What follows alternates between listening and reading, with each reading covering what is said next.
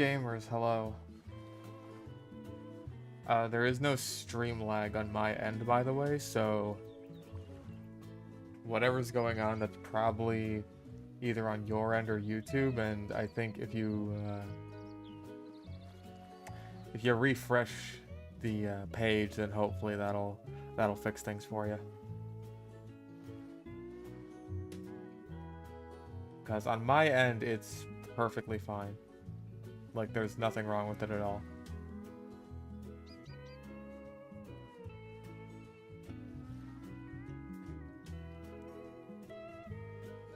Anyways,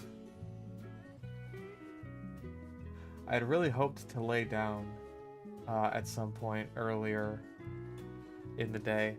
That did not happen. I was busy editing. Wow, you guys are actually way behind. What the fuck?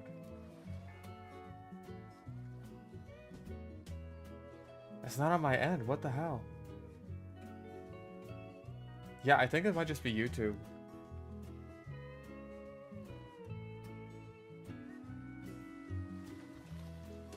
That is super weird. Anyways.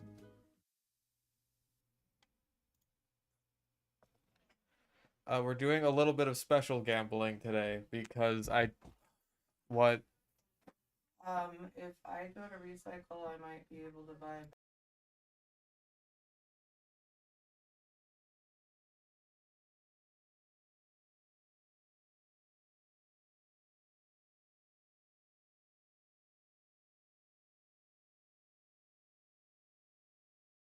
Give me a moment, everyone.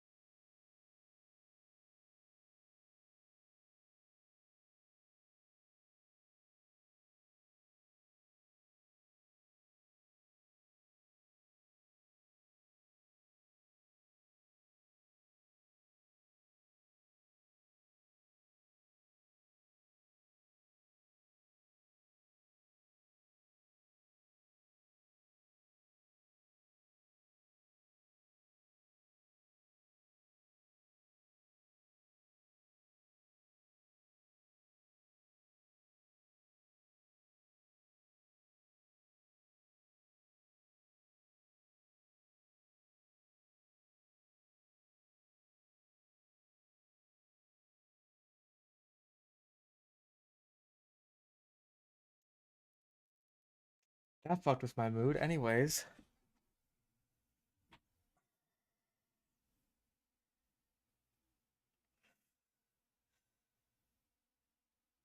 Ah. Give me my fucking field tested alien tech. I don't give a shit.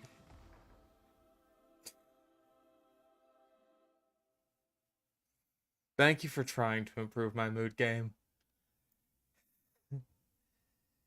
Thank you for trying.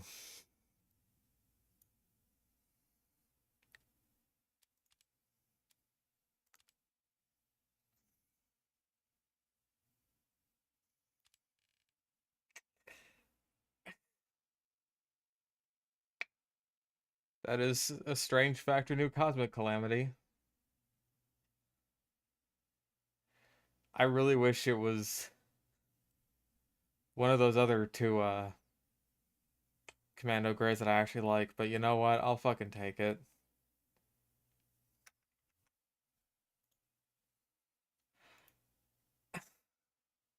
I can unbox a fucking strange factory new goddamn Winter 2017 Warpaint and feel just fucking nothing.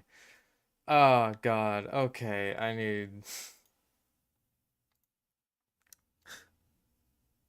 I think I need to not go into casual. Well, I can quick sell that on STN for 18 keys. So that's good. I not fucking accept the trade offer? I tried to. I tried to and I accepted the Warpaint case one.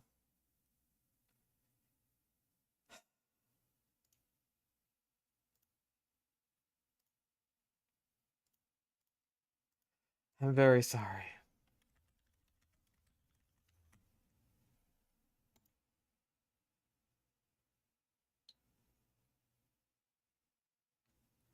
What are the buy orders? Oh my fucking god.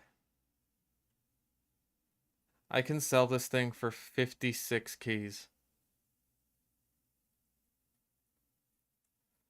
Okay.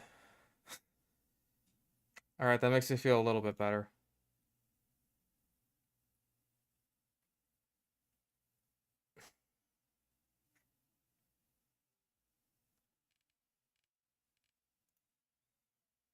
Damn, alright. That's... Okay. That was worth like the 5 keys I spent on it. Maybe it was 6, I don't know. Let's just play MVM. I am not in the mood to play the fucking casual slot machine.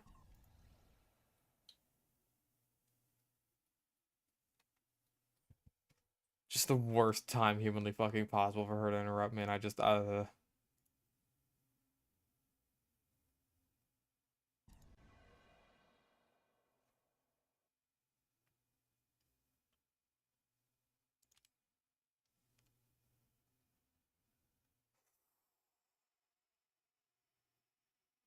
Okay.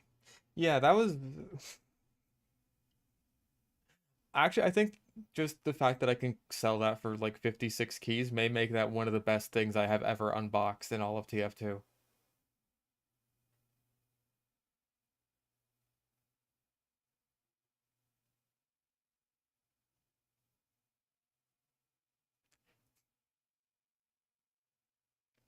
Like, I know if I play MVM, I will have an okay time. That's all I care about. I just want to have an okay time playing Team Fortress 2 and have a nice stream where I just don't want to kill myself.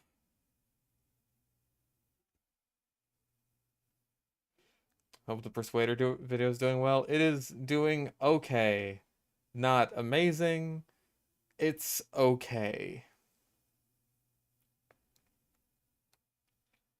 It's like what, a 4 out of 10 or something? My phone charger, by the way, just does not fucking work anymore. Yeah, 4 out of 10. Trailing behind the Machina video, so Machina video already didn't do all that great compared to like direct hit, so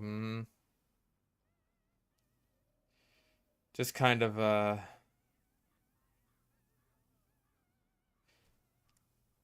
doing all right. I don't know, fuck it. I know that it like just came out, but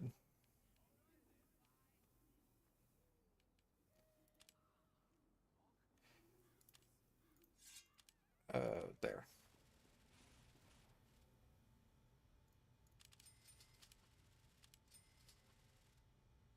Hmm. And there. Okay. I like Grenades demo in MVM. It's fun. 2 videos in around a week. I'm working on 2 more right now.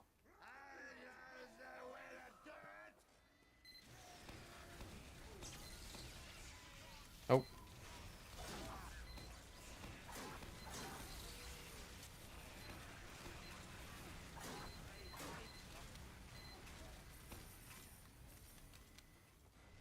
One of them is about halfway done-ish. Like an hour, 13-minute long video at the moment at least. And I got about 30 minutes of it done.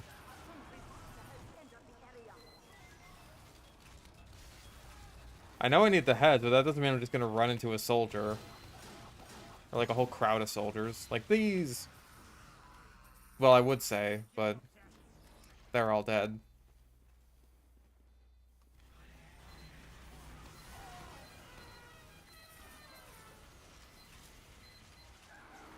Oh. That's kind of the thing of when you have a sniper on your team is... Okay, are any more scouts gonna... Yeah, here they come, here they come.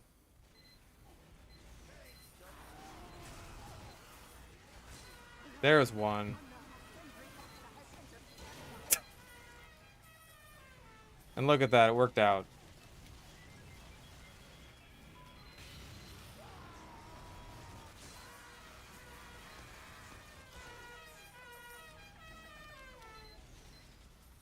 See, now we're getting there. Now we're getting head.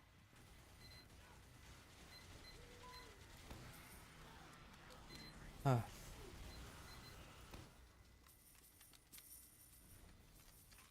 Yeah, I don't know if, like, holding down... Like, I know that holding down right-click extends the charge when, like, it feels like doing that.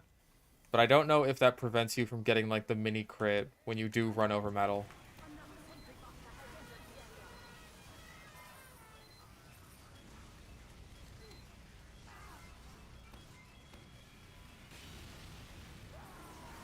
Oh.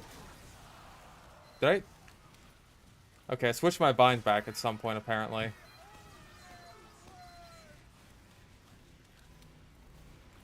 Oh. Whoa.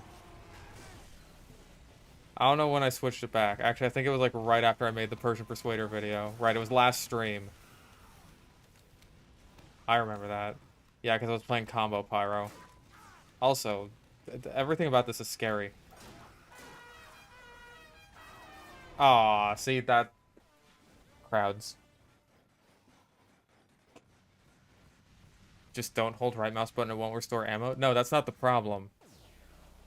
The problem is if you run over metal at all while you're using the Persian Persuader in the middle of your charge, like, that's just gonna completely fuck you because it'll turn your crit into a mini crit.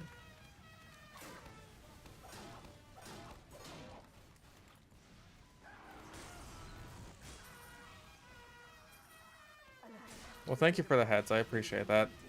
But we're not done yet. Go get to an upgrade station. Also, I'm sorry. I keep missing this. The trade offers. Might be. Oh my goodness. Also, that may be the wireless charger I just ordered that Jacques is barking at.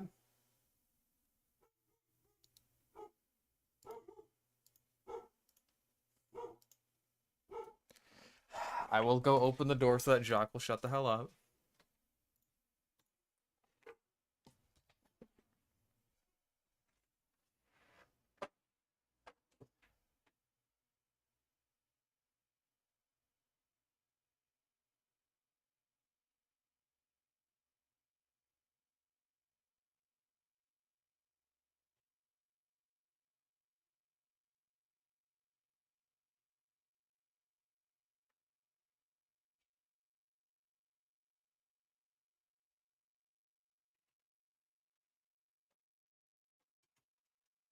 apologize. I am a very busy little bee. I am as busy and stressed out of my gourd as the humble bee. The humble bumblebee. That is me. The bee. I'm a bee. The bee. Protect the facility. 5, 4, 3, 2, 1. Okay. I have no idea if I even got good upgrades, but you know what? I'm sure it's fine.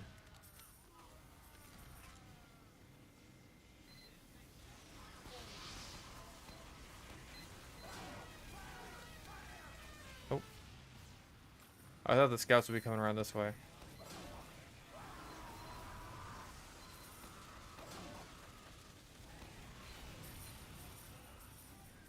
Again, you have a sniper on your team in MVM, and like sometimes they just explode. Sometimes people they just blow up.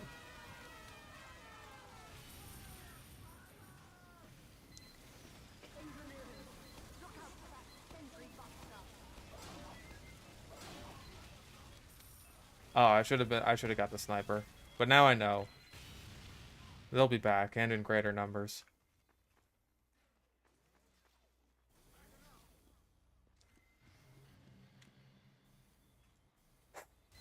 Okay. I think I can chill the fuck out now.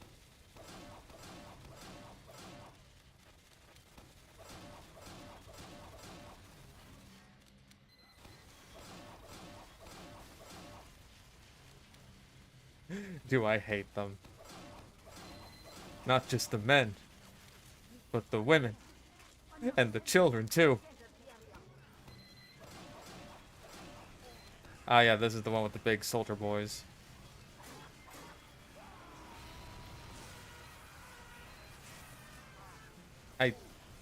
Oh my god. That was very satisfying, though. Oh. There's the support snipers.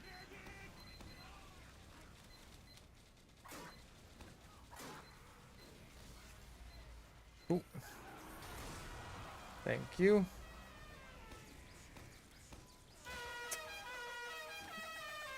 It's so fun. Hybrid Night in MVM is a fun time, and people don't give it enough credit for that.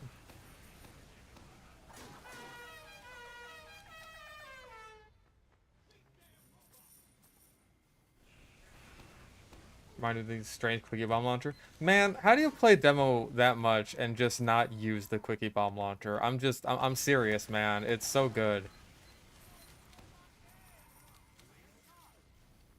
Never complete the Pyro New Vegas challenge? Yeah, that's the second video. Well, technically third, because I just finished the Persuader video. So that's the third video that I have to make very, very quickly in a very short amount of time, because I am so far behind.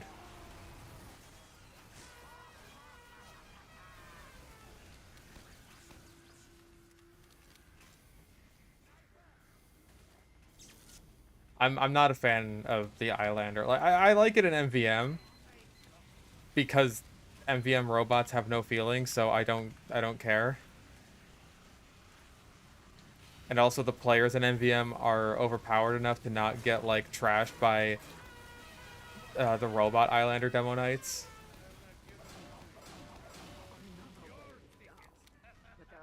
So the problems that I have with the Islander just kind of don't exist in MVM. And it's not even like the Scorch Shot in MVM where it's just like, oh hey, even if this weapon is fun to use, big fucking deal because it's a pain in the ass for like anyone else on your team. Let's get crit I can't get crit resistance. Push force then. Why the hell not? Let's go, let's go, let's go! Go!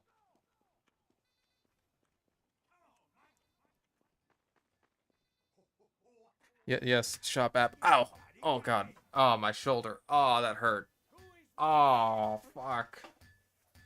Oh god, I'm ancient. My sister just turned 30 today, and I'm making fun of her for being all old. Like, oh man, you need to go grab your fucking spectacles, grandma. And she's like, you're old too, you know? I'm just like, yeah, I know.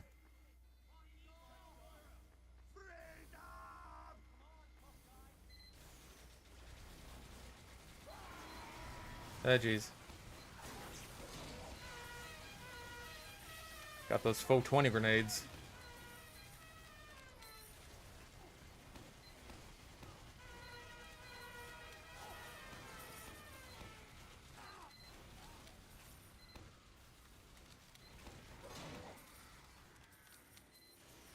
God, our sniper is a mad lad.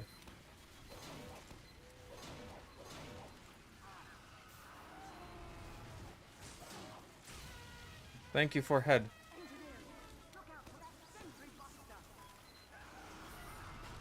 Also, excuse. May I please switch to my sword?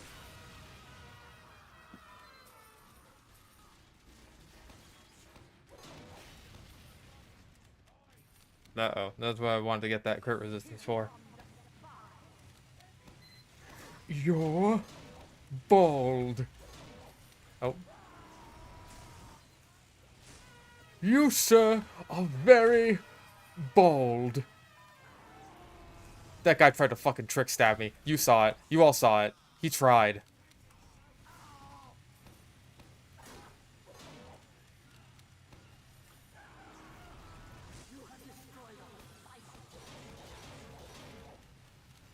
Thank you, Mad Milk, by the way.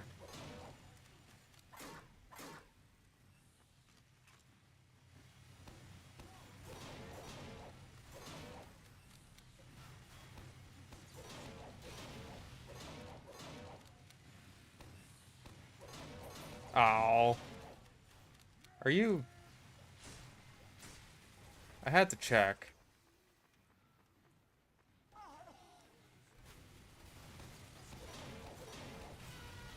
Eh.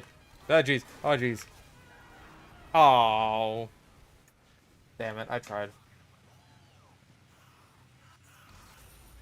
Oh yeah, these are the trades I got. Couple of unusual taunts and keys and assorted doodads and doohickeys. No, there's no MVM kunai spies. Even if there were, again, it's like... The issue with the kunai is the sheer amount of morons that just act like free food, and MVM spies will get like one dude and then die at their best.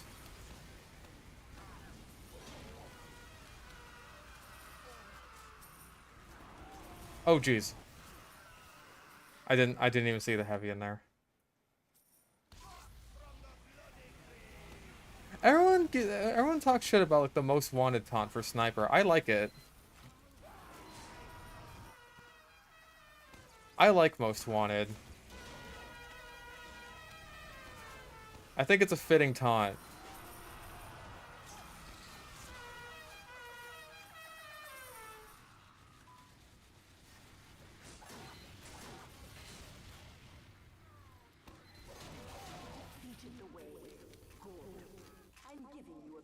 Giant kunai spy bots that heals out the HP after one kill. I mean, there are the heal on kill heavies in the end of that one round. Those are some scary guys. Alright, let's get more resistance, because if Demo Knight needs anything, it's more resistances. Go, go, go! Oh yeah, also the Katana Demo Knight bots.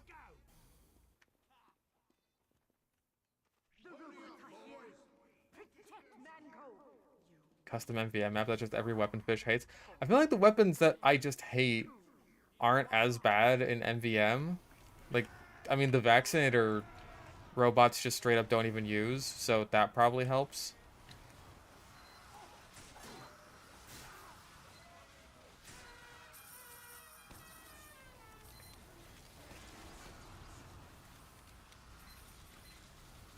Even then, I'm not sure how Vaccinator medics would resist explosive headshot or like gas passer explosions, so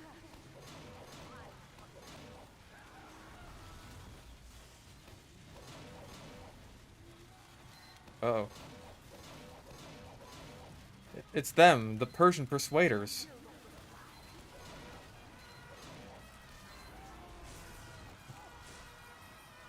Is anyone convinced? Ugh.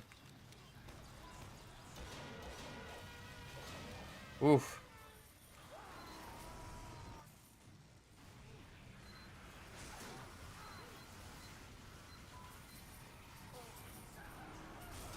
What in the tarnation? No, that's just... Oh my.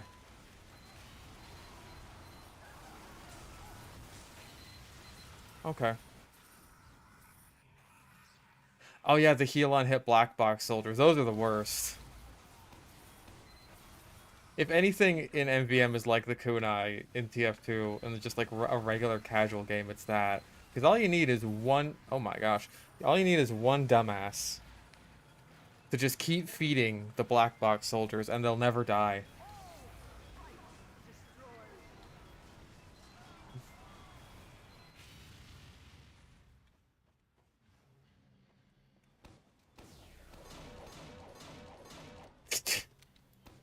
I saw that coming and it was still funny. Aw. Gas and headshot explorer untyped damage. See, there you go. So like in MVM there would still be ways to get around vaccinator medics. Even if robots did use it.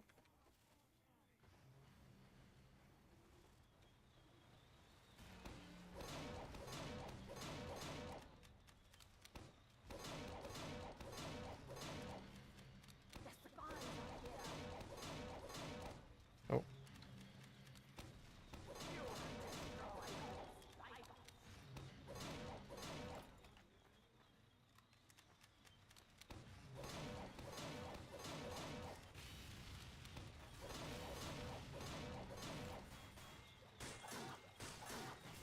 There we go. Go get to an You're welcome, it was all me.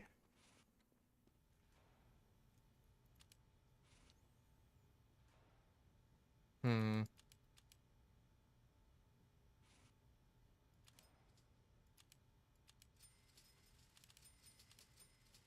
Let's go health on kill, fuck it. Tank damage, 8,600. Our sniper has a bit more, but it's irrelevant.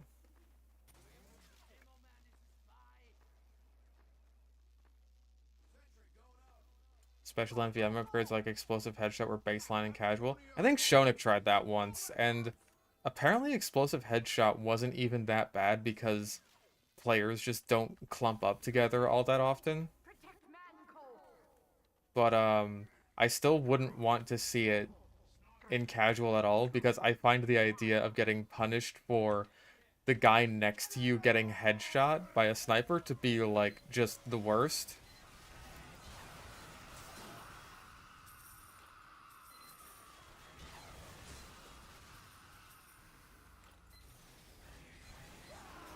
Oh.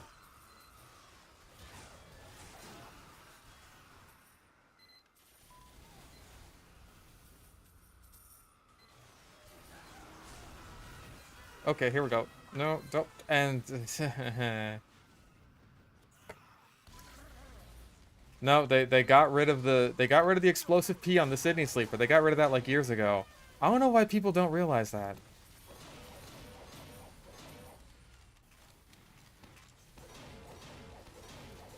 Everyone thinks that the Sydney sleeper still has that.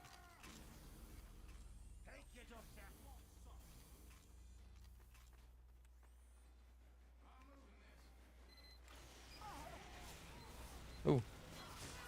Thank you. Finally ahead. Now I can get ahead in life. Damn it.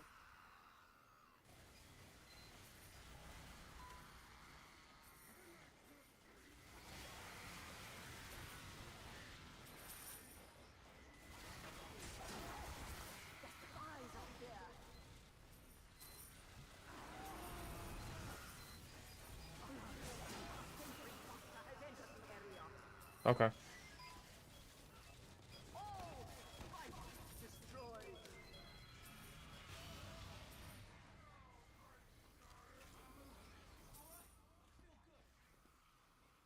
Gone, but you get mini crit headshot. I still think that is just kind of dumb that it even has that.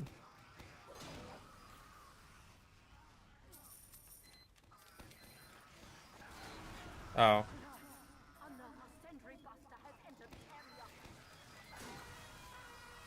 Yeah, our sniper's not gonna let any of them get through.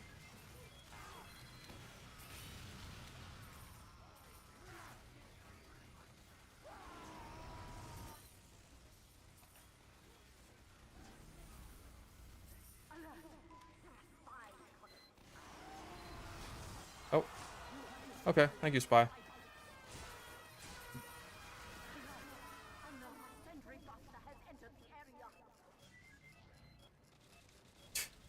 I mean, that's not what I was going for, but hey, I got my heads.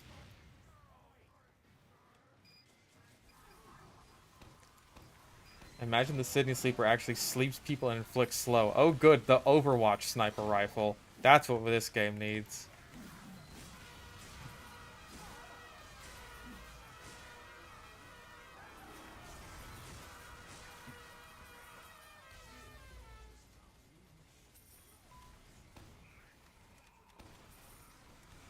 Oh my lord.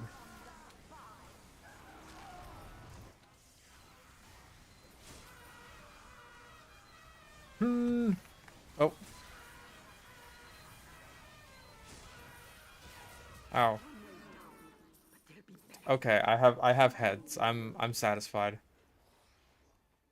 Yeah, Anna, that's her name. I thought it was Anya. I think that's a Hololive girl.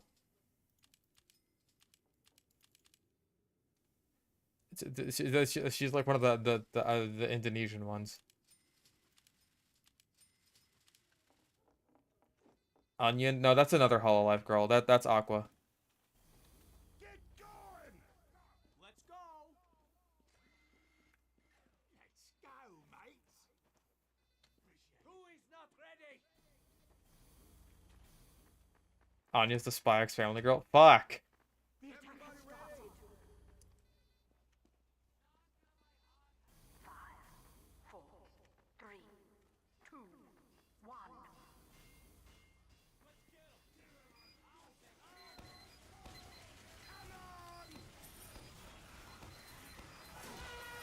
Oh my goodness.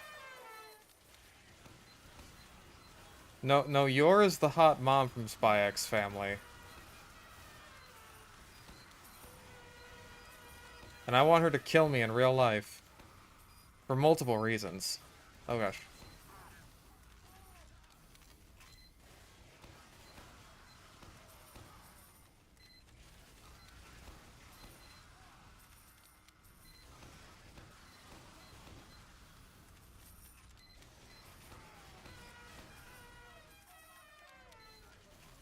Who is my Oshi?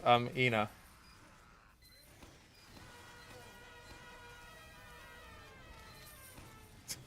Maybe we're not so different after all, Mr. Fish Stick on a stick.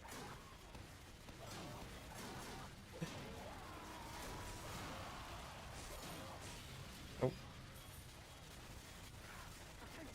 Oh, come on.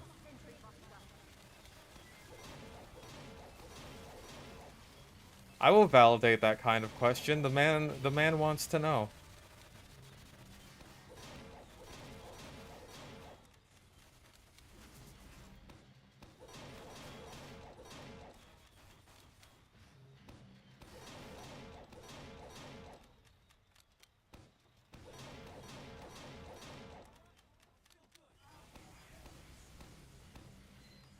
Nope. Who the fuck is Ina? She's a purple girl who likes drawing. Don't worry about it.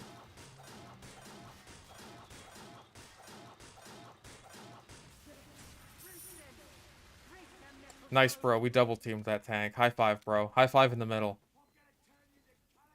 I have a little bit of firing speed on the grenade launcher, but not like a whole lot.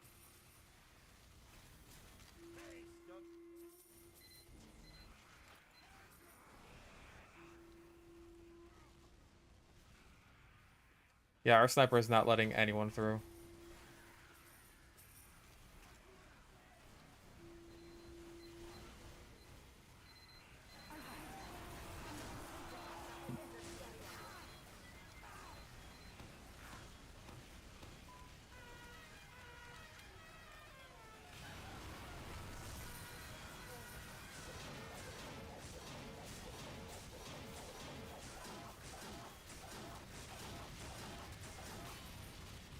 Man, that was kind of depressing how I didn't get a kill on it in either of them there.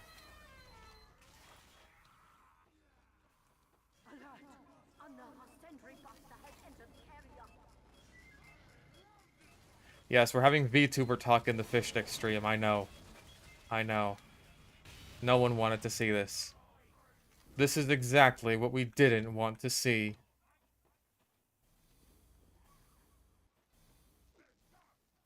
Hey, thanks, Doc.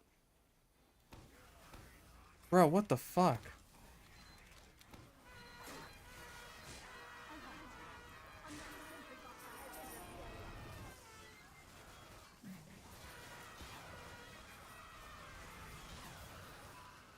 I don't think our sniper has, like, missed once.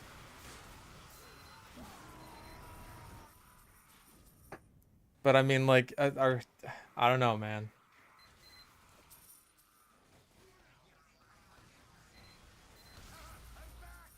Can't get up there.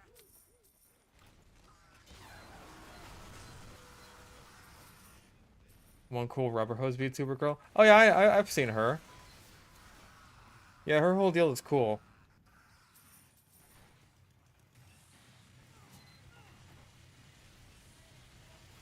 I mean, okay, in fairness, like, the sniper also has a fuckload of tank damage, so... Fair's fair.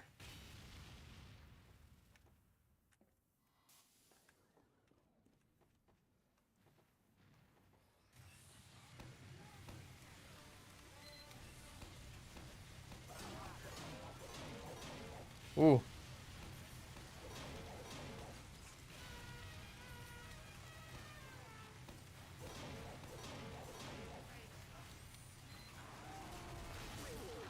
I did it. Well done, good. I'm giving you a bonus. It was all me, baby. Oh, I have one tick of firing speed. Yeah, I need more. Also, give me clip size. Fuck it. Oh yeah, the Goblin VTuber. She's good. I like her.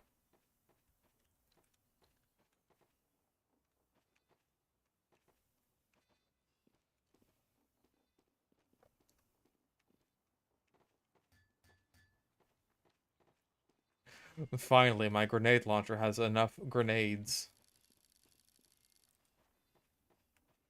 Also, bugs the fuck out of me how, like, the grenades aren't actually in the barrels. They're just empty.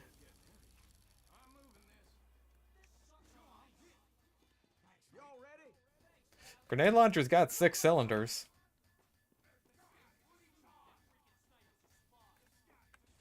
I cannot face. There is this small part of me that wishes, like, Stop it. Bloody going.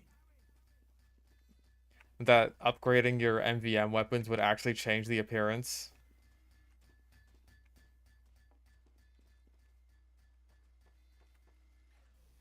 But I also know that would be completely impractical.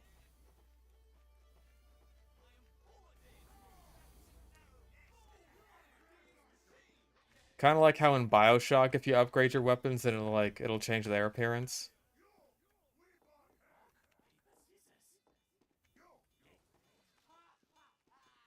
And so you'll have a pistol with, like, this giant, ridiculous fucking magazine on it.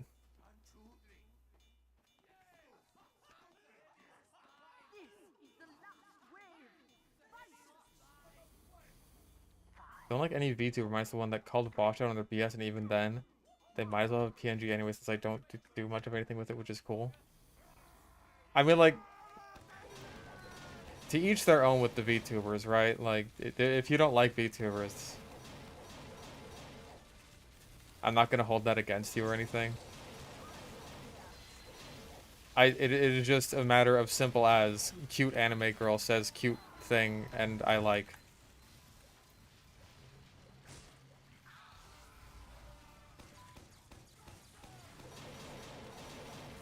Kerbluey. Kerblamo. Hi there. Oh, give me a... I was waiting for, like, the frame.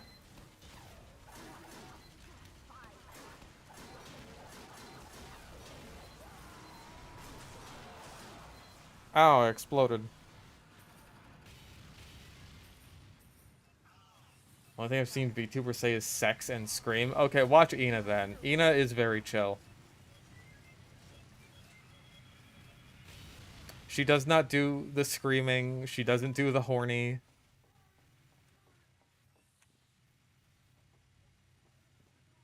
Here come the spy. I mean, all of her fans are exceptionally horny. Like, it's weird. I mean, like, I'm part of that. I'm part of the problem.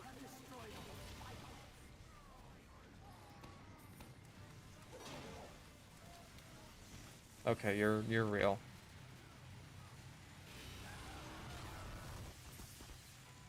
Pippa is the exception. Pippa does a lot of scream.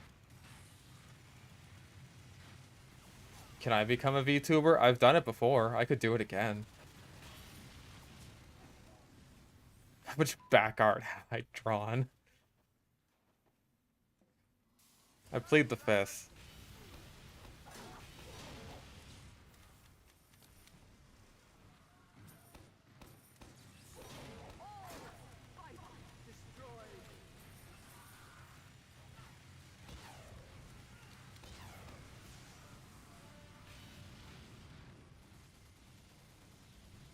All right, let me beat this fucking mission, and then I'll pull out the PNG tuber.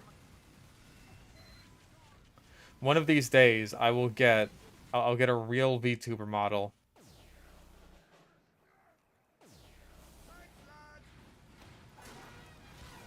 Oh my god. Yeah, I'm just kind of getting my ass kicked right now. Sniper who never misses. Just keep doing your thing.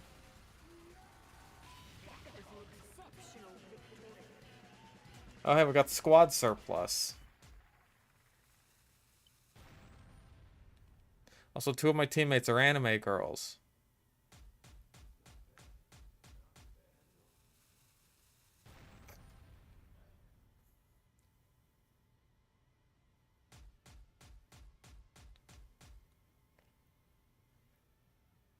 And then there's me, the humble tungsten cube.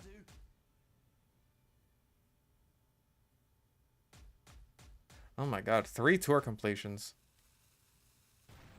Fists. Oh, there we go. There's, okay, 4 tour completions, and we got something good at least. Detonator, Fist of Steel. Not an Australian. Caber. Could be better, could be worse.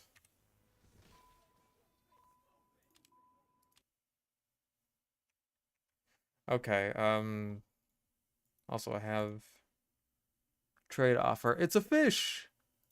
His name is Gerald.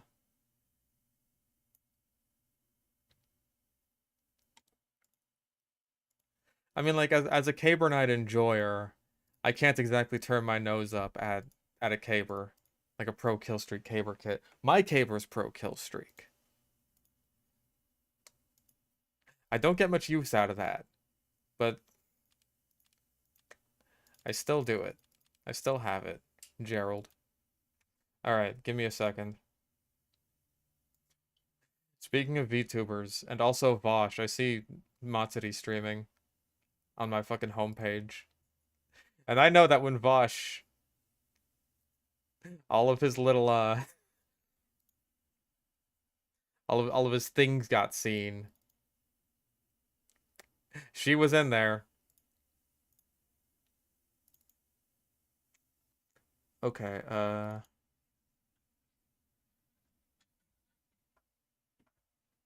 fucking cats. Shit, hang on.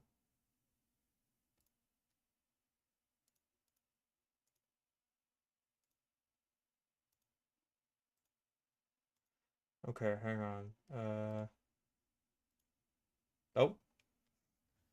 Alright, give me a second. Filters. Chroma key. Magenta. There we go. Okay.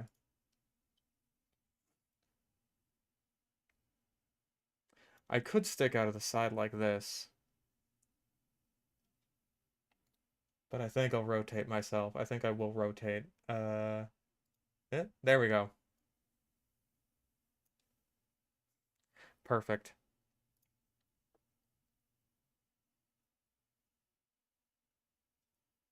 Doing a Scott. What is Scott? Who's Scott? I don't know any Scott. Scott Pilgrim? Rotate. Banan. Ah. Ah. Ah.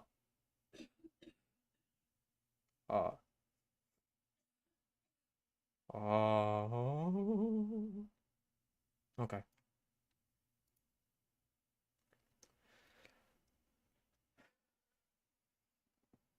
Should I eat the scout? Should I? Mom. Mom. Mom. Hang on.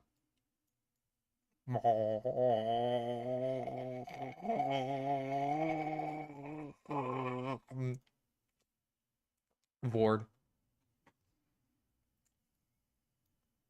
He's gone. I ate him. I hope everyone enjoyed those horrible noises I made. All right.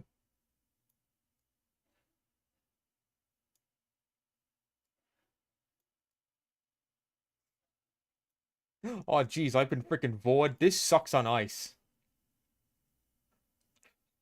Me with a suspiciously scout-shaped belly. Hmm. Couldn't have been me.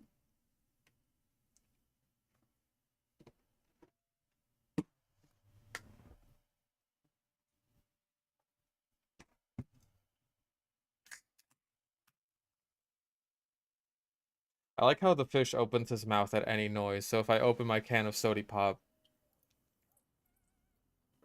that's just him talking. Uh,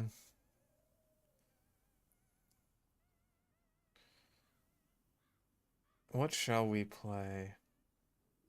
You know, it's been a while since I've done Airstrike Soldier in Muvum.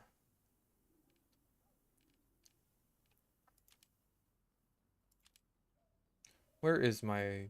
There you are. There you are, you little scamp. You little pingus. You little pingus pongus. Baines! The one and only Baines!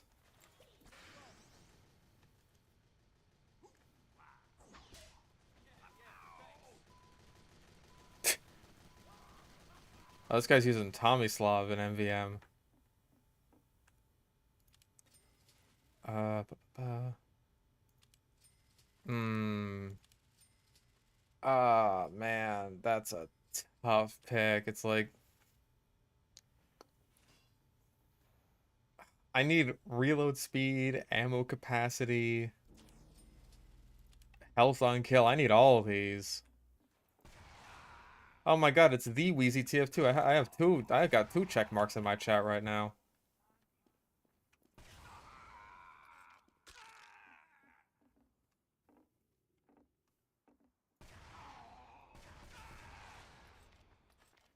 Wheezy, we were just talking about VTubers and Vor. How do you feel about this?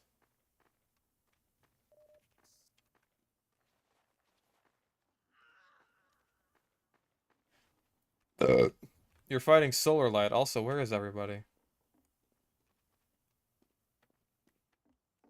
Why did everybody leave?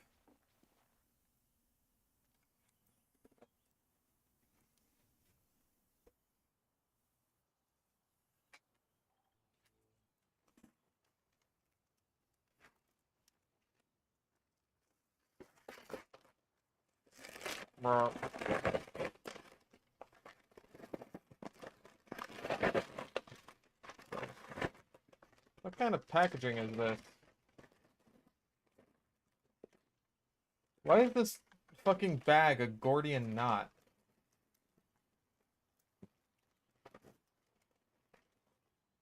There we go.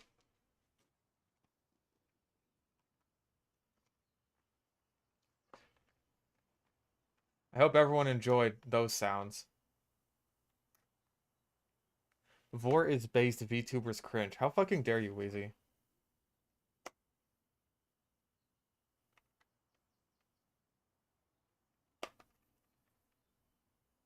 Okay, I think everyone has just left. So let's try again.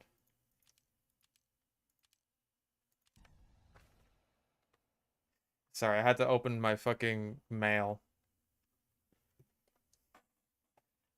I hate fucking plastic packaging that's like so close to the thing that it's just like you can't just there's no clean way to get it off. You need like some kind of cutting tool.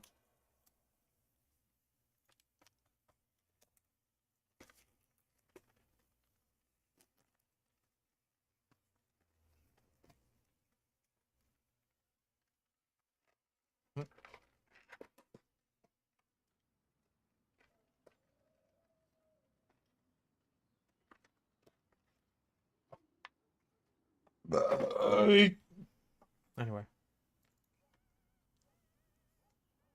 Alright, well Wheezy wants me to play Penis Scout, so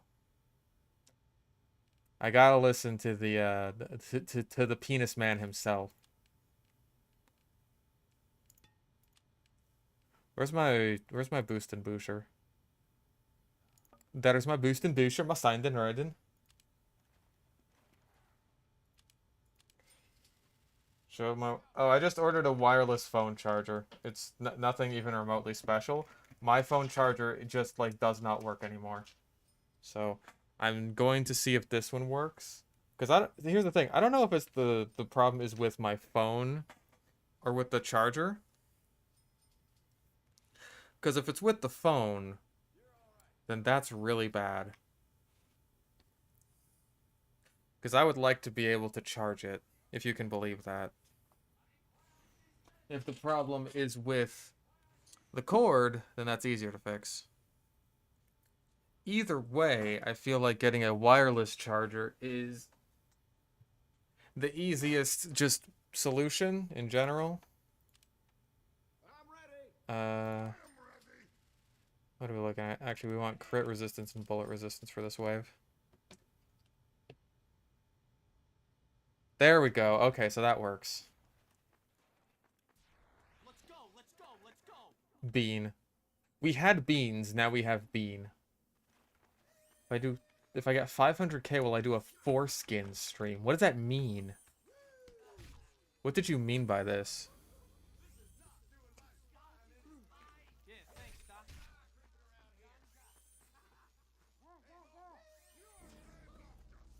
A fetish for women. That reminds me of a post on like I think. Where someone just talked about how they had a fetish for like just a regular attractive adult woman. Feel good. And then the replies were just like, what the fuck is going on with here, man? 4, 3, 2, 1. It's like, dude, are you talking about being just like a regular straight guy?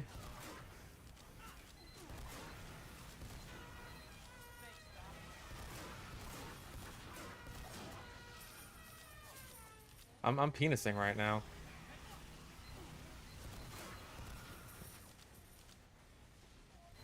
Oh, anime producers having an adult woman fetish. That's the one. That's the one. I remember now.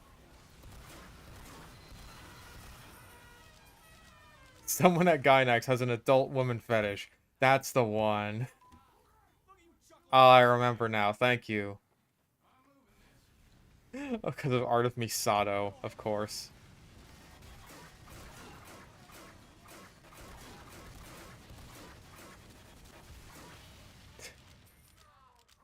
Oh, Wheezy, and you said that bleed was useless in MVM. Well, who's laughing now?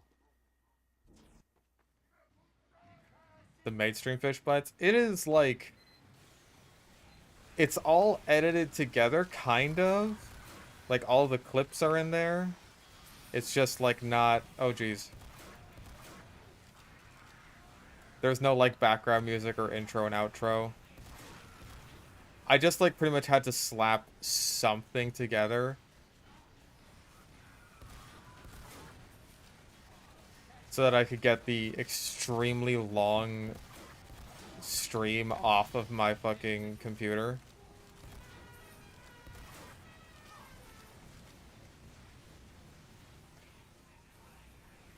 Ooh. Okay, cool. That's all the money over there. Adult women cringe. Fuck!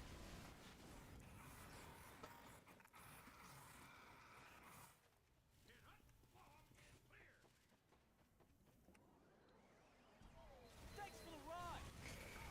Oh, please. No, I'm gonna get it. I'm gonna get it. I got it! I'm not cringe. I'm based. Thanks, Doc. I'm based.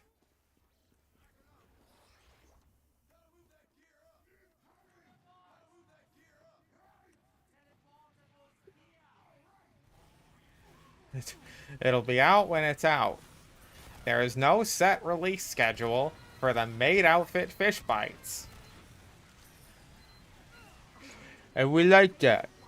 We like a good work ethic. I feel like I do the fucking Linkara Donald Trump bit literally every time I play MVM. I don't know why.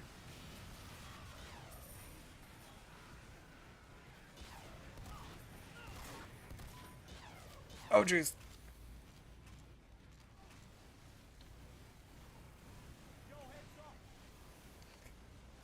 Oh jeez. Nope. I'm leaving. Come on! Yes! I'm not cringe. I can die based.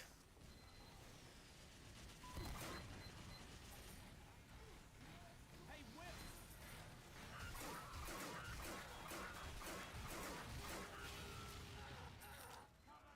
Ah.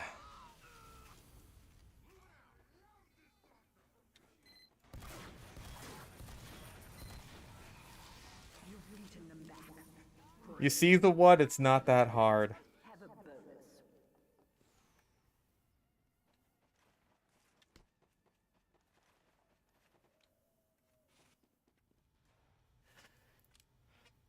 Not that hard to get the damn money, the what?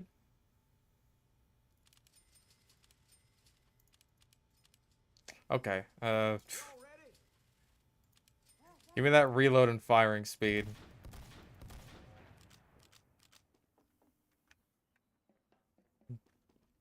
Yeah, and then the what is just like, don't you talk about me, you son of a bitch.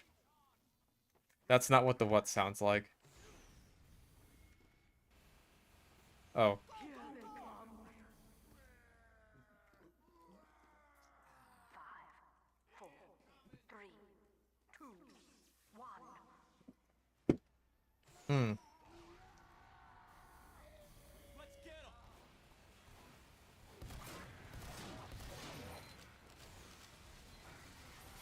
This is it. This is what I'm born for. What I'm put on this earth for. What I'm put on this earth for, bitch.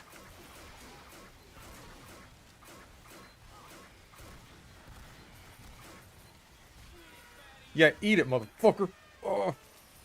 I'm penising so hard right now. Ooh. At 215 sounding rod damage.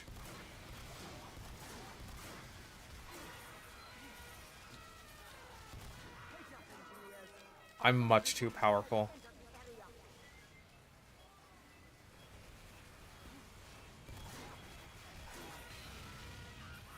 Oh, ah, oh, oh, ah, oh, oh, ah, oh, oh.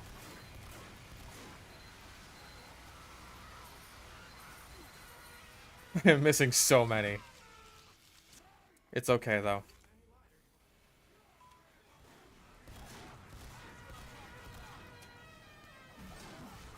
Fuckers wanna go?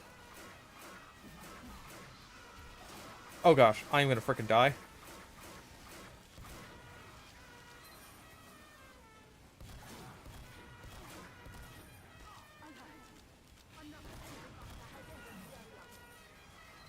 Alright, we're good. Got all the money.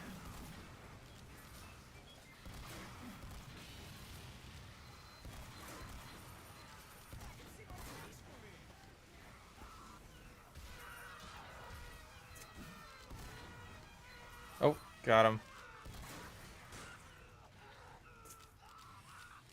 I'm doing more damage to myself than the robots are to me. Where's the $5? There it is. Oh. How close am I to completing Silicon Slaughter? That's the million one, right? I think I'm at 100,000 right now, so not very.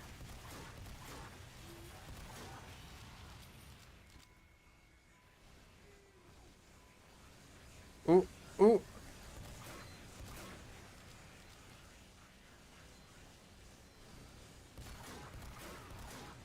What the fuck? What the Where'd all my health go? Where'd it go? Oh, Silicon is 100k?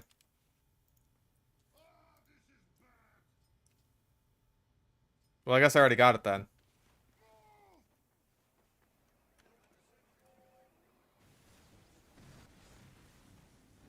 Huh. Nope, got it. You'll never make a cringe lord out of me. This guy might, though.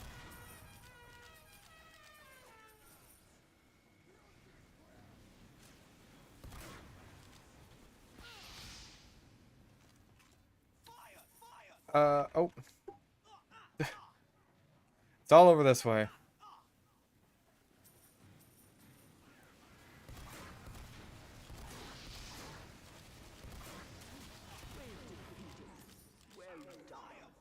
Where's the other 40? Oh, there it is. Ain't that hard to what? Turn Avatar into sushi. I mean, I'm working on it. I'm almost halfway done with the video. And then everyone will know what they could know just by watching the show, but I will do my best to discourage that as much as humanly possible. Specifically Netflix Avatar. Like, half the video is me just going like, hey, here's how it was done in the original, and it's way fucking better.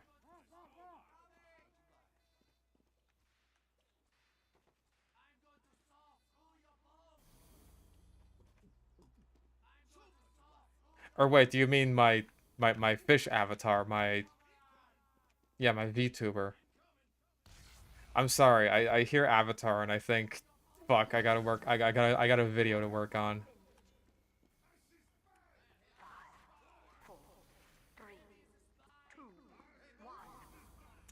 Well, now I feel foolish. See, that should be like the waifu design I come up with to put on my Gamer Subs Gamer Cup. It should be like a sushi girl.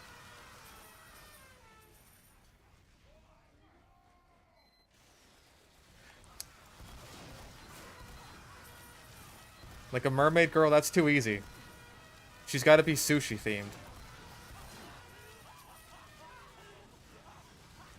Oh no, Omashu is the fucking worst. I hated every second spent in Omashu.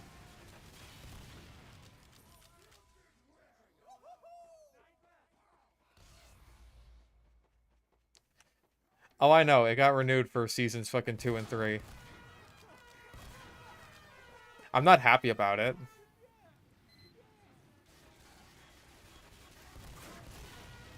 Yeah, sushi themed. Maybe she could have like seaweed for hair or something.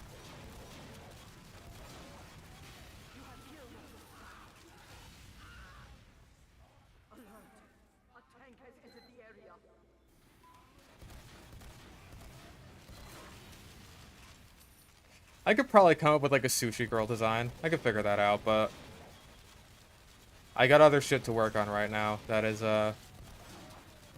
more pressing.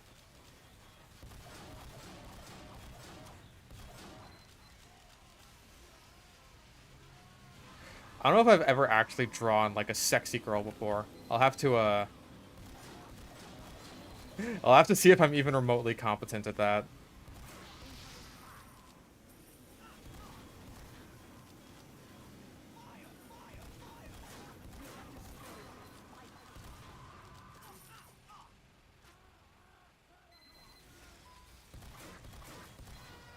Dino VTuber. I mean, like, there's that one new guy in Hollow Stars, and then there's like Dino Gura.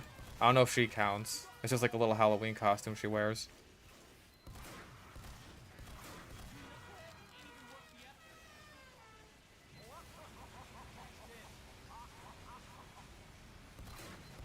It's Avatar, of course it would be successful. Hey, say that to the movie. The movie bombed. And I did have to rewatch the movie. Just as a point of comparison with the TV show. And there is shit that the movie gets right that the TV show does not. The Netflix show, anyway. It's like... It's just the meme. It's just the meme of, like, what Avatar are you even fucking talking about anymore? Can I commission my ex-roommate? I could do that, but...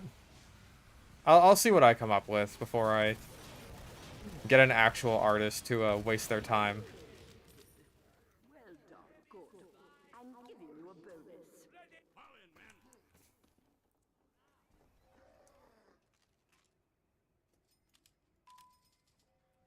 Like, there's loads of stuff that the TV show just changed, the Netflix show just changed for no fucking reason. That I don't even remotely understand.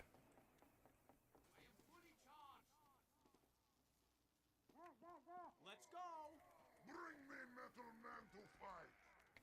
Why'd I put myself through the movie, and how is it better than... Oh, the movie isn't better than the show, trust me. It's just that there are things that the movie, like, it gets right, or at least bothers to mention or try with, that the Netflix show fucks up in some way, or just doesn't do, but doesn't gain anything out of it either.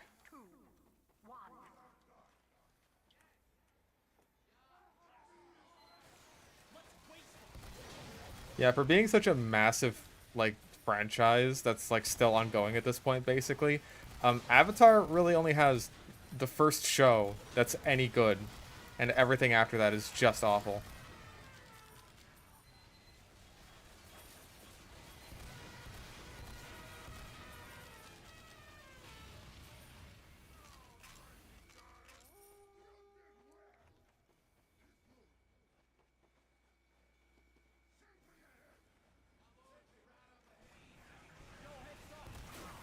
Oh, jeez.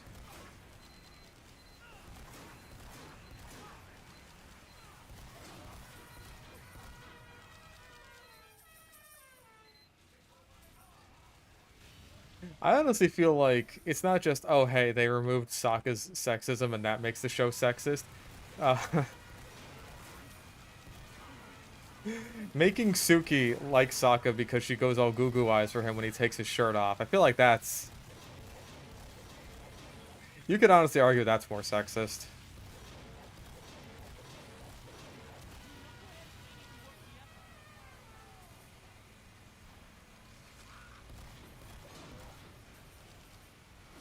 Oh gosh.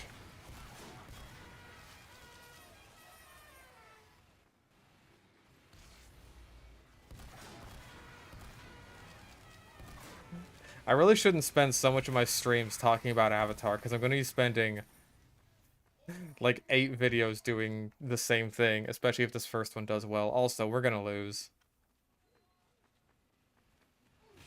Okay, no, we're good.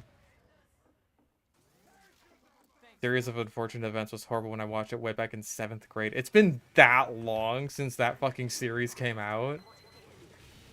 I don't even remember it being that long ago. I also don't remember it being horrible.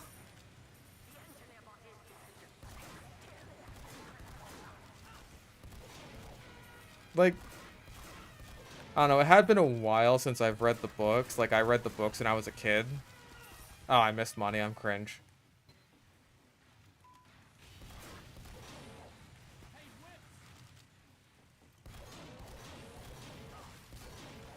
Yeah, my feelings on it were like, it was alright. Ooh, the double. That was a juicy double.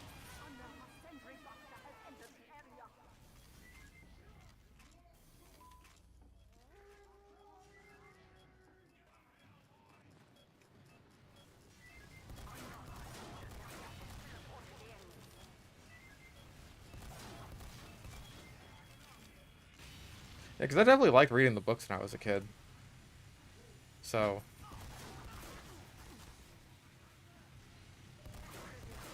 I wasn't, like, overly offended by the by a TV show the way I was with fucking Avatar, but Avatar is a show that I know a lot better than I know the series of unfortunate events books, so that might have a little something to do with it.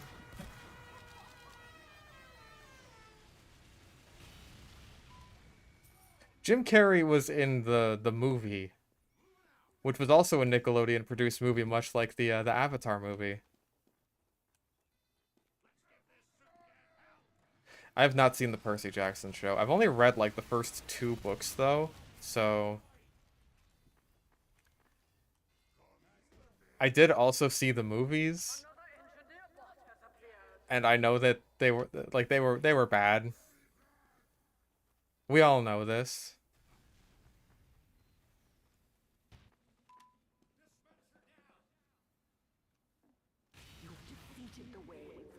Live action FMA movies. I know that they exist. I know that they are yet another badly adapted Netflix anime live action adaptation. Right up there with Cowboy Bebop and Death Note.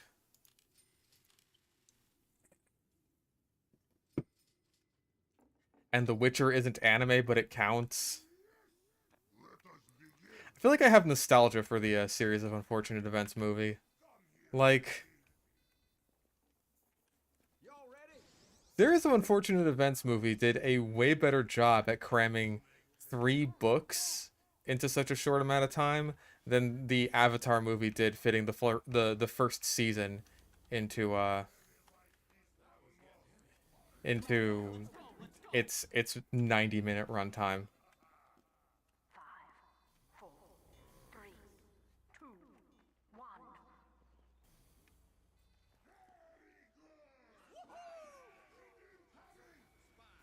It does seem to be the case that, like, now longer running series are being adapted into TV shows rather than movies, which I think is probably the better way to go. I guess Dune is the exception there. Because I think, like, the 2 Dune movies, those just cover the first book, right?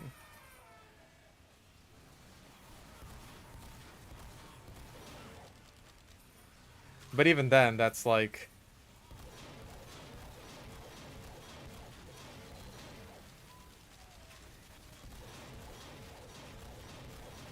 That's still better.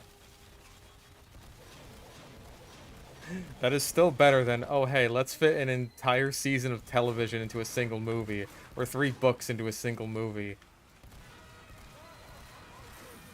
I mean, hey, adapting 1 book into a single movie is already hard enough. Like, people have had problems with that for fucking decades.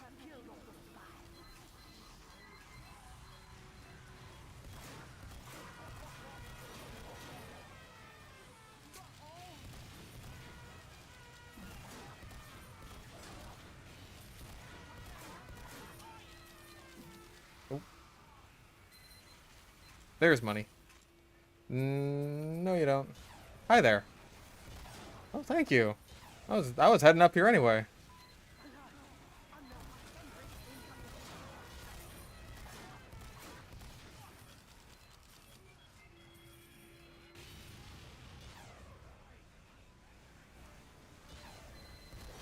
Series of unfortunate events couldn't have had a sequel because they didn't keep Book Klaus's glasses, and those were key in book 4.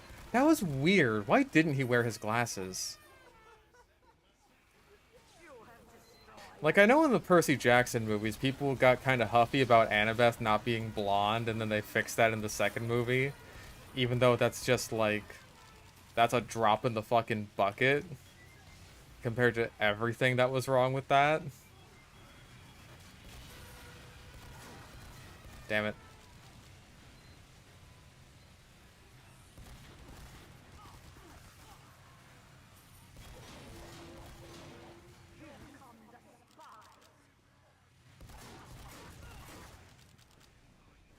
What is the series of unfortunate events about? It's about these 3 orphan kids who are way, way smarter than all of the idiot adults around them. Because they all keep getting swindled by their evil, nebulous relative, Count Olaf, who wants to steal their fortune. I get to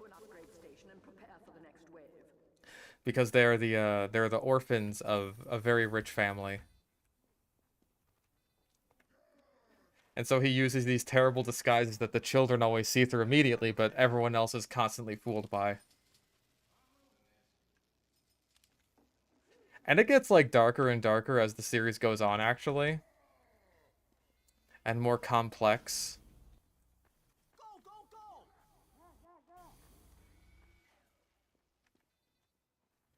Like, it is kind of like an episodic thing at first, but then it's like, the status quo does change by around the 8th book, I want to say? Let's waste them!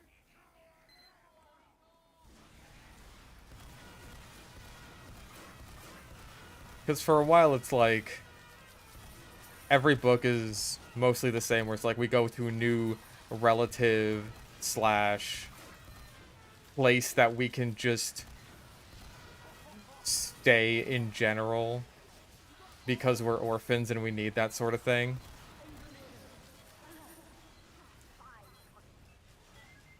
I am not a fan of Korra at all. Most of that comes from just a deep sense of disappointment with the series, because I think it was not handled very well. I think the writing is not good at all. Like, as far as like just you want to watch an action cartoon, it's fine for that, but a lot of what I like about Avatar is the writing, so if you want to go into Korra, just lower your expectations. Another sentry buster has entered the area. Incoming spy. I like Korra's design. Alright, I like her... Yeah, even beyond the muscle lady thing. Even beyond that, which I'm a fan of. I actually do think she has a really good design. It has a good silhouette. It does good. You could tell that, like, Break's strength as just artists and animators is definitely making really good character designs.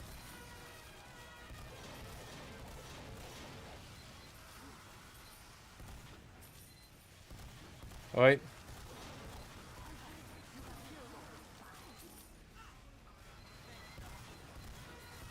I want to like Korra as a character, but god damn it, they keep just dropping the ball with everything.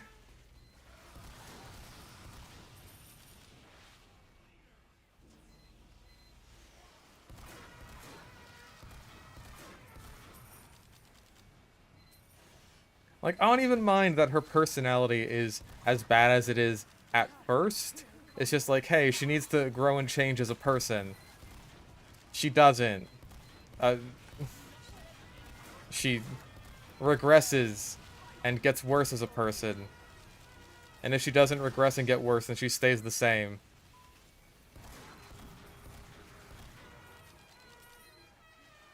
Which is especially frustrating when the show is basically telling you, hey, look how far she's come, look how good she's doing. It's just like, bitch. Like a Ray? Oh god, no. Listen, I don't like Korra, she's not that bad.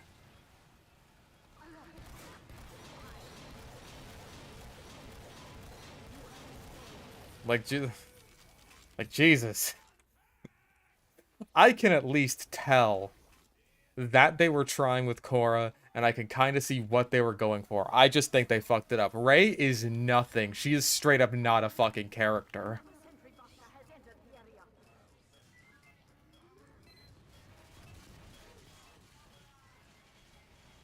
the area. Rey does not have a discernible personality or character traits. Korra has those. Automatically, that makes her better.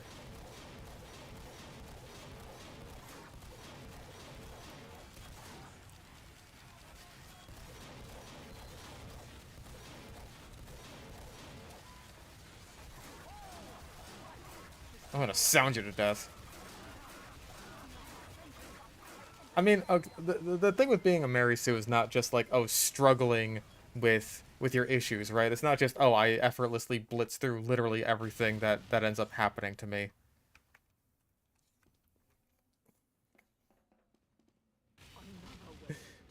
It's like there's no room to grow. That's a part of it, right? And just like kind of the way that they're treated in an almost out of universe sense, if that makes any sense.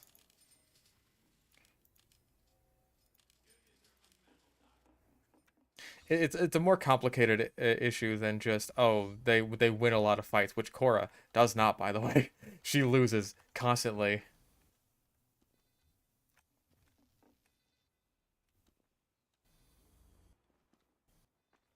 I cannot wait. I'm ready. Like, Rey is an interesting case because she doesn't struggle at all. This is the final wave. She has no real flaws that would necessitate character growth, and she doesn't get put into any positions where she fails or struggles, and even if she kind of does, then there's situations that she either just gets herself out of with just no real concerns whatsoever, or it was ultimately beneficial. So even when she screws up, she doesn't screw up.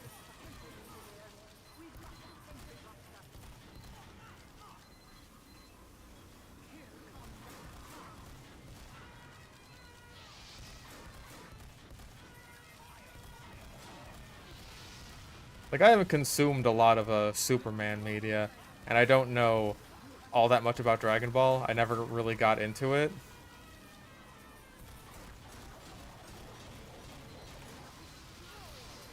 Like, I watched it when I was a kid and it was on Cartoon Network, but I remember literally nothing about it.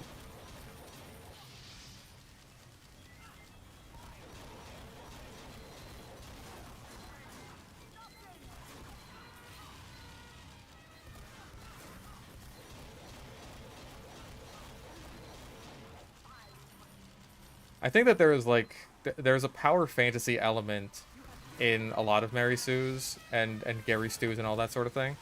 And I think that certain characters do end up being power fantasies, but I think it works better in certain kinds of stories. Like, someone being basically a Mary Sue slash Gary Stu works out really well in an Indiana Jones type story.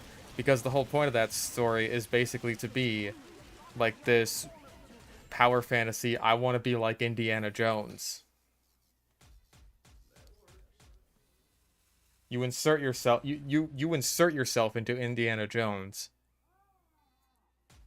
You and George Lucas and Steven Spielberg, you bend him over the pinball machine and you insert yourself into him.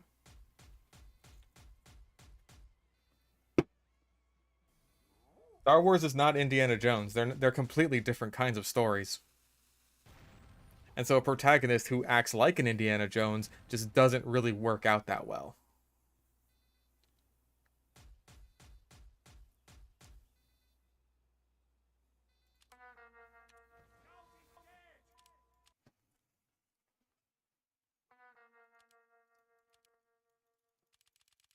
And I can tell you for a fact that if you actually bothered to make an Indiana Jones-like series and put a female protagonist in it, it would do perfectly fine. And that has nothing to do with it. And I can tell you that because it already exists and it's called Kim Possible.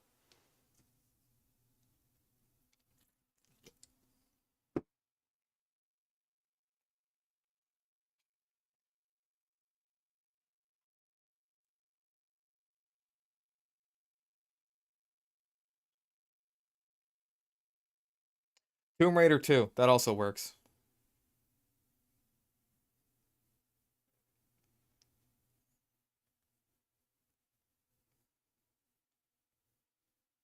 I'm not talking about Avatar. And then in the fifth Indiana Jones movie, you make the self-insert a depressed loser. Even Crystal Skull wasn't that bad.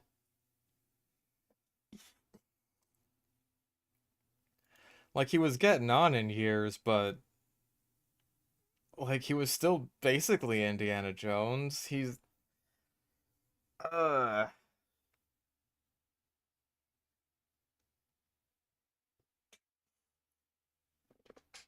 it wasn't good. It was better than being depressed and suicidal and his life has completely fallen apart.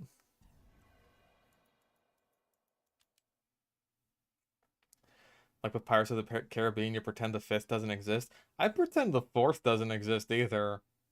You mean to tell me that all of the like cool and funny pirate side characters just ended up all dying off screen? My boys, fucking Pintel and Ragetti, Cotton, his parrot, Marty the dwarf, they all just died off screen? Fuck you. Fuck you.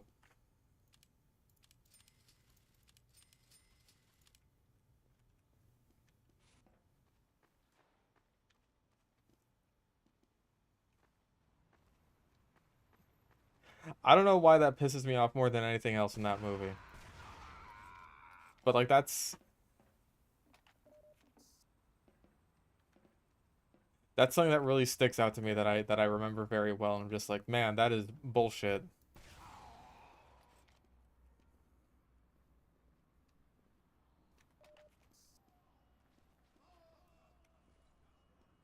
Oof. Big ol' seam on my airstrike. Goddamn.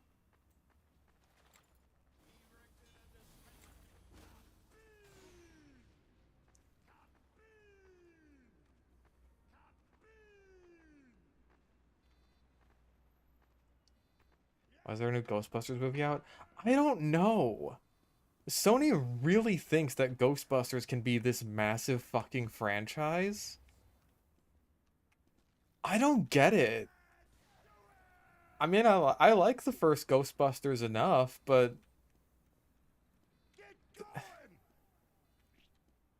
the reboot and the multiple sequels and this big universe around it, like I don't think the first movie warranted that. It was fine on its own.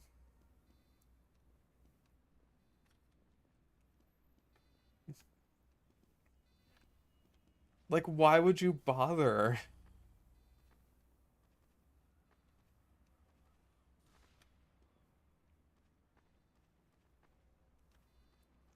Fourth Pirates had a pretty tight budget, didn't have a lot of VFX, just lots of walking and talking. Oh yeah, they had that mermaid chick with them, right? And they're carrying her around in this like box of water, and then the water like the water box breaks, and then she falls onto land and just has legs, and she may as well just not be a mermaid anymore. So that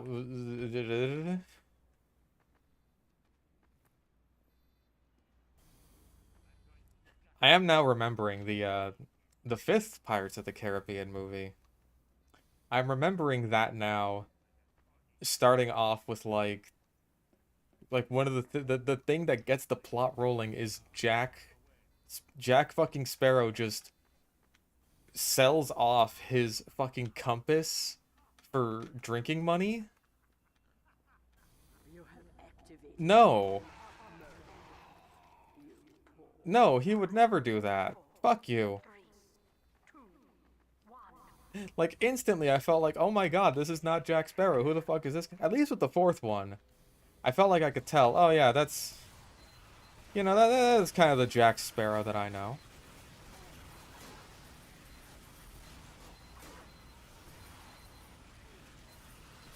Immediately that felt like basically a character assassination.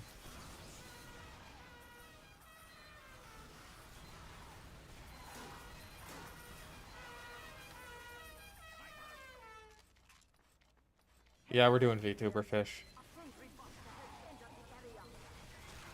Aw. Right, Captain Jack Sparrow, I'm very sorry.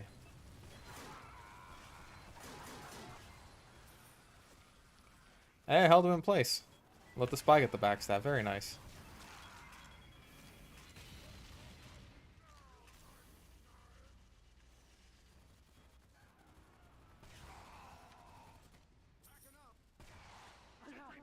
Another sentry.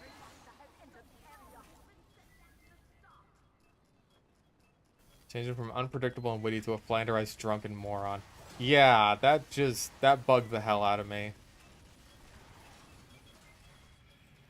I don't even think they did it for any character reason. Like, I feel like you could pretty easily make the case that his time in Davy Jones' locker being dead, like, fucked with him. You could pretty easily make that a case for, I don't know, like a character arc he goes through. I could at least buy that, but it's just like, they just, that's just what they did. Like, that's just him now. Oh yeah, yeah, hasn't Captain Jack Sparrow always been like this? Like, no, he hasn't. He actually used to be intelligent and like he liked his booze, but he had a heart and cared about things.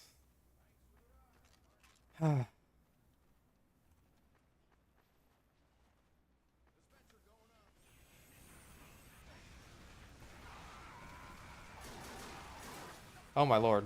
I am freaking dead. Yeah, he liked his rum. That is his only character trait, is he likes rum.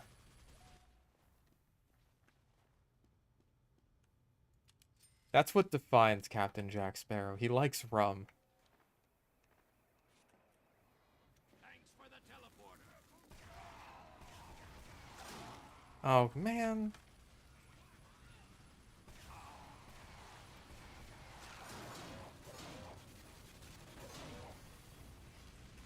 Wasn't the villain thing from the fifth one that his boat eats other boats? That sounds about right. I know that he was like a massive overactor. And he was like, Captain Jack Sparrow. Ooh, make me evil. I am a Capitan Salazar. I am the bad guy.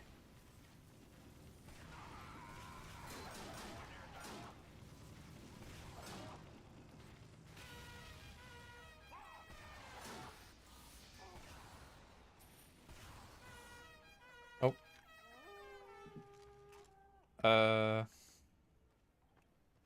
Oh, you're a real son of a bitch. I hope you know that. Alive, lock the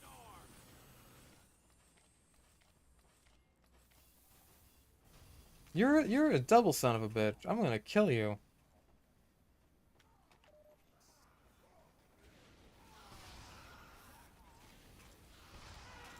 Oh yeah, are they still moving forward with even making a new Pirates movie? Like, what the hell is the deal with that? Wasn't it supposed to be like an all-female Pirates movie or something? Like that fucking all-female Ocean's 11 movie they made that no one saw? I mean, I say they made, I just mean Hollywood in general. It's a different company, I think.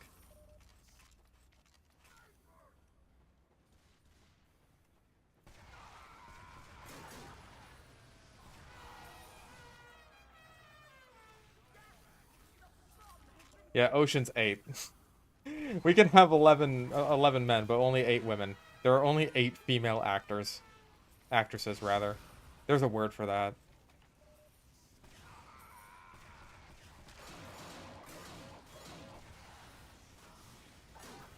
Oh yeah, weren't they planning on making like an all-female Lord of the Flies, which completely defeats the entire purpose of Lord of the Flies as like a book?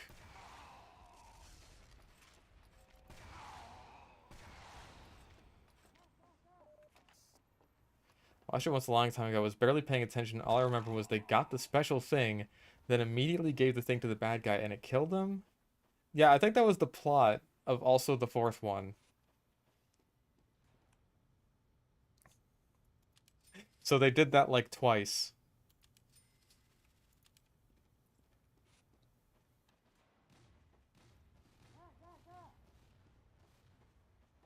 Move it, lads.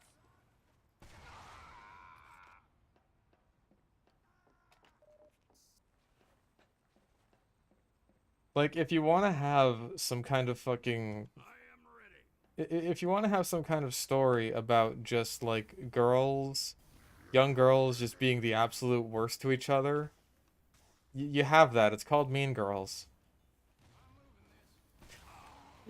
Am I saying that Mean Girls is just the female equivalent of Lord of the Flies? Yes.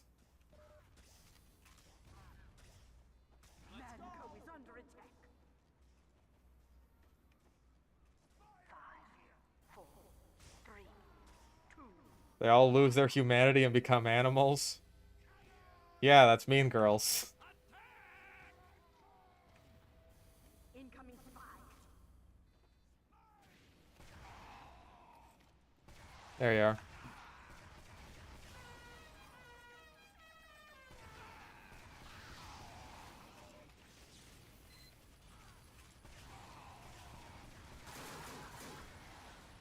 Engineer down.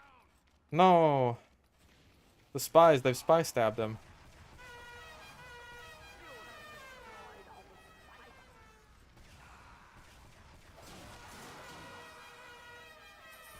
Oi. Perish.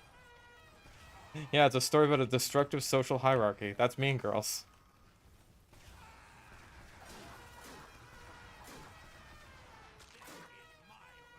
You are not welcome in my world. Also, did I not get health on kill? I guess I didn't. I really should have.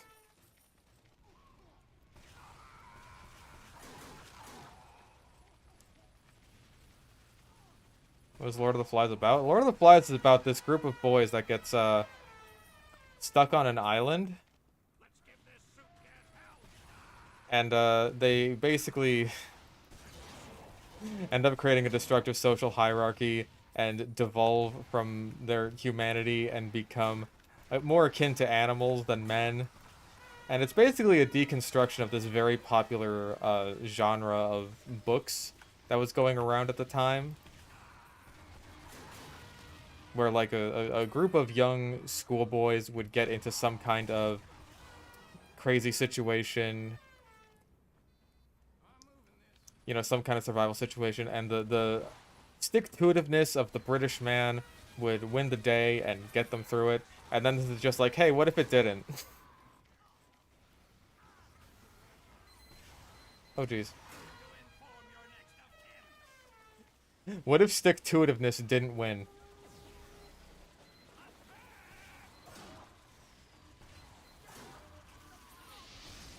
What if man was fallible?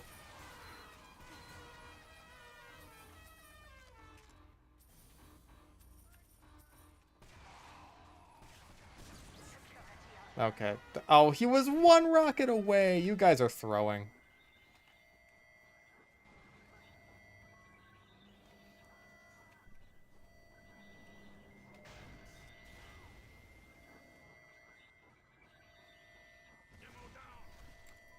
Okay.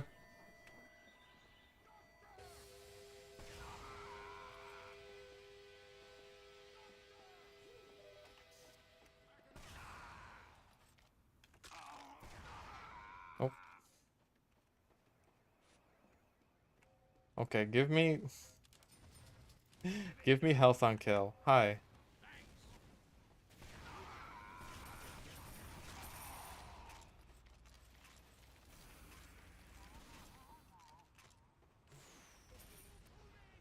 Here come the boys.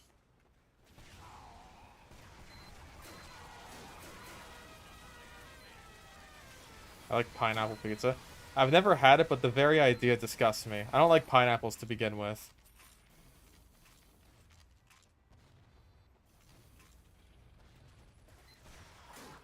Like, everything about it just sounds wrong.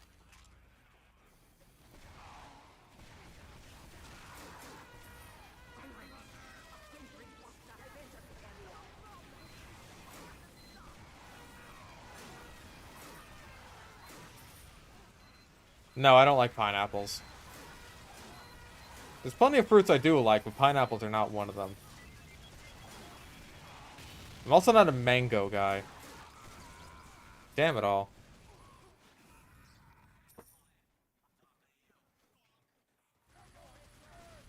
Your refund super chat. I'm sorry, I don't like pineapple. I don't care for it. I will not apologize. No, I don't like mangoes either. There are plenty of fruits that I do like, but I don't like pineapples and I don't like mangoes.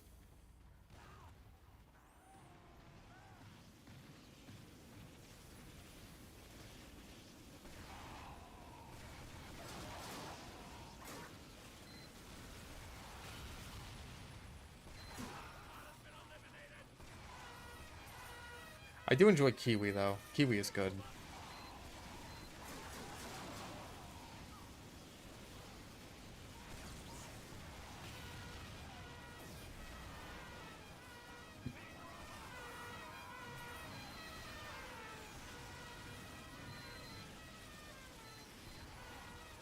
No, like it has nothing to do with sourness for mango, right? Like the taste just does not agree with me.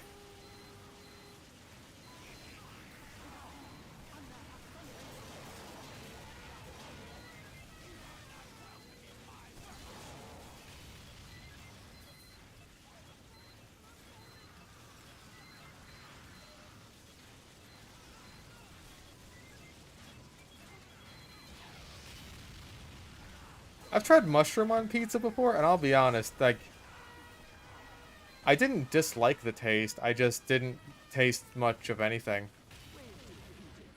Well done. And hurry, get to an upgrade. Like it felt like there may as well have been nothing there on my pizza. So am I gonna get that? Yes.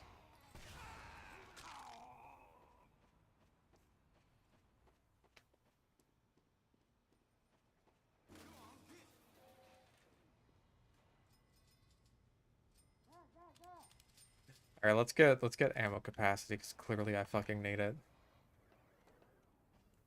I don't know. I didn't really enjoy the texture of mushrooms enough to be like, you know what, this is still worth having, right? Who is not ready? It just felt kind of like a little bit of mushiness that, I mean, which, you know, they are mushrooms. They better be a little mushy. Otherwise, I want my fucking money back. Pony up, boys. I don't know. They just didn't do much for me. I am ready. Cooked mushrooms aren't all that great, but raw are goated, though. Interesting. Who is not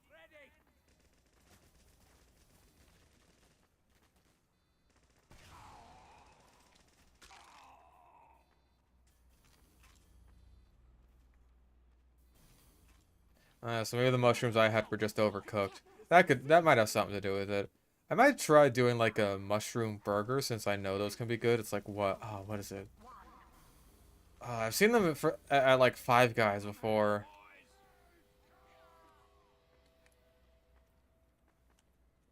Portobello, that's what it is. Portobello mushrooms on burger. I've heard that that could be good. I might try making that for myself one of these days.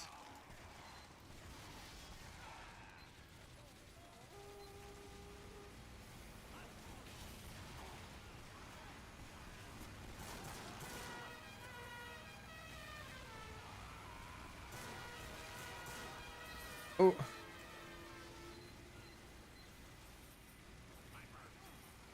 Homeboy is going nutso boingo with his syringe gun, which...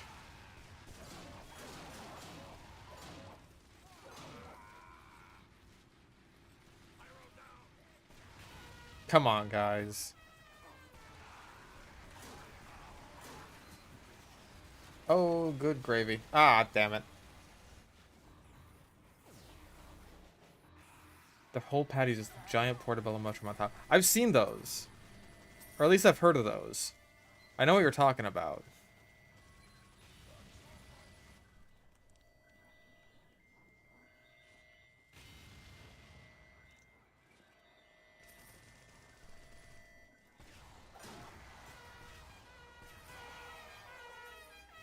Oh, give me a... He hopped! He had the hops. Opinion on jalapenos? I'm more of a jalapenos in small doses kind of guy. But, like, I'm white. So... That's just kind of how it is. Belch.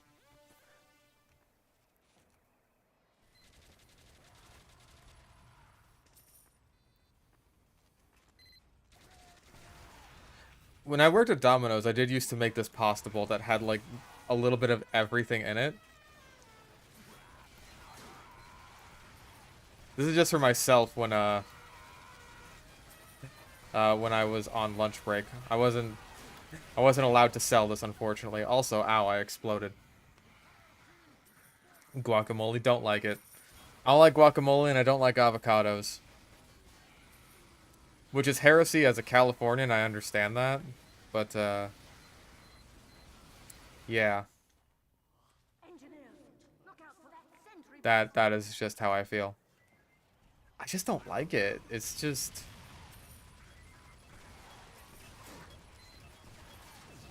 I don't know how to describe the taste, but I don't like it.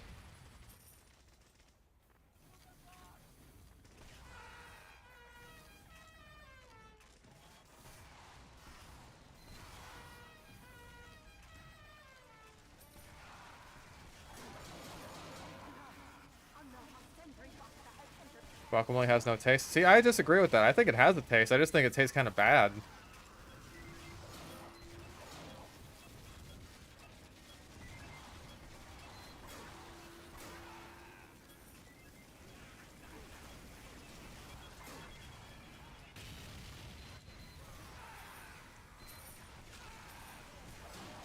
I will give this to Domino's over Pizza Hut. At least when I worked at Domino's, there were more options for your pasta bowl. You could like build your own, which you can't really do with Pizza Hut. At least not at the one that I live near.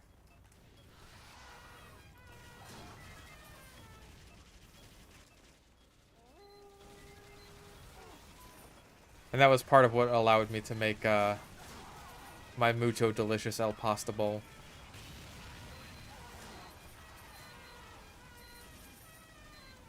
That had like grilled chicken and jalapenos and shredded bacon and all that good shit.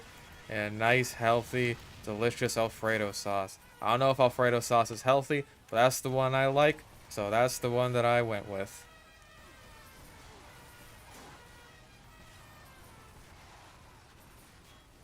Watch out for the Noid. Perhaps it was the Noid who should have avoided me.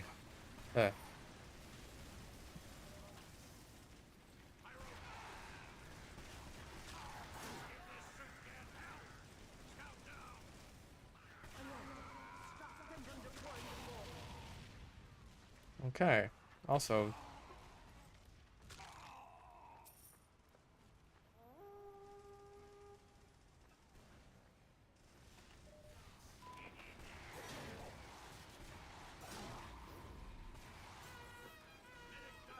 Uh-oh.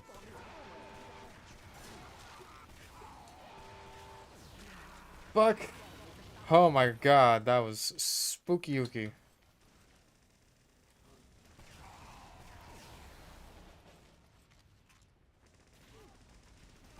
What is the Noid? The Noid was this, like, kind of... I would almost describe it as an anti-mascot for Domino's. I want to say this was back in the 90s?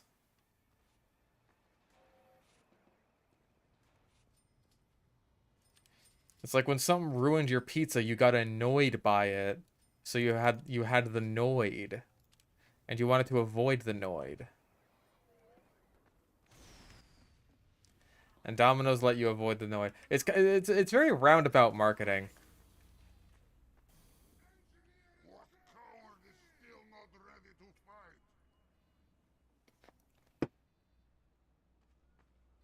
Ready! Go, go!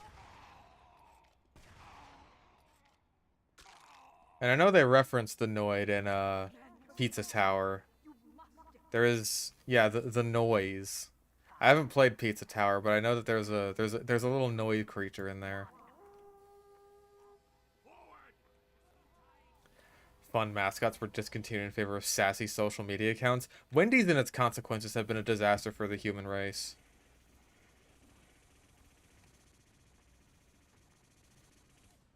Also, Medic, if you're like only going syringe guns, and I would highly recommend going Blutsauger instead of Overdose. Because like I see that you're kind of memeing around and going just nothing but syringe guns. And I can certainly understand and respect that. But, yeah, I would recommend the Blutsauger. Arg! Pizza Tower be backseating hell for fish? Fucking probably.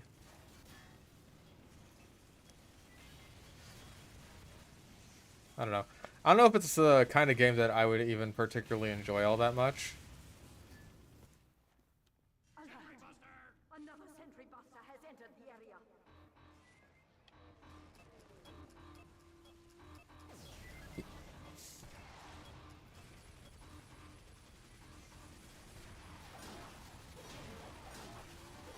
Oh. Well, I can't kill all of them.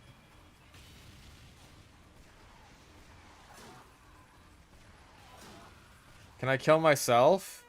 Another sentry buster has entered the area. Alright, well I guess I'll kill the Scorch Shot Pyro. Because, like, that's the only one where I'm absolutely certain that killing it would actually work.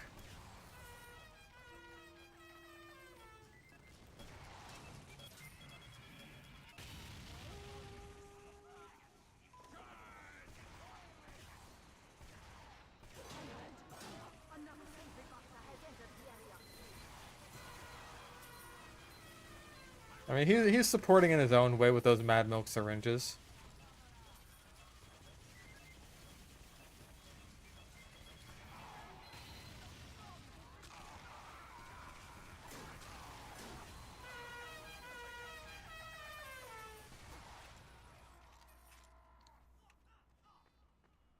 Also, what am I bumping into?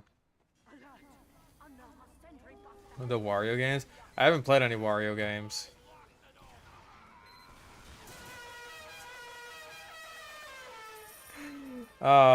It's funny every time.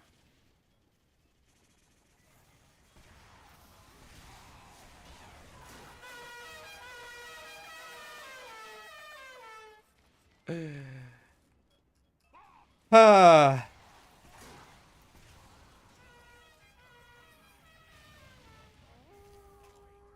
Your ears hurt. Good. Another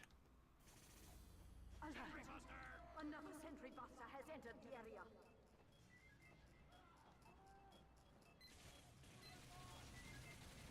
Oh, Buff Banner ain't doing shit.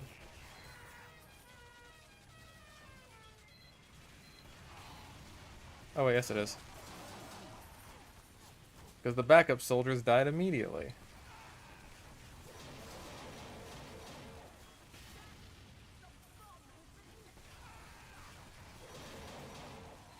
See, our medic is doing something.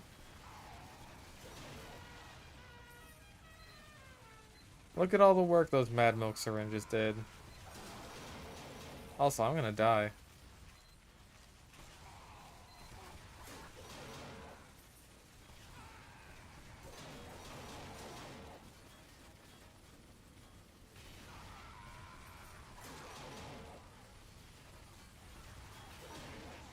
Another sentry buster has entered. Why airstrike? I like airstrike and MVM. It's fun. Oh, we got the boys upstairs.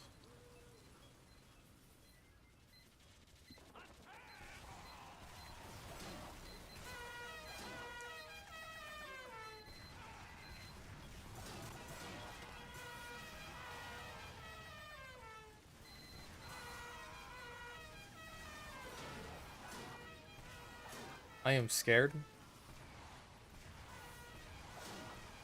Eh.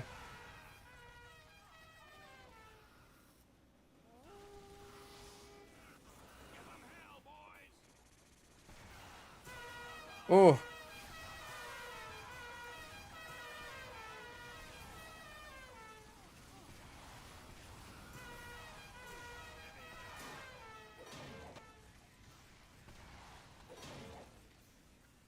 This medic. He is quite the silly creature.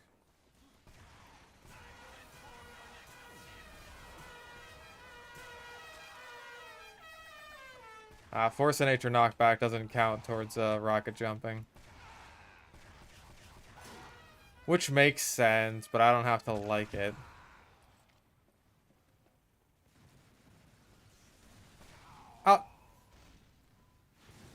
I think the soldier was aiming for the scout who ran ahead of me, and I just happened to run into the rockets.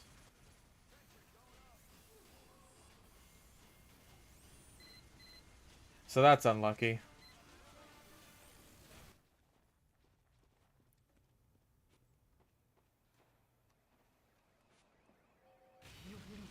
Oh, wow. For the moment, greed is good. Great is good. I have a bonus.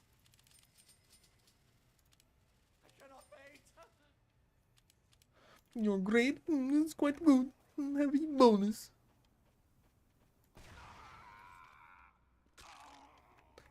Your grade is quite good. Have a turtle bonus. Crit res. And yes, I need firing speed with the airstrike. How dare you?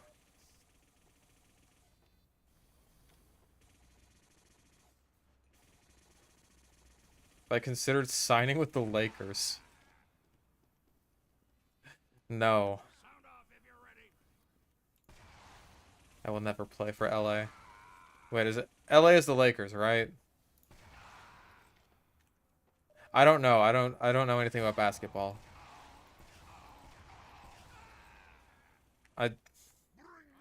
I know there's Kobe, and he's not even in basketball anymore because he's not with us anymore. LA has the Lakers and the Clippers. Fuck LA! Fuck LA! Why do they get two teams? Why do they get two teams with everything? Why do they get the Lakers and the Clippers? Why do they get the fucking Chargers and the what else do they got? Who the fuck else is in LA? Is that the Raiders? Is it the fucking Raiders? I swear to fucking God. What else? What else? Don't they got two fucking... They got two baseball teams too, don't they? Oh, it's the Rams. I'm fucking pissed about the Chargers. I don't even like football. I don't even like fucking football. I'm pissed about the Chargers. Because they were ours. That was our word. You had the Angels and the Dodgers. I remember the Angels. Because of the movie The Angels in the Outfield. I remember that movie.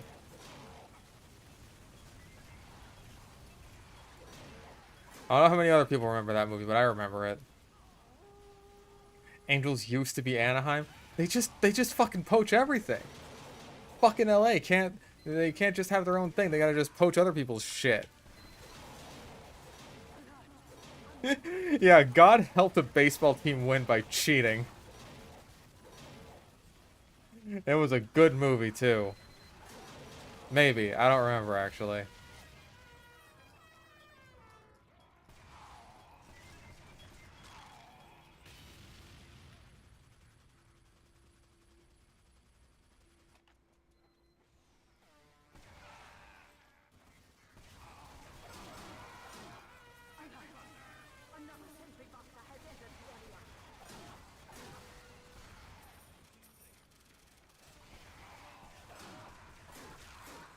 Divine intervention. It's an act of God. If it counts for, like, lawsuits, and it counts for baseball team victories. Oh, jeez.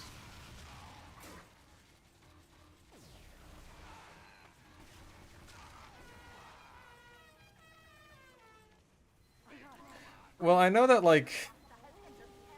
I know that people in LA steal lots of things. I just didn't realize that also extended to, like, you know... sports teams. How did none of them die? I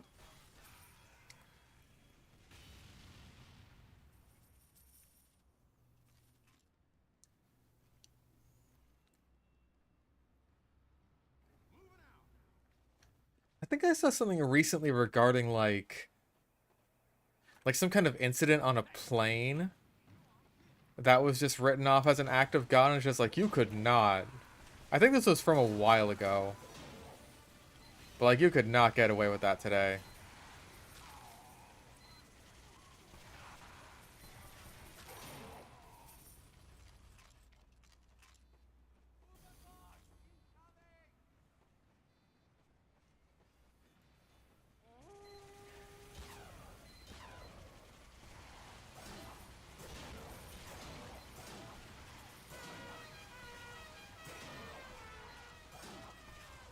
I don't know if it was Boeing.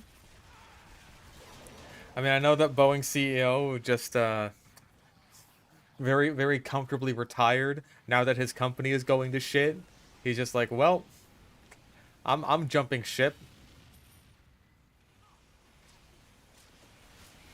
I will get a very cozy exit package out of this and not have to deal with the consequences of my actions.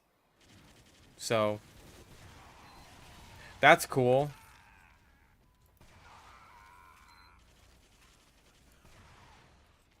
The consequences of his actions, including but not limited to, they fucking assassinated their whistleblower.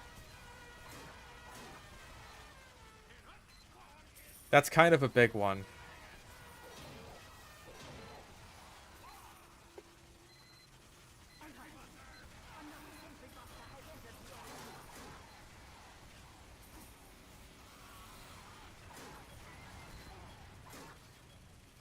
I think it was a plane.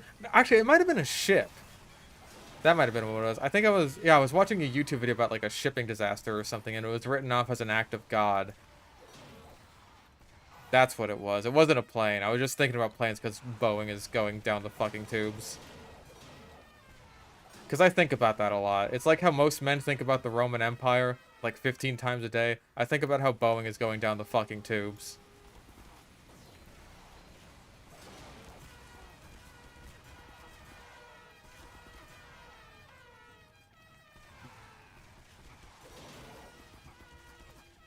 Like, you know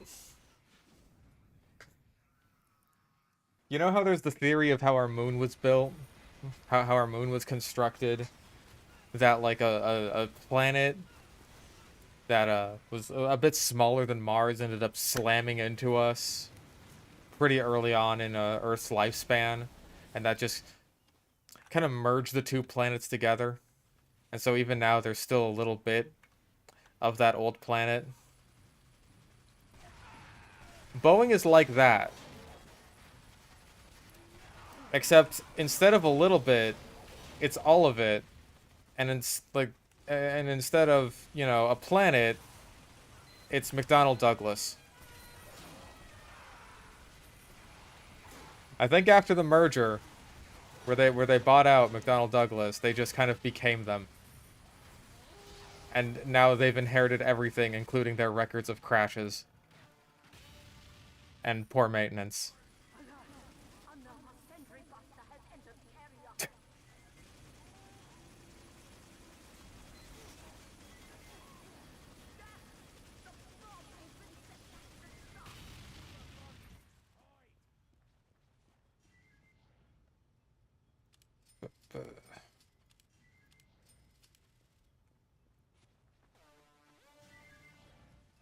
What was the assassination story?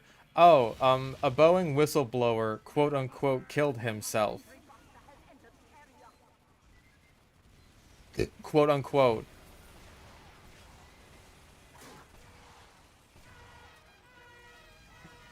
And before he quote unquote killed himself, he was quoted as saying, "If anything happens to me, it wasn't suicide."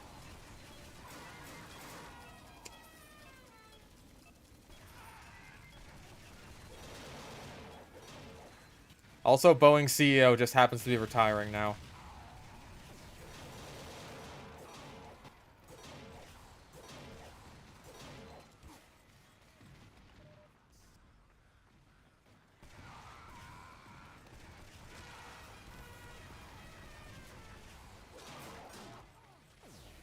Damn, no kills.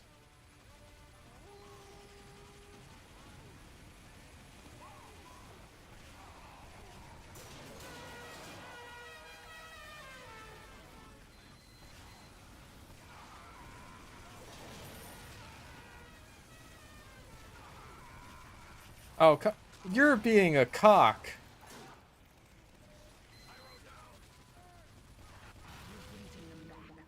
For the moment, I'm giving you a bonus. I'm giving you a pooch.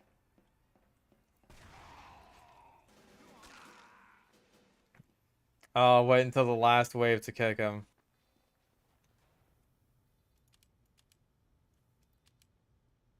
That's cold, but I kind of respect it. There it goes.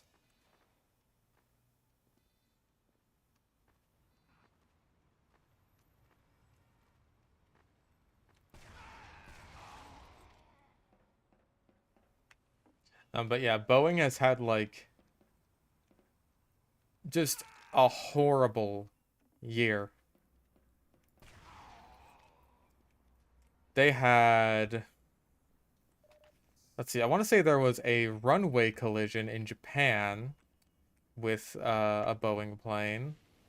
Then there was the door that fell off the plane mid-flight and caused an explosive decompression.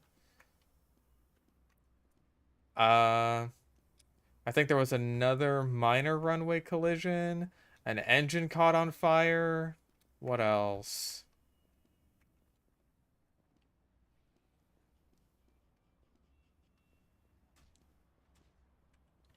I think a couple engines caught on fire, actually.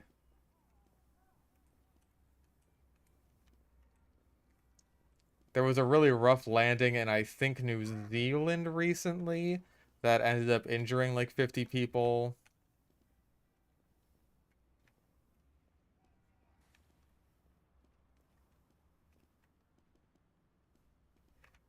What else? Do I have my will prepared? The next flight I'm going to be going on, which is in a couple of weeks, I actually checked that. It's Airbus. We're getting on some Airbuses. I'll be fine.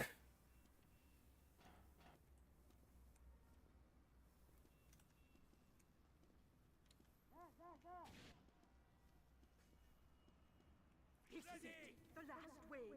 Defend Manco at all costs. 5, 4, 3. And in general, Boeing was already in pretty hot water for the, I believe it was the 737 MAX, which was basically an update to their 737 planes, except Let's give this soup can hell. they had a bit of a problem.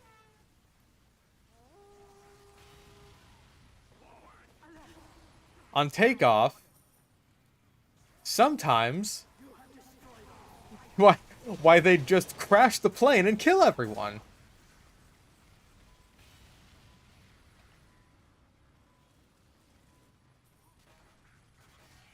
Sometimes that just happened.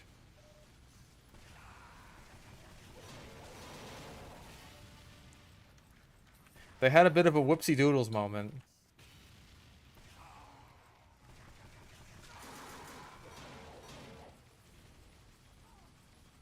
Basically, there was this new software system on board the plane called MCAS, I believe. Here come the spies. And it was very, very prone to malfunctions. It would basically automatically turn the plane into a just like downward nosedive, if I'm not mistaken. And then when the pilots tried to correct that, because shit, we're not supposed to be in a fucking nosedive, we're taking off right now, then the plane would enter a stall, since like they're basically just fighting the controls of the plane, and yeah, then the plane crashes and kills everyone.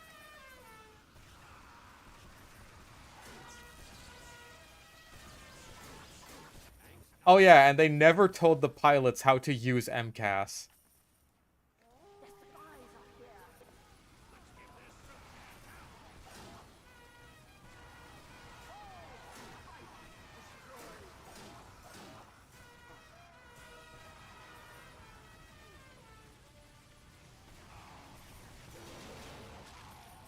Because they rushed the 737 MAX like really fast out of production, because you know they're competing with Airbus, making basically their own updated version of their new plane. And it's like, fuck, we gotta beat Airbus to the punch. But that means we won't have enough time to train the pilots on how to use like all the new systems of the plane. It's just like, it's fine. It's basically just the 737 again. Just they'll figure it out. That doesn't matter. What matters is we gotta beat Airbus and sell a lot of planes and make a lot of money.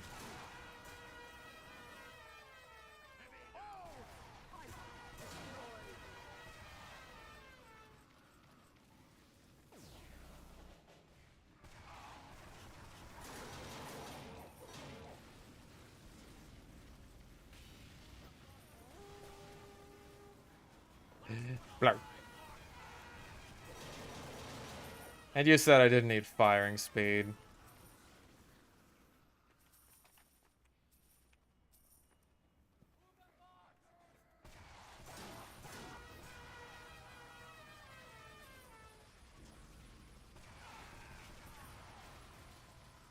Here come the spies. Yeah, Boeing is now basically in a duopoly with Airbus. Kind of a Coke and Pepsi situation.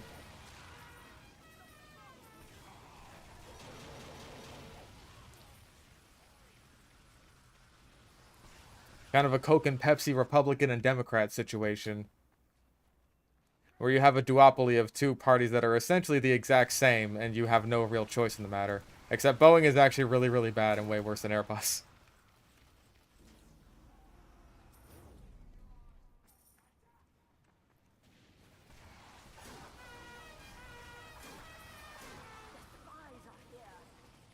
There's a lot of talk going on with Boeing using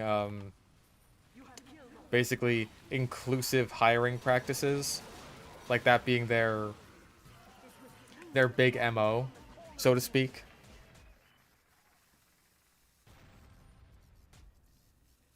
And that is what a lot of people blame for being a major contributing factor to just just how badly everything is falling the fuck apart.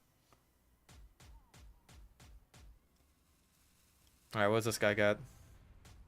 Extinguisher, Homewrecker, and Iron Curtain. I'm not sure how much that one's worth, but hey, if you've got an Iron Curtain, that's the best you can do for it.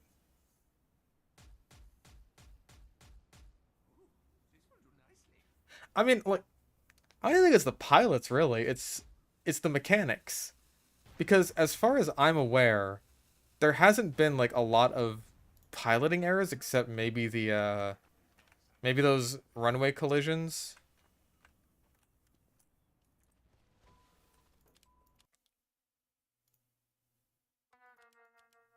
Which, I don't know, maybe those count. Anyways. But, like, it's mostly mechanical failures.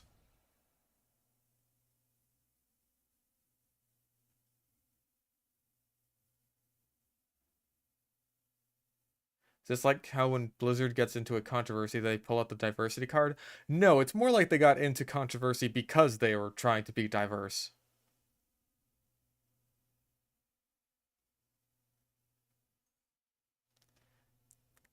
Like, they started hiring based on just, like, race and diversity and all that shit instead of, like, you know, meritocracy, which I think in an industry where people's lives are on the line is really, really important.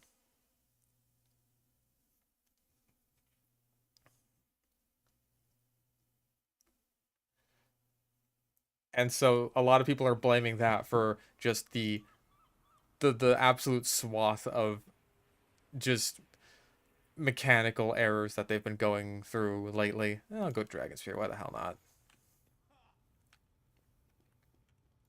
Dragon's Fury flare gun, because I like the flare gun.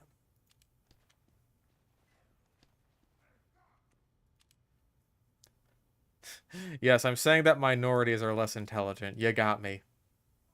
You fucking got me. Just can't stand those damn minorities. A vaguely related note, Native Americans that live in reservations prefer the term Indian because Native American is too inclusive. That's weird. I don't really understand that.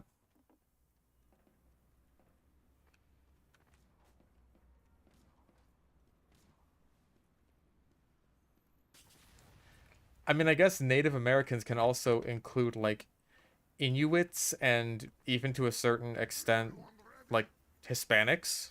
Or at least Mexican Hispanics. Actually, a lot of Hispanics. There's a lot of people south of the border. Not people from Spain.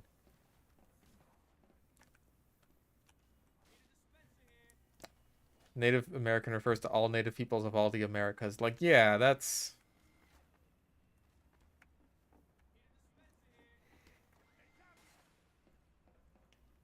So, I don't know, I still feel weird calling them Indians because that's just not right. Like that is objectively incorrect because there's this other place called India. Like I can meet you in the middle there with American Indian. I don't mind that so much.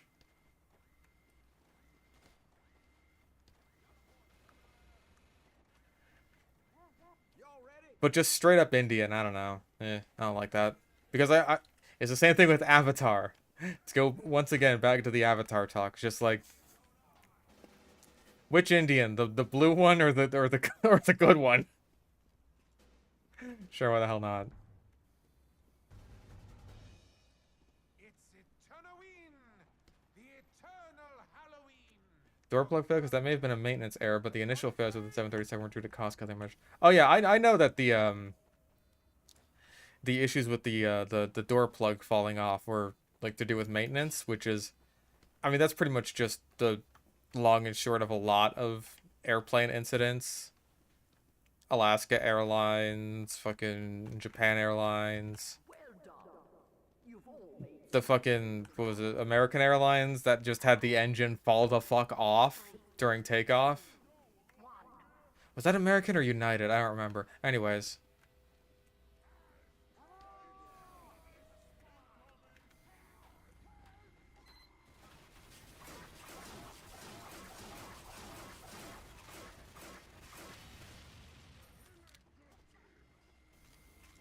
Indians from India don't even call themselves Indians. What do they call themselves?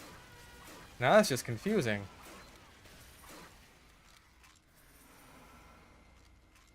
Now I had a wheel fall off. I was talking about like more famous disasters. Oh, Hindi. I think that makes sense, I guess.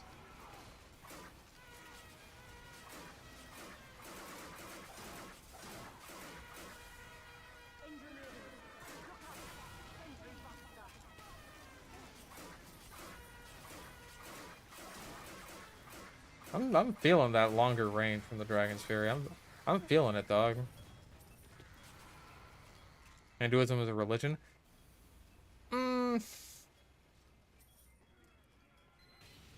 don't know. When Indians, they're like, I guess people who live in India are so just culturally diverse with so many different religions separating them, then I can kind of understand why you'd want to identify yourself based on your religion rather than just your nationality. Because, like, in some cases, it's just like, you know, what the hell does that even mean that I'm an Indian? Like, there's all these other people that are also Indians and they're nothing like me, so I can kind of see where that's coming from, at least.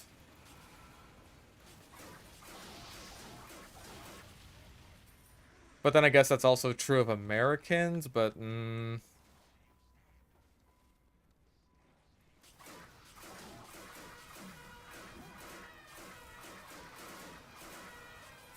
there's room for a discussion there. Aw.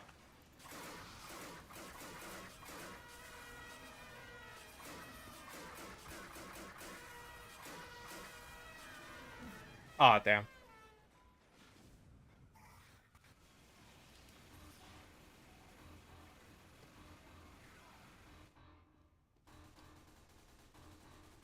There's a time in America where you'd rather refer to your state rather than just USA. That makes sense.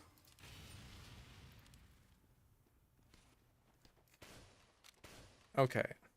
So reload speed goes fast. I don't know if firing speed has like a similar effect. I'll have to check that.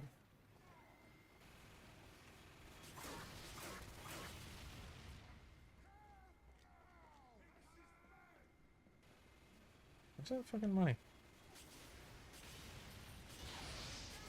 Oh, God.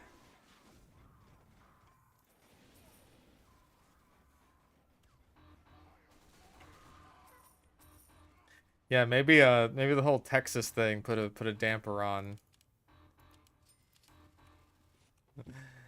people wanting to be referred to by states. Them becoming their own country for a little bit there.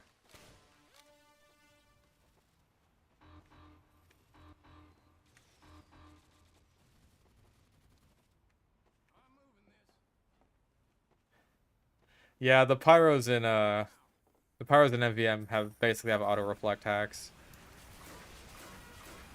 Oh my lord. I do not, as you can see.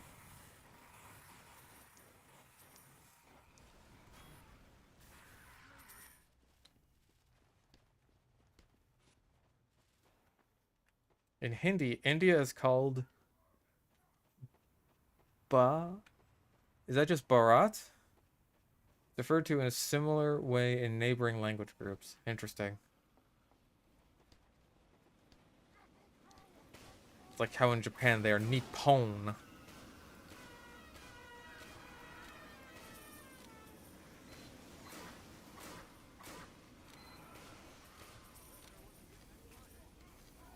Wasn't the flare gonna have war paints? I mean, the detonator and scorch shot have war paints, so I'm not too bummed. Ow. Nippon Ningen.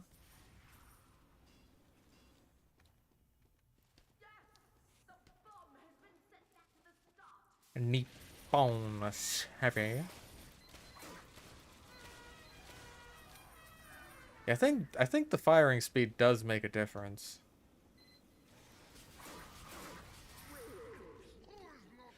Like, I'm at least a big detonator fan, so I'm perfectly fine with having a war painted detonator. And I got my festive flare gun, so I'm not too bummed.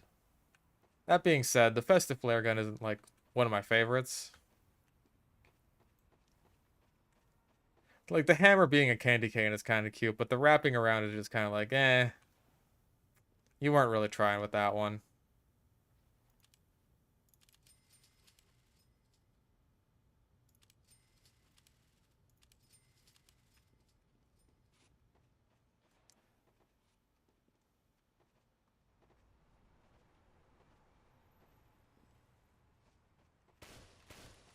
Yeah, there we go. That is definitely a big difference from just reload speed and no firing speed upgrade. So,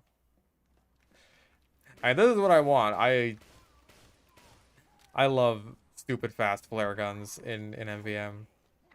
Also, we have no engineer. This is gonna be fun.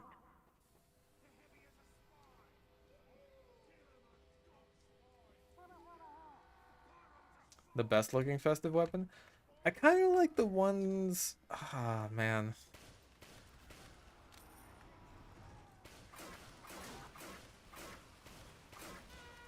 The ones that are like just the lights are kind of nice. There's like a nice simplicity to that. But, I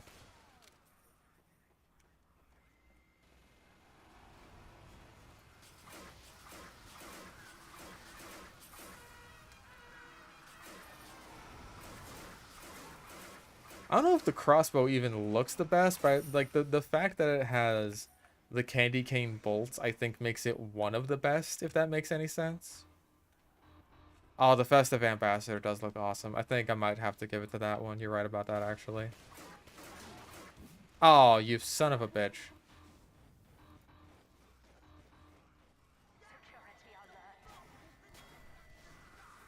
Yeah, we are really missing that sixth person. Girardi is also good. I also like the Huntsman. I think the Huntsman is kind of like almost a better version of the crossbow. Where it's like... It looks good while also having the unique festive projectile aspect.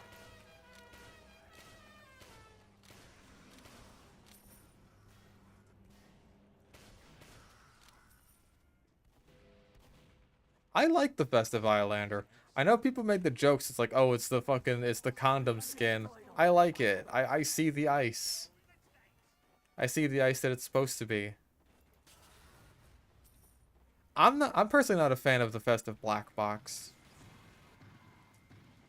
I don't know what it is. The wrapping paper just doesn't look all that great to me.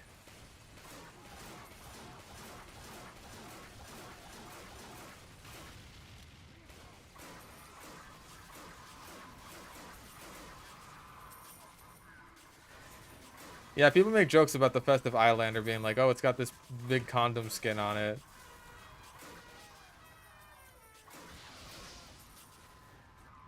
I'm honestly kind of surprised that you can't war paint the Islander. Like, of all the swords, you'd expect that one. But I don't know, maybe they just thought having like 3 reskins of the thing would be enough.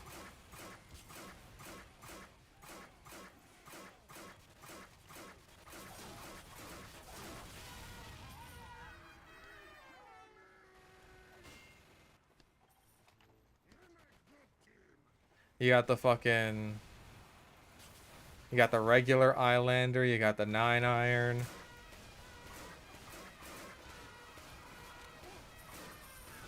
You got the head taker.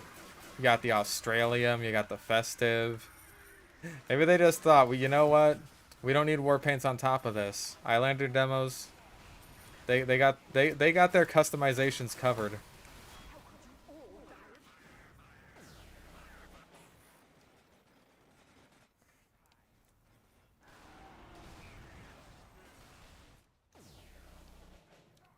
Favorite class to play in MVM? I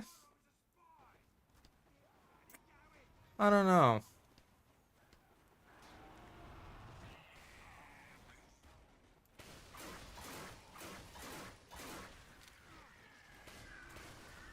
Ooh.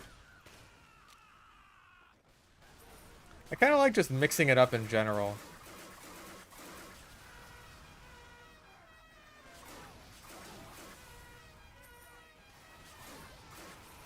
That's where I get a lot of my MVM enjoyment from, is just like trying out new things. Or just like even trying out unconventional things. Oh, thank you.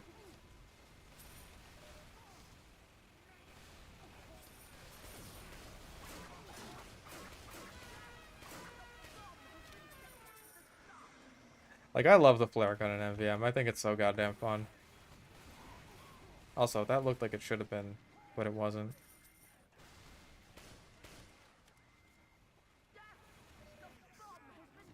Okay, I think we got our 6th. Also, ow.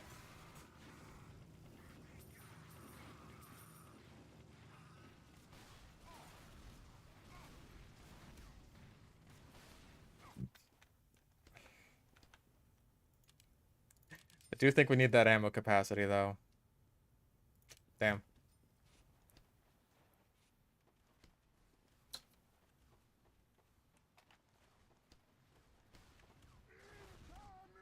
Do I memorize time of the explosion trigger based on seeing how close it... Oh, for the detonator? I don't know. It's just kind of vibes at this point. Oh, you son of a bitch. You stupid motherfucker.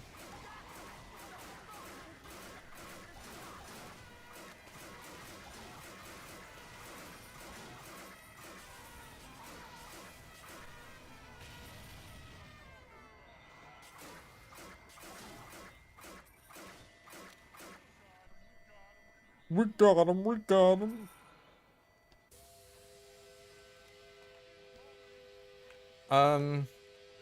Yeah, it's just kind of vibes, honestly.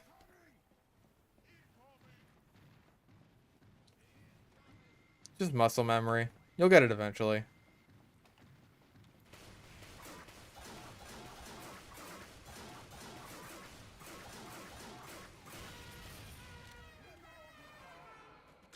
Oh, my bones. See, now I have my close range flare gun and my long range flare gun.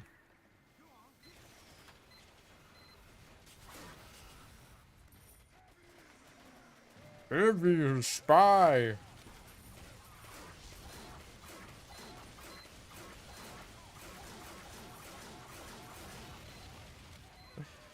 For when you just don't want to get too close to people.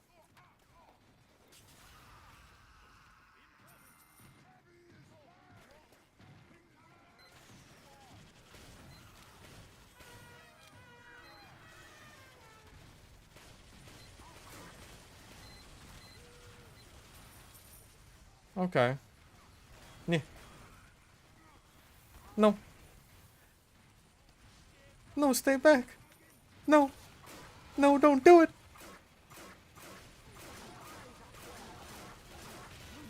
Bada bang. I'm giving you a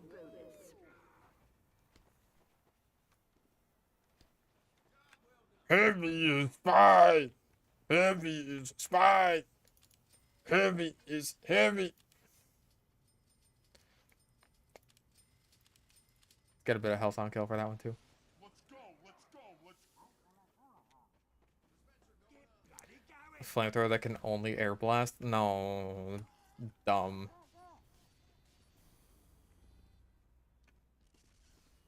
I'm ready. The robots are here. Heavy is sentry. Ah! Ha, ha, ha, ha, ha. Oh, ho, ho, ho, ho, ho. 3, 2, 1.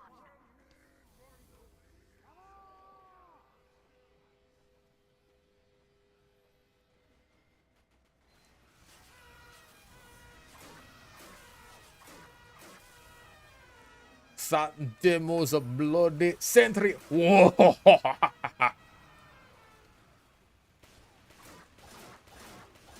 Yeah, giant shotgun heavy. That's one of those situations where you definitely don't want to get close. Another engineer bot has teleported. Uh-oh.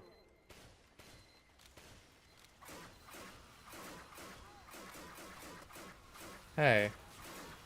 Do you crazy kids mind?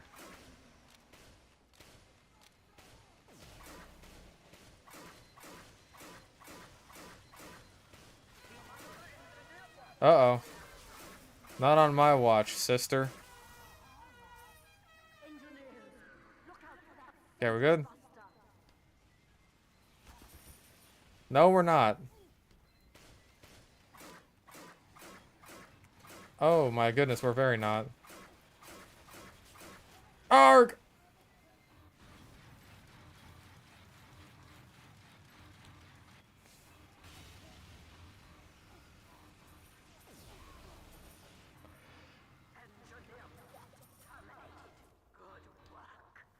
I think the big heavy is going to,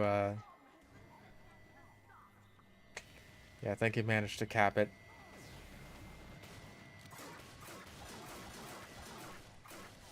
Ow.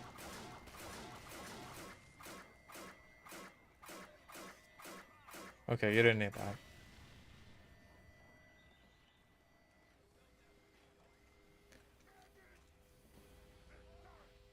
Now you're gonna have to... Oh my god, I'm scared. I'm so scared.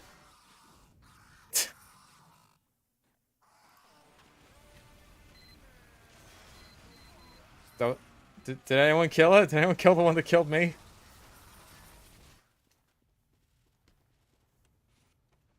When engineer builds a sentry, he says centrist instead and says centrist going up.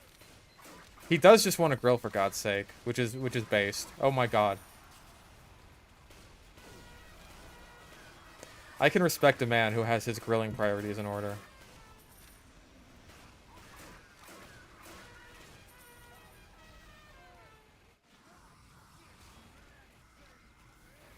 Maybe I should get more resistances or something, I don't know.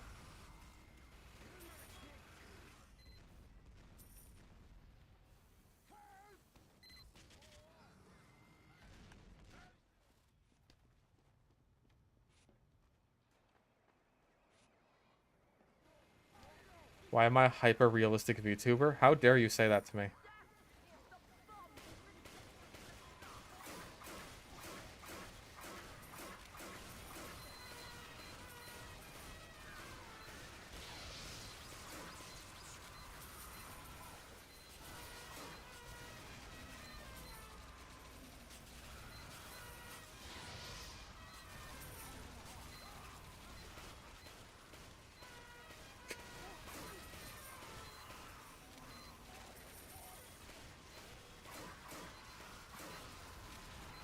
I don't know, man. I just find it funny when just like the regular flare gun hit.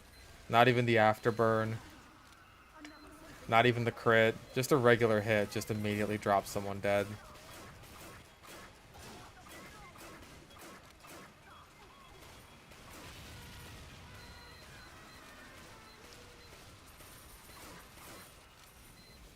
And another thing I like about the flare gun in MVM is that if you fully upgrade the firing speed like this, then you can just like just spam it and it'll crit combo pyros.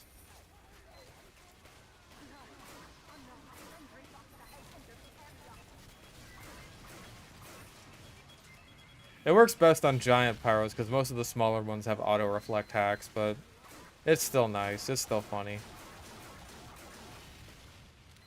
$20 from Clone Trooper Wheeler. Thank you. Have I ever heard the tragedy of Darth Plagueis the Wise? Well, it is not one that the Jedi would tell you. But, you know, I'm aware of it. Thank you for the $20. I greatly appreciate that.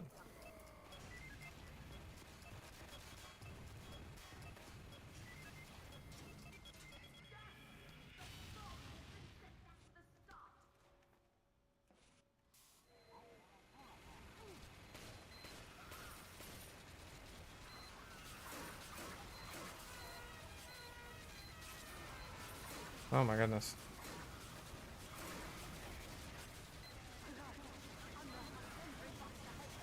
Whoosh.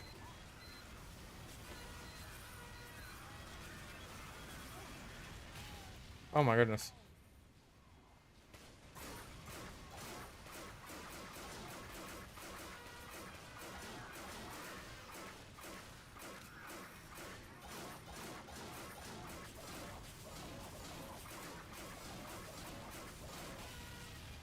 Bada fucking bing. Bitch. Oi.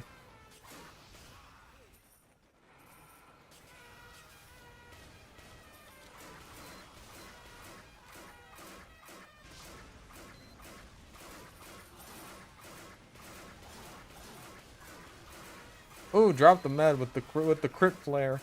I'm the best. I'm the best in the fucking business.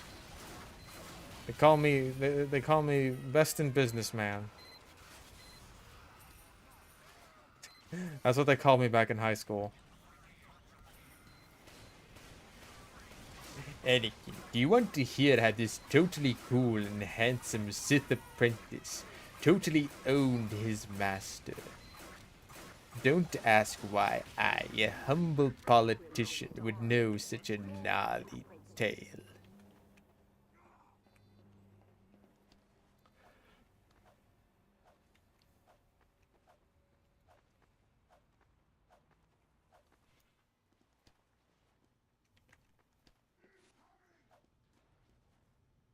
Alright, what we got next?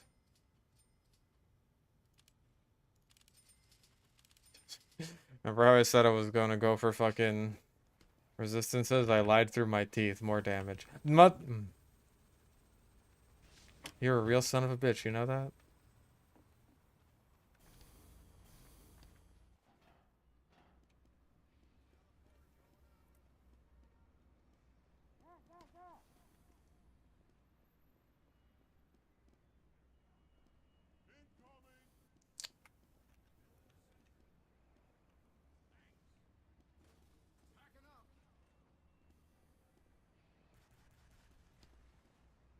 You're a real son of a bitch. You almost got me with that. You sneaky, you little fucking stinker. Death.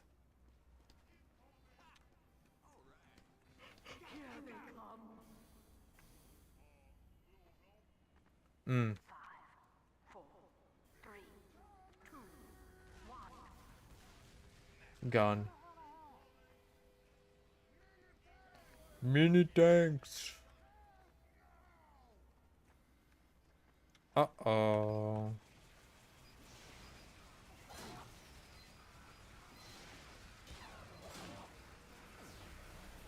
Wow, this is scary and I don't like it. Ah, hi there.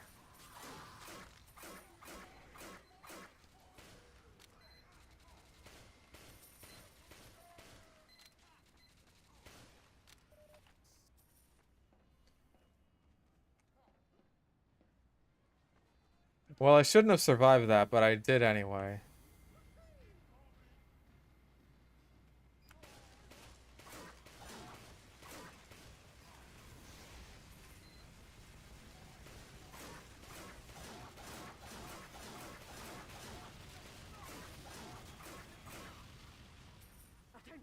I was very concerned there. I thought he was gonna fucking get me.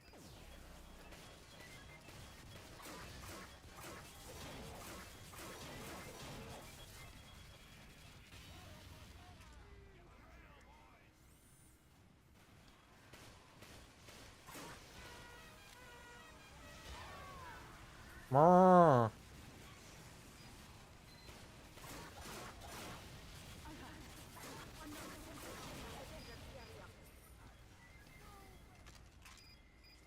We got some boys coming up.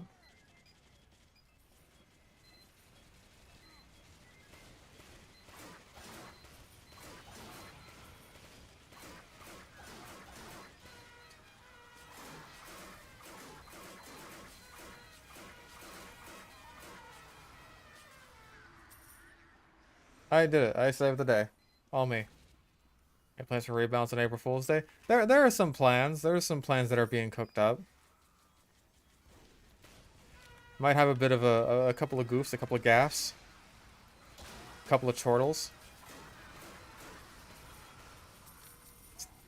couple of those. I'm not saying any specifics. I'm just saying that there are plans. That is the truth. Aw.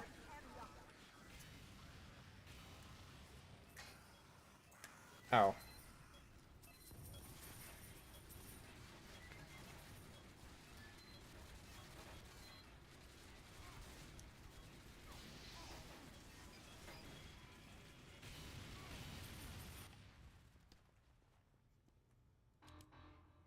Yeah, there's some pretty crunchy air blasts, I gotta say.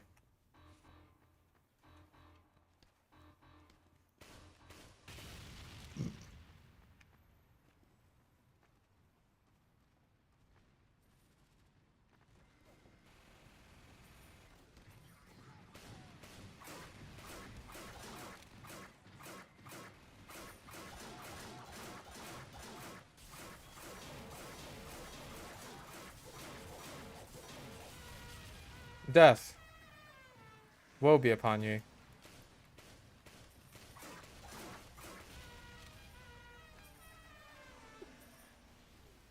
When I finish Bad Weapon Academy, what's next? I don't know. I mean, like, the plan has always been to continue it with other game series, but like, if it's after I'm done with it entirely, then fuck, I hope I've gotten something better done by then. Something better worked out. Or just something else in general.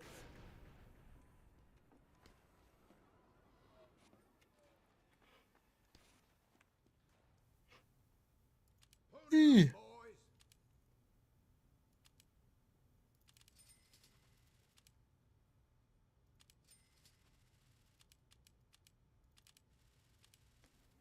Uh, bullet. There's a lot of bullet boys.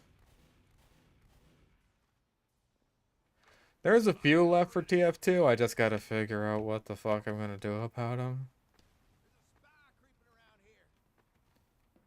No, there's like the Volcano Fragment, the Man Treads, Neon Annihilator. I know there is also the Bison. Like, that's one of the big ones. Hot Hand, of course.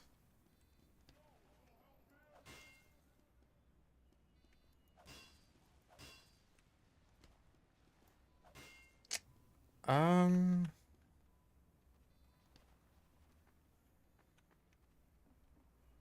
Does one start with a V? I mean, Volcano Fragment, kind of. If you ignore the word sharpened in front of it. The robots are here. Protect Manco.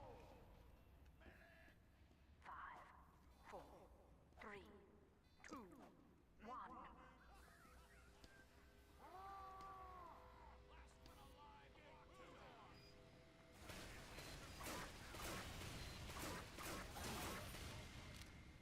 I mean, like, I at least have the smallest use case ever for the hot hand, right? It's dumb, but like, if you have your secondary slot taken up by something that doesn't have a very good taunt kill like the thermal thruster, then you can equip the hot hand to still have the good taunt kill that's pretty quick and relatively easy to hit compared to, like, you know, what the fuck the thermal thruster has. Up, engineers. A sentry buster has entered the area.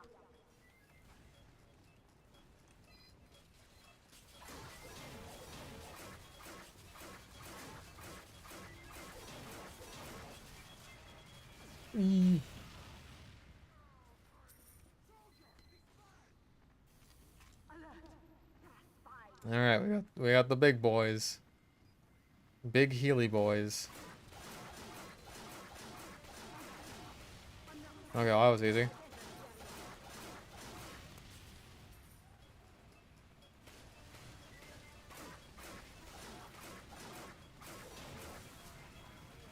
Oh no, it's the spy from Team Fortress 2.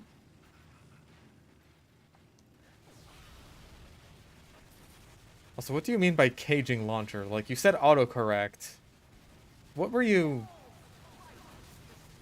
What were you trying to say?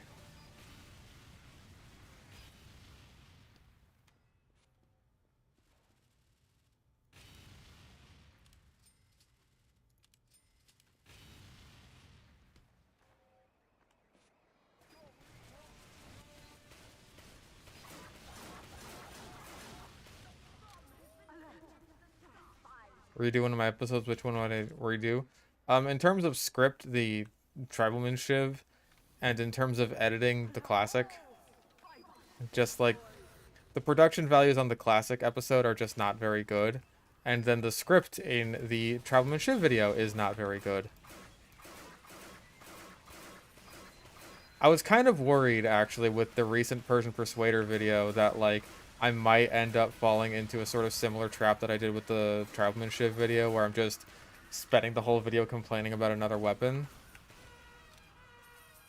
I did see one, not one, I saw a couple people say I did something kind of like that, where I'm just, like, talking about the Islander a bit too much. That was definitely a concern of mine, but I felt like it was kind of important to just be, like, just to have some kind of contrast with what ends up being basically a completely different design philosophy for trying to do something similar, which is just keeping your momentum going as a Demo Knight.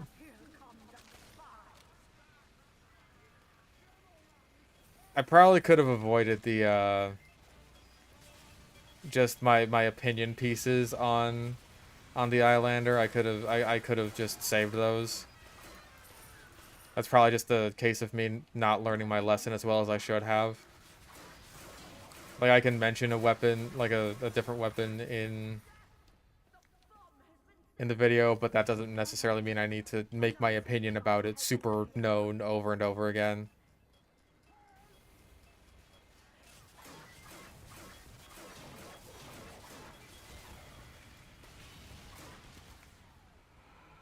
So, I think I could have done better with the Persian Persuader script, but I was also kind of on a big time crunch there.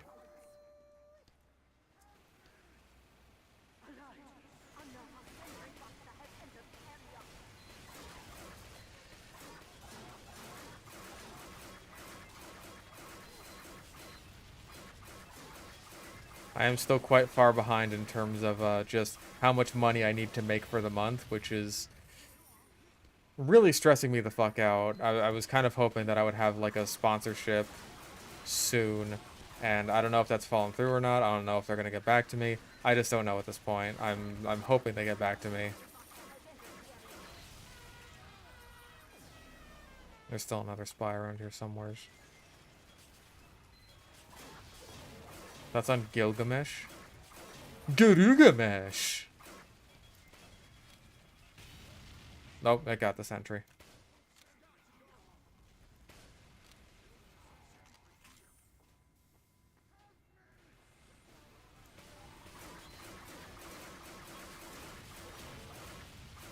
Oh, shit.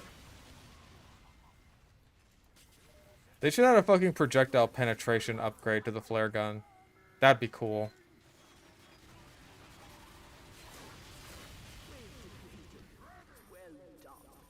I'm giving you a bonus. That's a stale ass meme. It's very old.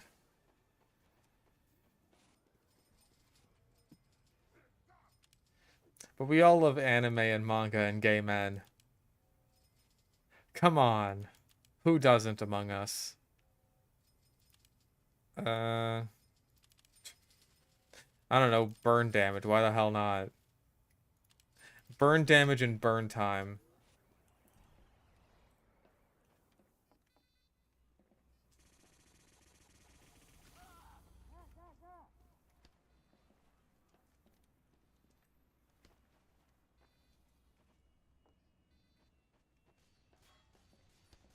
Oh, burn time doesn't work. Oh. At least I'll get that extra burn damage. I'm ready. Is fish skibbity? What does that mean? What did you mean by this?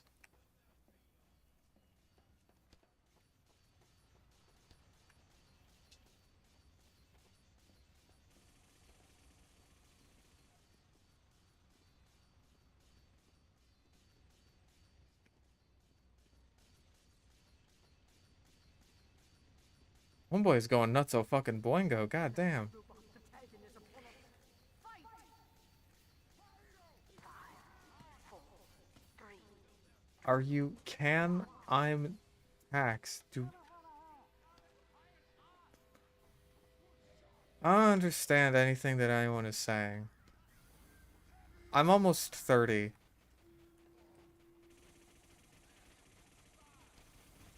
You have to understand that anytime you're talking to me, you have to understand that I'm almost 30 years old.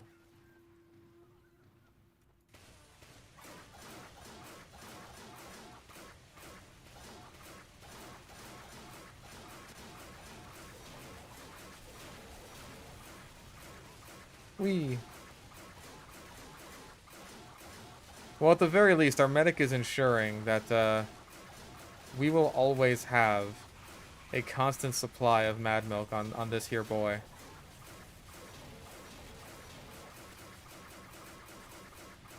Uh-oh.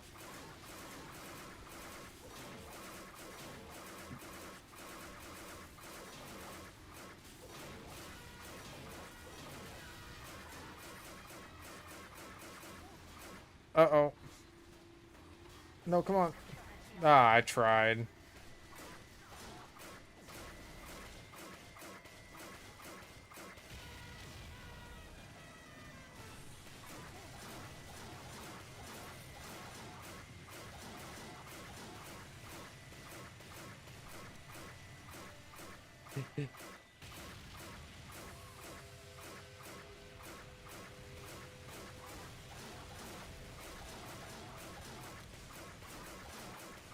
Also, what is the deal with, like, Ohio being a meme? What is the deal with that? Also, ow. See, look at that flare damage. It's racking up. It's getting somewhere. Maybe.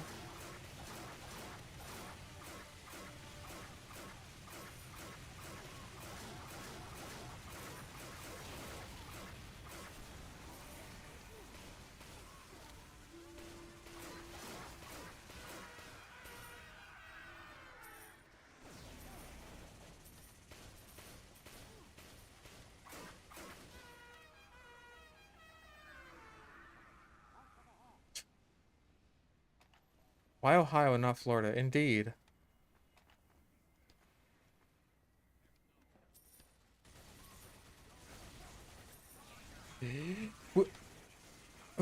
Aw.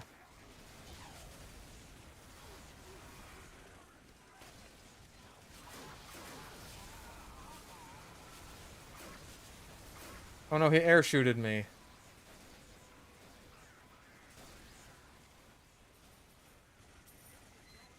Did I hear that baby Gronk done rizzed up Livy?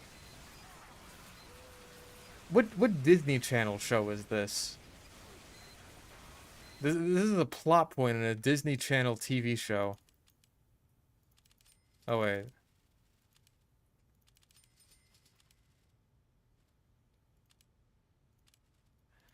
Why not? It'd be Cleveland. No, that's the Cleveland show. That's not Disney Channel. That's Fox. Well, it was Fox until it happened.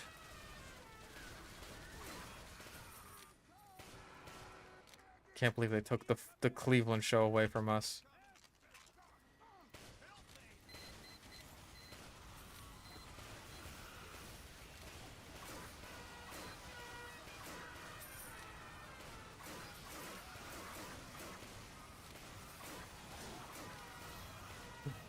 Nation's official joke state shall be New Jersey.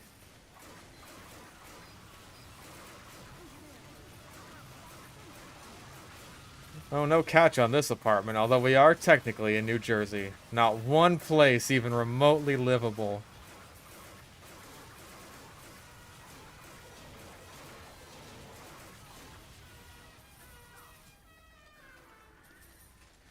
Do the Cleveland impression. Oh, Peter, that's nasty.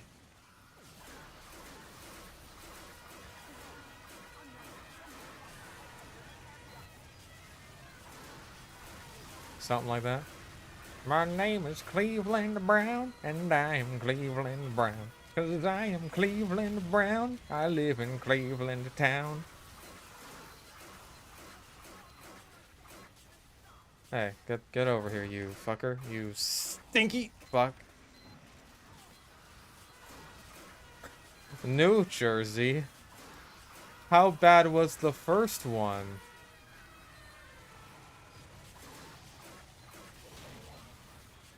New Jersey?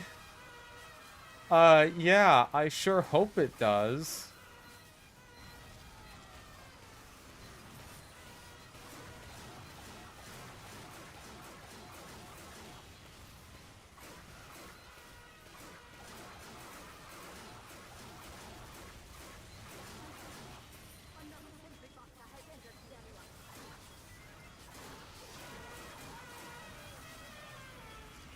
Whoa, don't explode on me.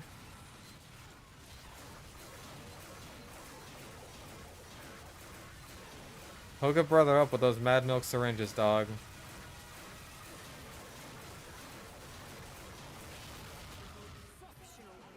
Six and 2. I mean, I can't complain. I got 56 keys at the beginning of this stream. I can't complain too much about that. That's basically worth an Australium.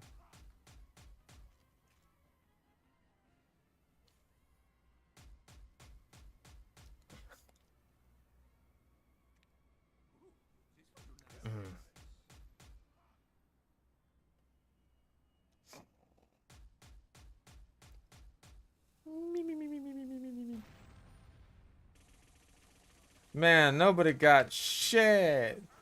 Nobody got shit. Best thing anyone got today was fucking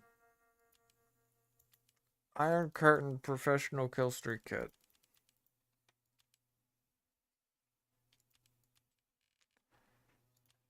Oh, fuck, I'm tired.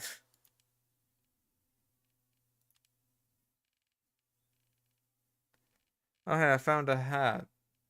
I mean, it's kind of a hat. It's not a hat. More like a hat. Yeah, that was the end. That was just... I got nothing! Nothing!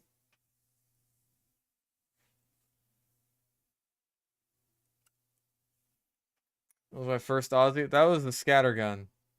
I made a video about it.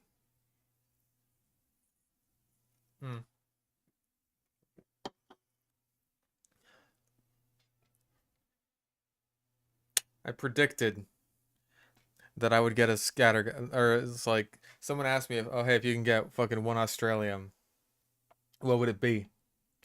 And I'd be like, scattergun would be nice. And then lo and behold, there she is. There she blows. That's the bad bitch.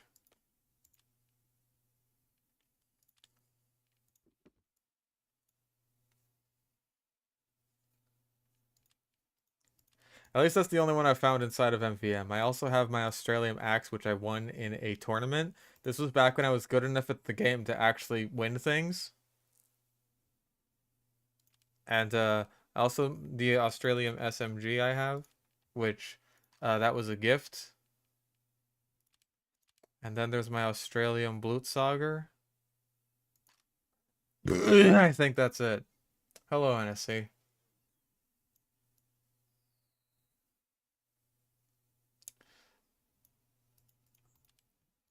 I think that's all I have. Australian. I think it's just those three. Yeah, it's just those three. Why did I get worse? Stress and depression. This was back when I played the game because of pure enjoyment.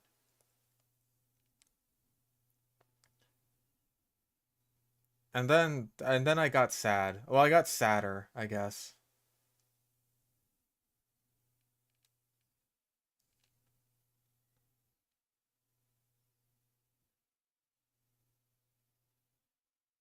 Good job on the Persuader video. Don't push yourself too hard. Remember to take care of yourself. Thank you. I appreciate that. And welcome. Thank you for the continued membership. That's, I gotta get that right. I gotta get. I gotta get my phrases right.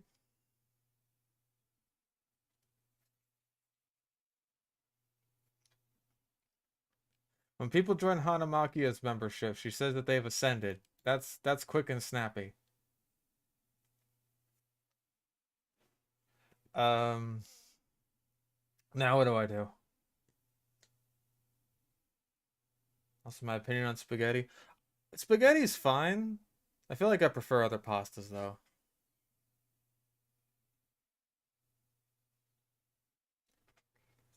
Like spaghetti, all right.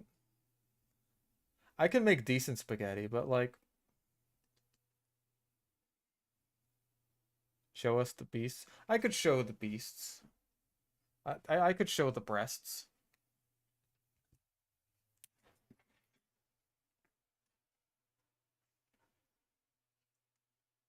Assuming my webcam permits me.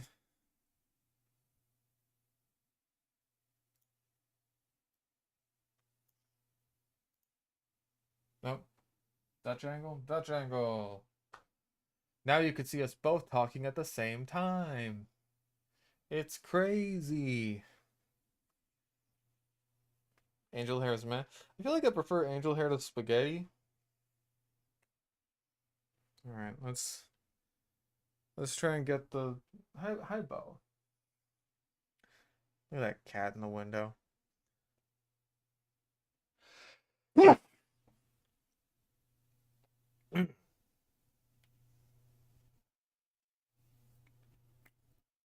Let's grab one of the boys. Where are my feeding tongs? There they are.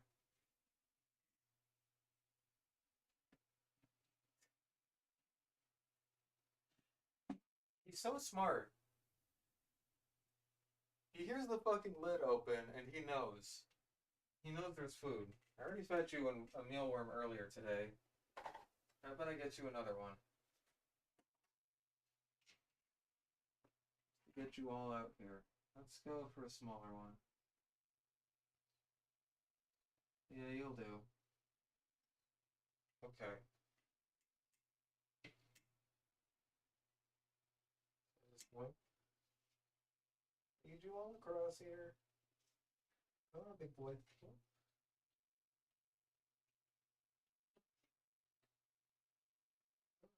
There you go. And I gotcha. I've tricked you. I've bamboozled you, little man. I'm very sorry. I'll give you a worm afterwards. Penne or bow tie? I'm a penne guy. Nope. Here, let me get the camera. Fuck. Better place for me. There he is. There's the boy. Oh.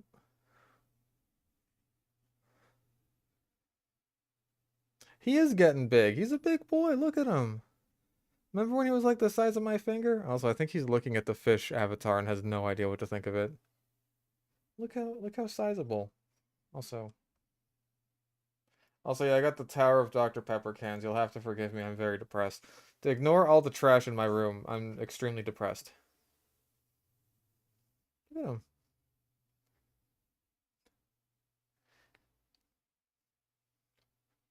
Our little boy. Our happy little boy. And he's so stripy. His patterns are really coming in.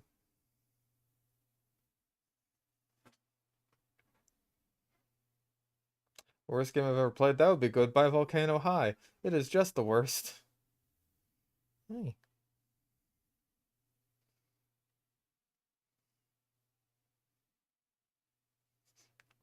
What you gonna do, big guy, huh?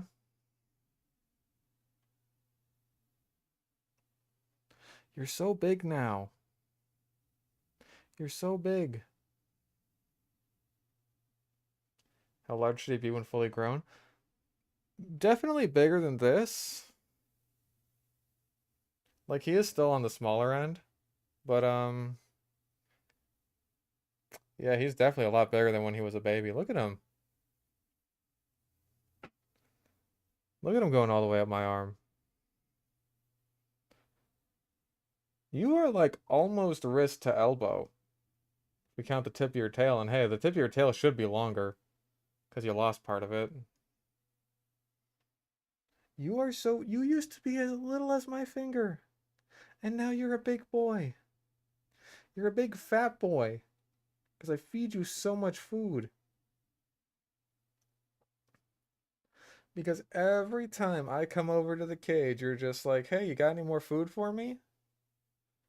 And I'm like, are you sure? I just fed you a bunch. Oh, he's gonna poop on me. I think. Yeah, he's raising his... Yeah, there it goes.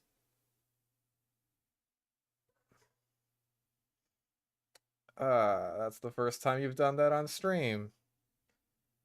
Well, now you know what you're getting into if you get an alligator lizard. They like to do that. I need to...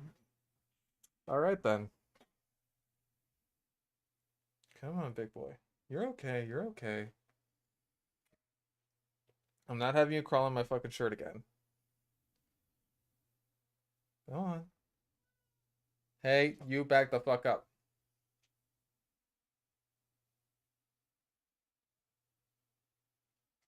Prince Zuko, Lizard Lord of the Lizard Nation, I will fucking... I'm putting you back and knocking over my cans and... You're getting all jittery.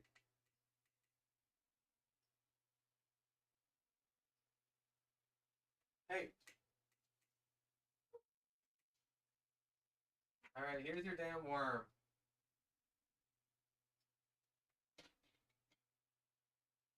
Down here, dumbass. Good job.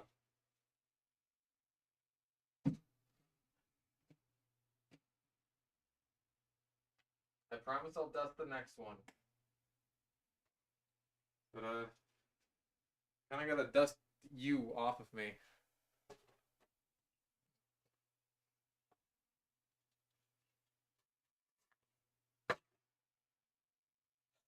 All the garbage laying around my room came in fucking handy.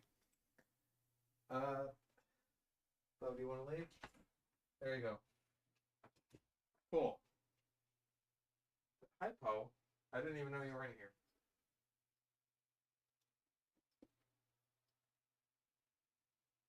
Okay, good. He's down there. Hi, Agrippa. How are you?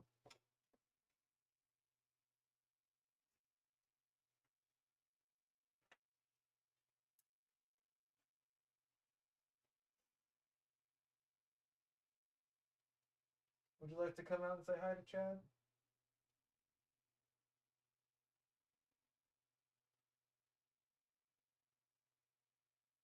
I do not wish to squish.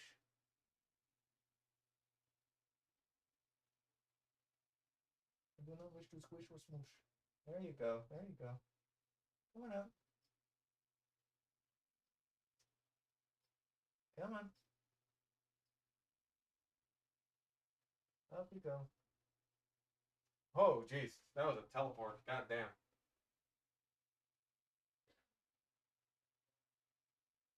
Come on, big guy. Come on. Come on, you fucking spindly little fuck. Come on, big guy. I got you.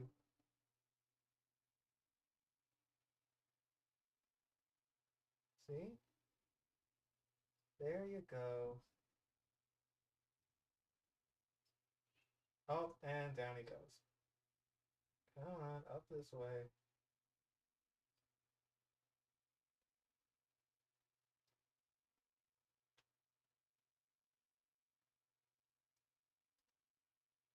There you go.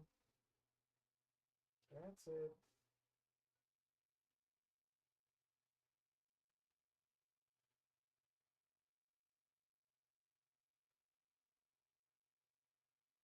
There he is.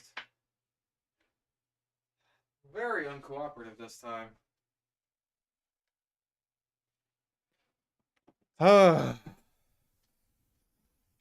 My God.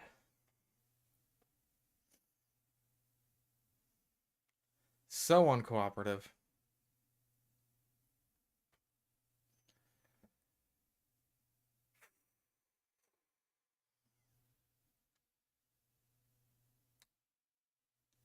You are just...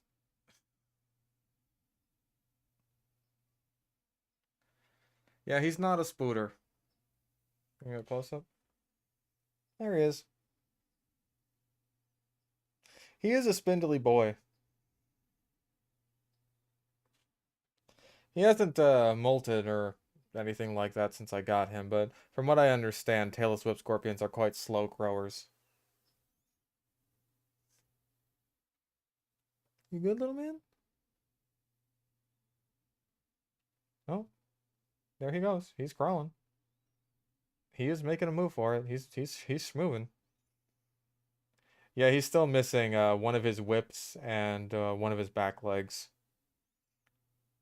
Hopefully once he... Oh, teleport a little bit there. Hopefully once he molts next time, those will grow back to some degree. Hi, you are just feeling around. You can see his one little whip here. Just moving around, surveying the landscape. Hi. That's part of the landscape. That's my finger.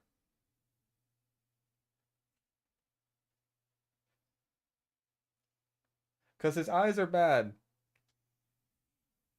So that's how he sees. But he's missing one of his whips, so he's basically half blind. But he's very friendly. He's just uncooperative sometimes.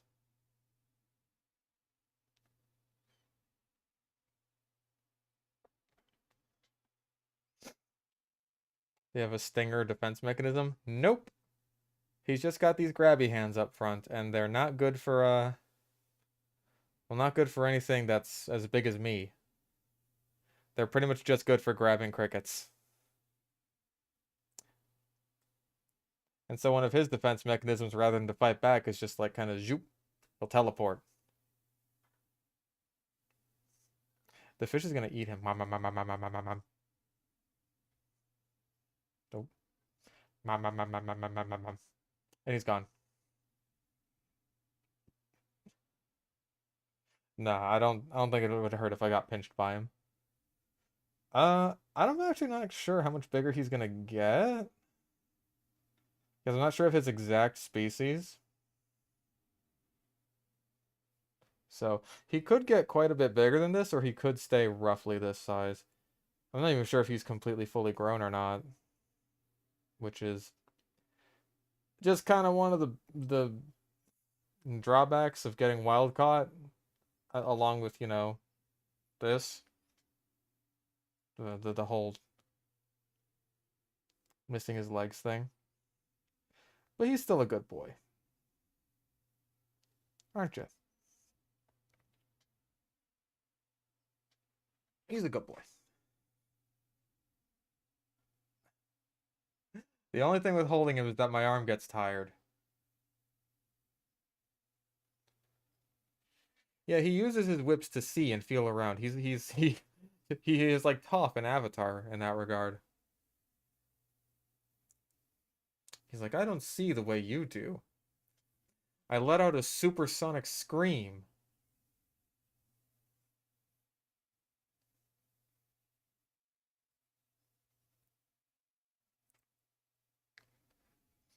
He's doing his best.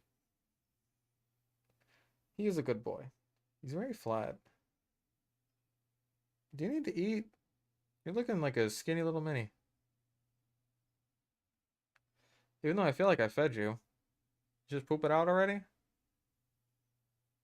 I'll throw a cricket in there for him.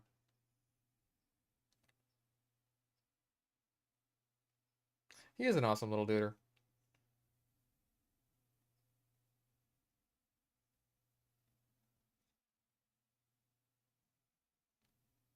Yeah, these guys are pretty much completely nocturnal and live in, well, some of them live in caves. They mostly just live in places where they can like they're flat for a reason, right? They can hide in between pieces of bark and stuff like that. Hi, you are so inquisitive right now.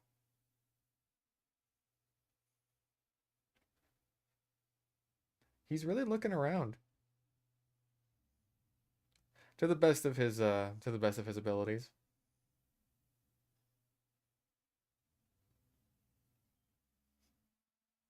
I do feel really bad for him because he's got the two stubby legs, but I'm hoping. I'm hoping they'll grow back in time. Because I smell weird because of Zuko. You know what? Fair enough.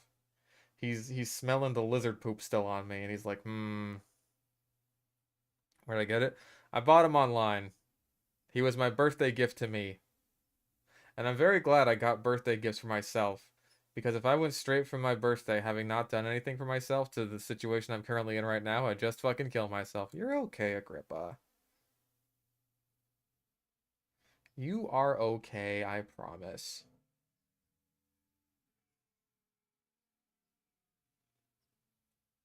Ideas of escape? I don't think so.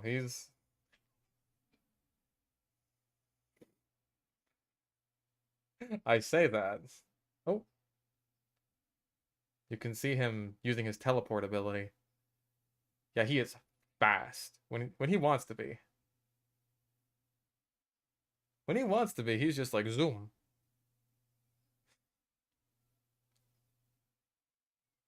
But alright,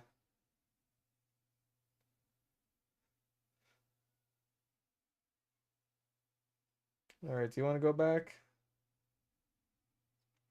Do you want to go back? Clip compilation? Maybe. It's just lag. He's using King Crimson. I should have called you Diavolo. If I'd known you were gonna fucking teleport so much.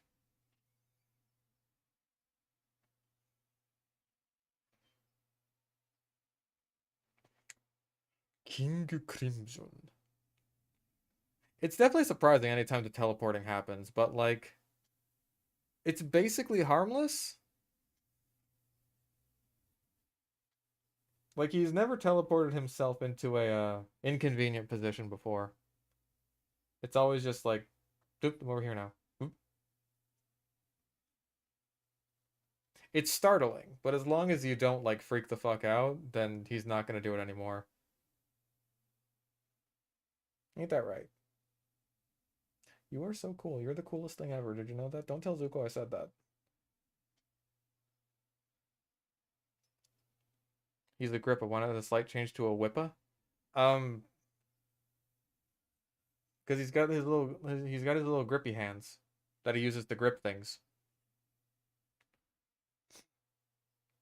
Yeah, the people being horny for me, you can stop that now. Oh, you're okay. I promise. You are just fine.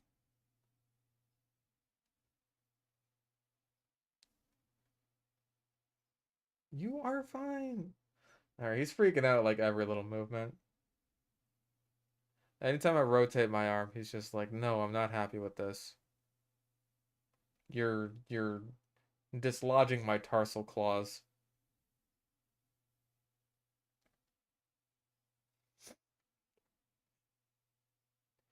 Yeah. You want to go back, Agrippa? Okay, let's put you back. He's often uncooperative when I put him back, too. Also... Oh, hi, Poe. Don't scratch me, please, because it'll freak him out.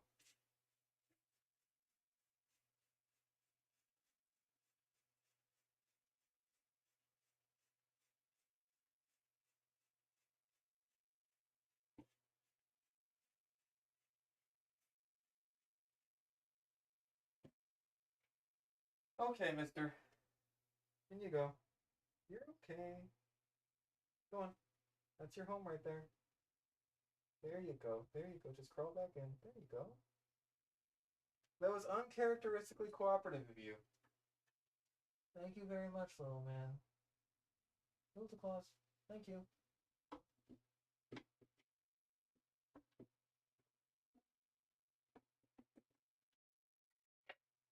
All right. Yeah, now I need to wash my everything. Hi, Bo.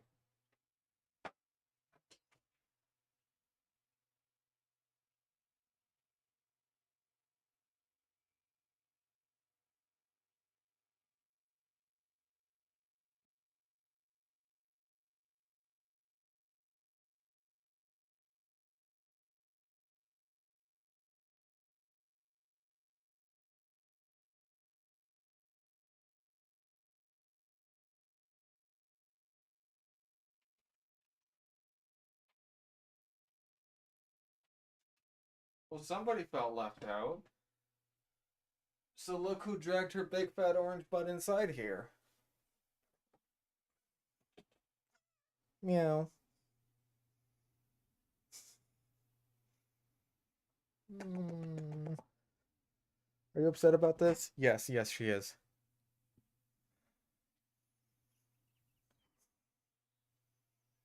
Oh, the big baby with their big belly. Ow, and the claws right into my thigh. Oh, and my stomach.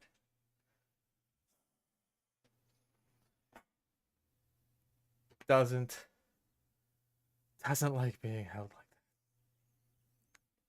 that. Especially when I sit down. I hold her and sit down, and that's just like, nope, nope, nope, nope. Gotta get the fuck out of here. Sometimes, if she feels like it, she'll sit on my lap. That is not. That is not the case. For neglect, that is the light of my fucking life right there. That is my sweet little baby angel, and I love her more than my life itself.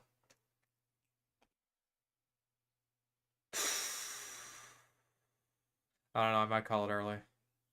I might want to call it early and just like say, hey, you know what? We had an okay stream and not push my luck anymore. Cause I got shit to do. I still got like I want to get to the point where I can finish the fucking Avatar video tomorrow and then just like once that's done, knock the fuck out of the New Vegas video. Yeah, I don't know who the fuck you new people are who are just like being all weird and horny for me. I don't appreciate it.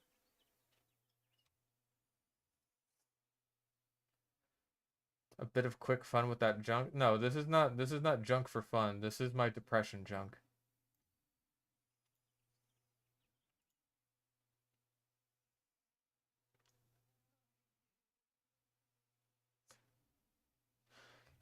And yeah, I got the fucking Besides, you want to watch me play Team Fortress 2, you can watch me in my new Persian Persuader video. It's called TF2, the Persian Persuader, Infinite Charge, Infinite Fun. It's a good video and you should watch it. Um okay, you know what? I could give you guys we do have half an hour left. I could give you guys a preview of the Avatar video if you want.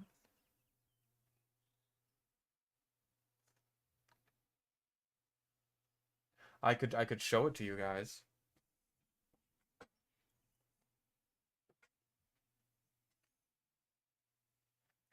Cuz I have like a 24-minute little edited segment here. It's going to be like an hour and 15-minute long video.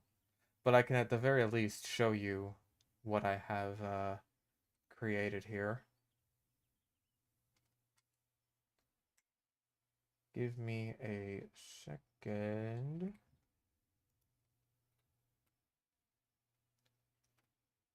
That should be... Yeah, here we go. I'll have to set the audio up so that you can hear the desktop audio. Oh yeah, this is...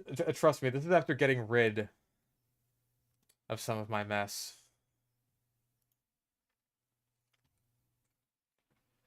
This is after getting rid of a lot of mess, so I know this is not me in a good place right now.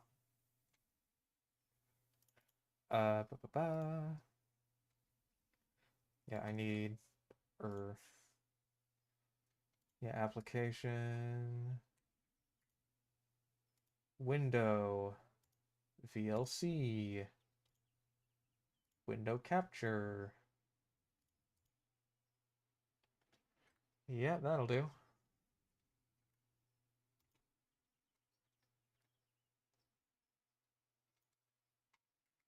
Okay. Yeah, that works.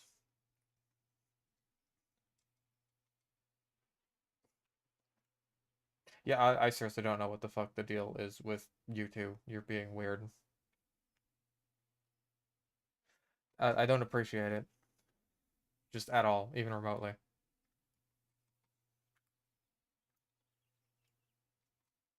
And I guess this will be a good indication to see if this part of the video will end up getting copyright claimed, because if the stream gets copyright claimed, then I'll know. Alright, let me just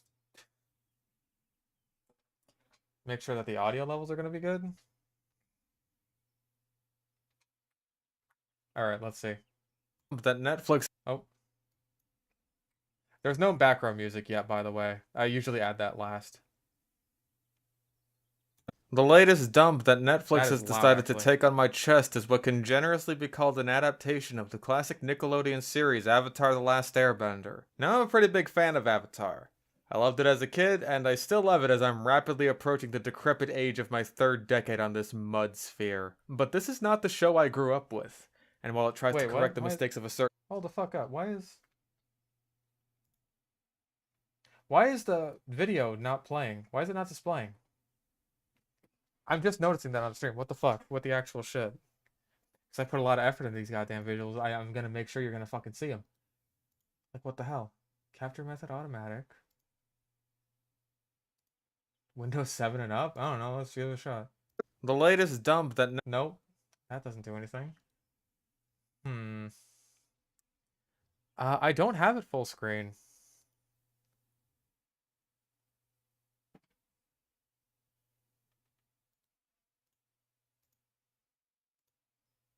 There it goes. Okay, now it's working. I had to go to Windows 10 and up. Alright, here we go. The latest dump that Netflix has decided to take on my chest is what can generously be called an adaptation of the classic Nickelodeon series Avatar: The Last Airbender. Now, I'm a pretty big fan of Avatar. I loved it as a kid, and I still love it as I'm rapidly approaching the decrepit age of my third decade on this mud sphere. But this is not the show I grew up with. And while it tries to correct the mistakes of a certain other live-action adaptation of that same show, I can't help but think it learned the wrong lessons from that. Clearly, the amount of people who criticized the race-bent cast and mispronounced names far outweighed the people who criticized the movie's god-awful script, because Netflix Avatar took zero notes in that department. The characters are bastardized, some to an extreme degree, the plot progression is painful, and the dialogue is just the worst. But to prove I'm not biased and trying to go in hating everything about this show, I'll at least start off with some of the good stuff. In terms of appearance, most of the casting is absolutely spot on, with a handful of exceptions. Costume design is also pretty outstanding too. A lot of these look like they were ripped straight out of the original show, and I applaud whoever was in charge of bringing these designs to life. Everyone in the costume and casting departments should definitely use this show on your resume for the next beloved IP that Netflix wants to ruin. I need fucking images for this. I need beloved IPs that Netflix has ruined. I know that, like, Death Note, let's see, Death Note, Full Metal Alchemist, Cowboy Bebop, The Witcher. I think I need one more, because this one's gonna be Avatar. What's another IP that Netflix has fucking ruined?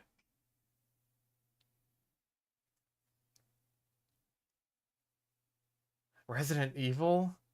They ruined Resident Evil? Oh my god, they did, didn't they? I fucking forgot! Everyone says that the One Piece one is good. I haven't seen One Piece.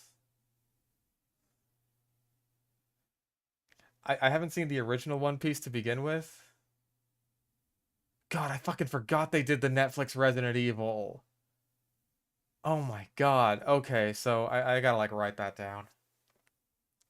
No, Halo isn't Netflix. It's like Paramount Plus or something. And then yeah, Rings of Power, that was Amazon.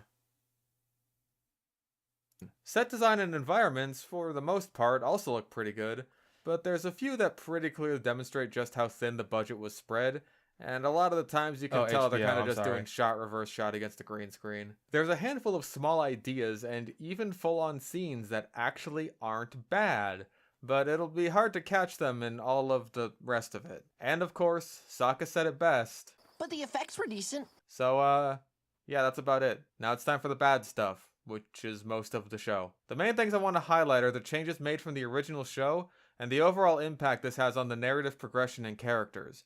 So some things that are mostly similar will end up being glossed over. This does mean I'm going to be going through basically every scene with a fine-tooth comb because there's not much that the writers will just let be without sticking their fingers in the pie. Let's take it from the top. Instead of the classic intro we all know and love as narrated by Mae Whitman's Katara, we start off the show with a cold open. There's plenty of times where I love me a good cold open. I'm sorry, I have to say it. I fucking hate Zuko's Agni Kai with Ozai so goddamn much. I hate it so much. I have to get it out.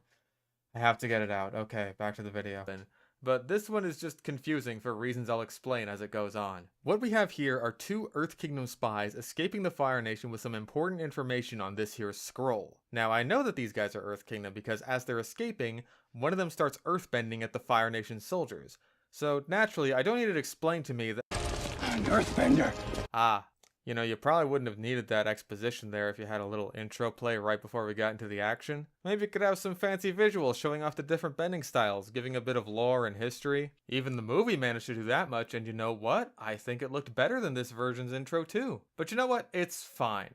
I'm sure this will be the only instance of clunky exposition in this episode and series. Now, this isn't just a bit of clunky exposition to tell the audience what an earthbender is.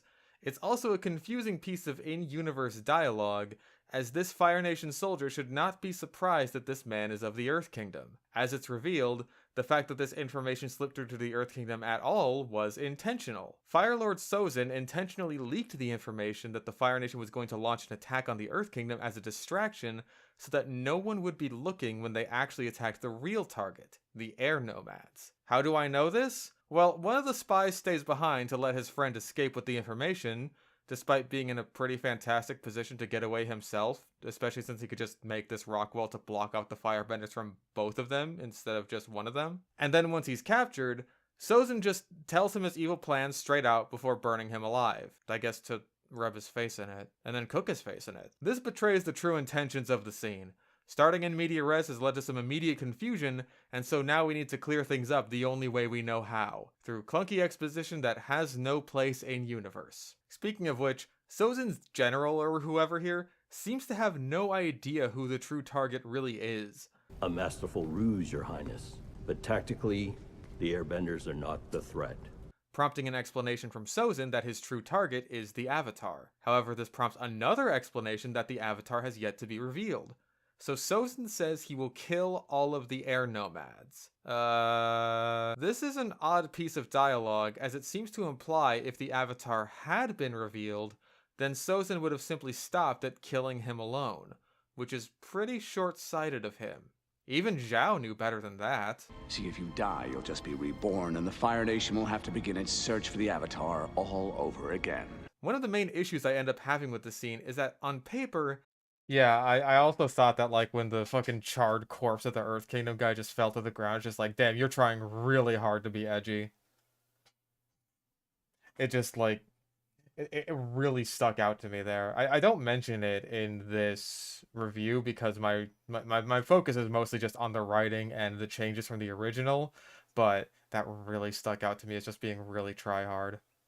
This whole plan by Sozin isn't a bad idea. Create a false flag operation to distract from the actual goal. But the execution is bizarre. Sozin seems to be under the impression that if his actual intentions were made clear, somehow, other nations may rally to defend the air nomads, which is curious because that would then imply that the air nomads would do the same for the Earth Kingdom, yes? In fact, Sozin says as much himself. The water tribes and the air nomads and the entire world will turn their attention to the earthbenders. And yes, this is confirmed in a later scene where the air nomads, now knowing that the Fire Nation is up to no good, are spurred on to tell Aang his true nature as the Avatar, and say he should be sent away to go train the other elements. If they did this immediately, which they had the means and reasoning to, or if they left for any other reason, then Aang would have been sent deep into enemy territory, and the assault on the temple would amount to nothing, all because of the information that you sent out intentionally, when the smart thing to do is just wipe out the air nomads by means of pure ambush, not through this pointless misdirection shit. Kinda like what they did in the cartoon, how about that? The air nomads didn't have a formal military. Sozin defeated them by ambush. It's important to recognize that in an adaptation like this, not everything can stay as it was in the original. It's the nature of the live-action medium compared to the animated medium, as well as an issue with budget and time constraints.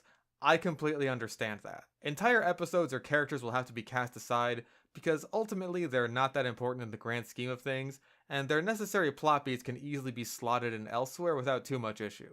Though obviously nearly every episode has something worth keeping around, making the choice to cut or trim down a lot of them a heavy sacrifice. However, what we're dealing with here is purely a script issue that didn't exist before, but does now.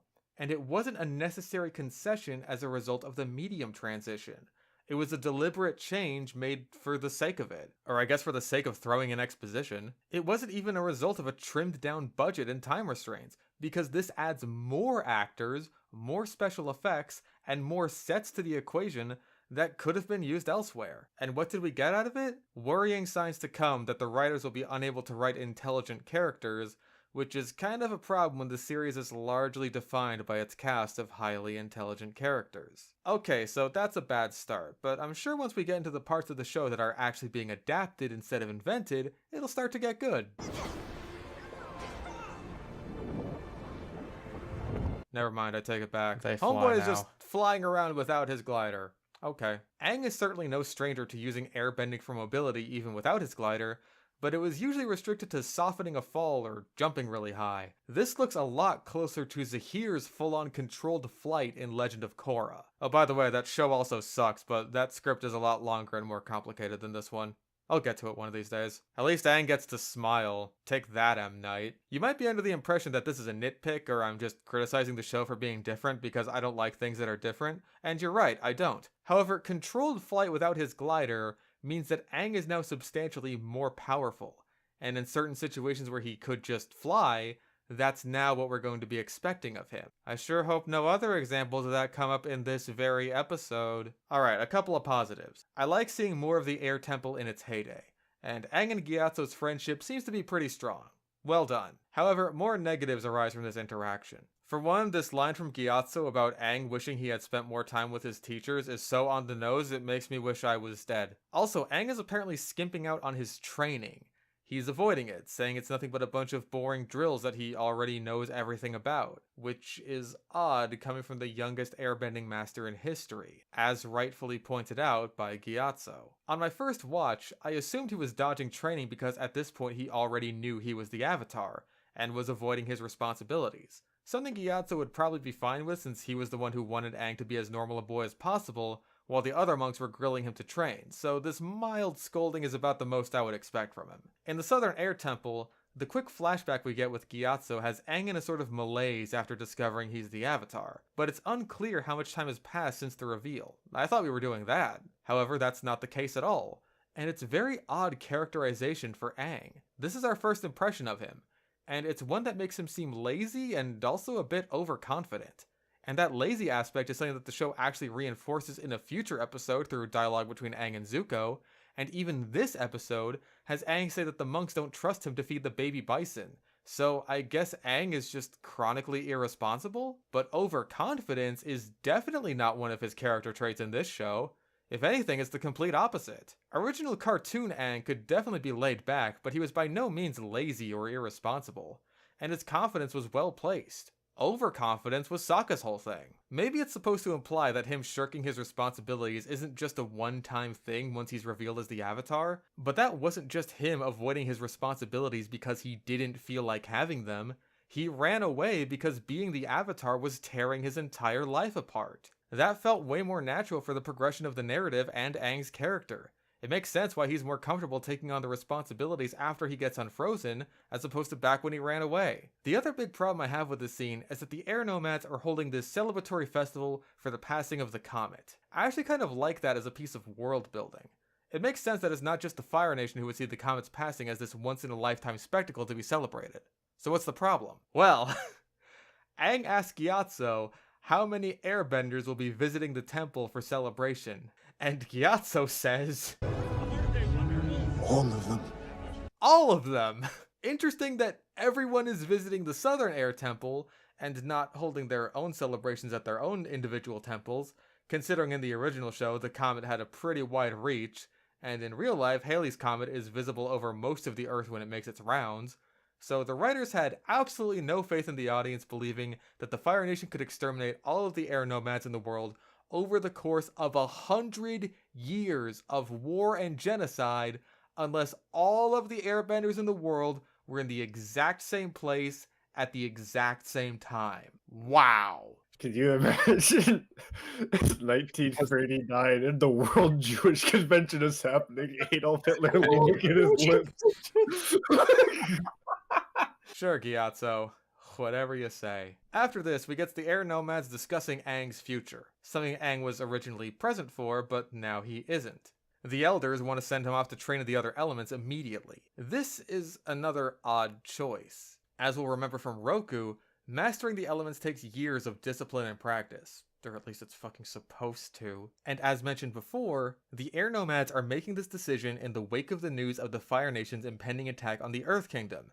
At least that's the case as far as they're aware. So they're on a very short time limit, and their first instinct is to send Aang off to go train in the other elements? A process that will take years to bear fruit? I get that it's better than doing nothing at all, but still, that's such a long-term plan that will put Aang in the line of fire before he's ready. Their plan is to send Aang to the Earth Kingdom specifically. I don't know why when he needs to learn waterbending first, and they're basically right next door to the Southern Water Tribe. Maybe Aang will learn from the Swamp Benders while he's there, who knows. In the original show, he's going to be sent off to one of the other air temples to complete his airbending training. Even though he's a master, he is still just a kid after all, he hasn't learned everything. There wasn't nearly as hard of a time limit there, because the air nomads only had the vague idea that war was on the horizon due to their spiritual attunement.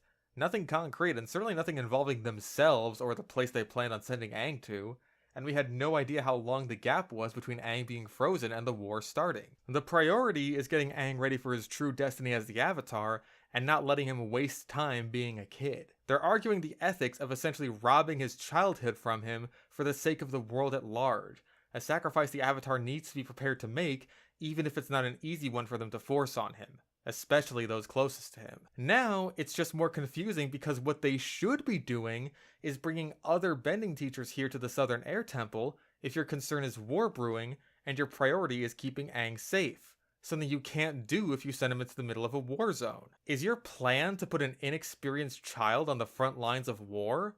You guys would get along great with General Fong. So if Aang dies in the upcoming war that you're sending him right into the middle of, then what? You'll have a waterbending Avatar infant to deal with the Fire Nation? The harsh practicality of the original scene isn't there because they've once again changed things for no good reason. They've damaged the plot and characters by changing things when it wasn't necessary, and this is a running theme throughout the show. Right afterwards, Aang and Gyatso have a talk. It's the scene where it's revealed that Aang is the Avatar, and there's a particular exchange that I'm a fan of. I don't want the power. Which is why you will make a great Avatar.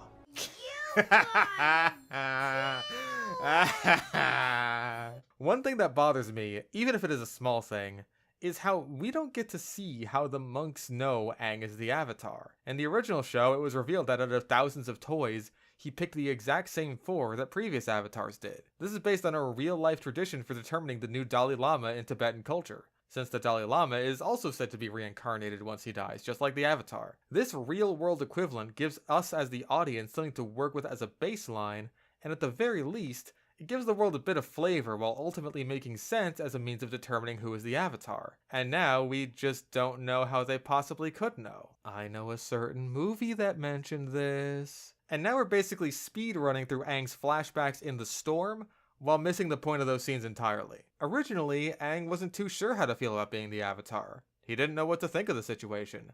But he thought if he could maintain his normal life to some degree, then it wouldn't be so bad. But that's not what happens. His friends cast him aside when he was just able to play with them the day before, and the elders deem it necessary to separate him from his last true friend, Gyatso, because his attachment to Aang is limiting his potential as anything more than the child Gyatso wants to allow him to be. This is the final straw that encourages Aang to run away. But now, we don't actually get to see anything that drives Aang to run away. He doesn't play with his friends, and he doesn't overhear the elders ordering he be sent away. That conversation still happens, but without Aang overhearing it, there aren't any real consequences for it anymore, and it amounts to nothing. More importantly, this reinforces the idea that Aang simply doesn't want the responsibility of being the Avatar, rather than having a serious negative impact on his life, which dramatically weakens Aang's character and makes his actions much less understandable. Not wanting to be the Avatar is one thing. Outright refusing the call to action for no good reason is another thing completely that's not only less narratively satisfying, especially in later episodes, but also makes Aang less endearing and empathetic as a character. And you could have saved a lot of time, money, and effort simply adapting the scenes one-to-one instead of changing things like this. But I guess they were too concerned with making a one-to-one adaptation of Man of Steel instead. Can I just keep pretending I'm your son? You are my son. Can't I just keep pretending I'm your friend? You are my friend. The air nomads had their chance! After this, we cut to what's already become a pretty notorious scene, where Aang is basically just talking to himself while trying to expedite expositing his character traits to the audience as fast as humanly possible. Not just his core traits that we're familiar with, but also in regards to his apprehension and exactly why that is without actually showing any of it. Aang specifically mentions his friends, and yet unlike the cartoon, we don't actually get to see Aang interacting with any air nomad kids his age. He says he's not some kind of hero. He's just a kid who likes eating fruit pies and playing airball and goofing off with his friends. But because the show has spent so much time expositing the plot of Sozin's impending genocide and all the weird misdirection shit involved in that plot, and rushing through Aang's half of the storm as fast as possible while allowing enough time to see the air nomads be killed off because we needed to see that, I guess, we don't actually get to see any of Aang's character traits outside of a handful of scenes, including his opening scene where he flies down in a show-offy way that really isn't in line with the rest of his characterization in the show. If anything, him being a show-off kind of gives off the impression that he'd actually be pretty cool with being the Avatar on a base level. Kind of like Korra, and also like this other character, what's his name? Oh yeah, Aang! In the Kyoshi Island episode, remember? That was the whole thing he went through in that episode. Being kind of a show-off, but actually for once enjoying the attention he got from being the Avatar. He doesn't let it go to his shiny little head afterwards because that's the lesson he learns in the episode, but when you establish those traits, you really need to follow through on them in some way, especially when they're your first impressions of a character. Most of what we see for Aang in the show is just this: refusing the call to action over and over and over again out of a vague sense of not really feeling like it. It's like the writer saw the conflict he went through in his flashback of the storm and thought that was his whole character throughout the entire series, when the ending of that episode is supposed to give the indication that Aang has grown from running away from his responsibilities, and the fact that he's here now as opposed to not at all is what matters. Even though Aang initially ran away, his conflict didn't even necessarily come from not wanting to be the Avatar after he got unfrozen. It came from his guilt at not having been there for the world for so long. And I know this is all part of the flashback, right? but this is an attitude that persists throughout the entire season. You'll see as we go on. In general, the exposition in the scene feels rushed, lazy, and heavy-handed, and you can see exactly why the original show was structured the way it was. The first time you meet Aang, you get an immediate sense of who he is without him needing to tell you anything about his character traits directly, because his actions say it all. He's a goofy kid, fun-loving, carefree, and incredibly optimistic, which by the way contrasts perfectly with Sokka's pessimism, and while Katara is also optimistic, she's also a lot more grounded, leading to a good friend dynamic between the three of them. Then by the time we get to his flashbacks, we don't need to waste any time establishing his core character traits and can focus on what's important to that scene, since there's another 2 plots running at the same time in those episodes and time's a wasting. Now, time's still a wasting, but it's a wasting because you fucking wasted it on random garbage that we didn't need to see, you ding-dongs. Anyway, Aang flies up on Appa to go clear his head, but he is eventually caught in a storm, despite the fact that the sky is very clear above the air temple, making you wonder just how far this kid is flying to clear his head, when it made a lot more sense in some other cartoon I saw once. And of course, he's swept away by the sea and frozen in the ice. He is explicitly not running away from home, and he plans to return back afterwards. He says as much. It's getting kind of rough, Papa. Maybe we should head back home. This is a pretty massive change, even if the end result is the same, and ends up with him getting frozen.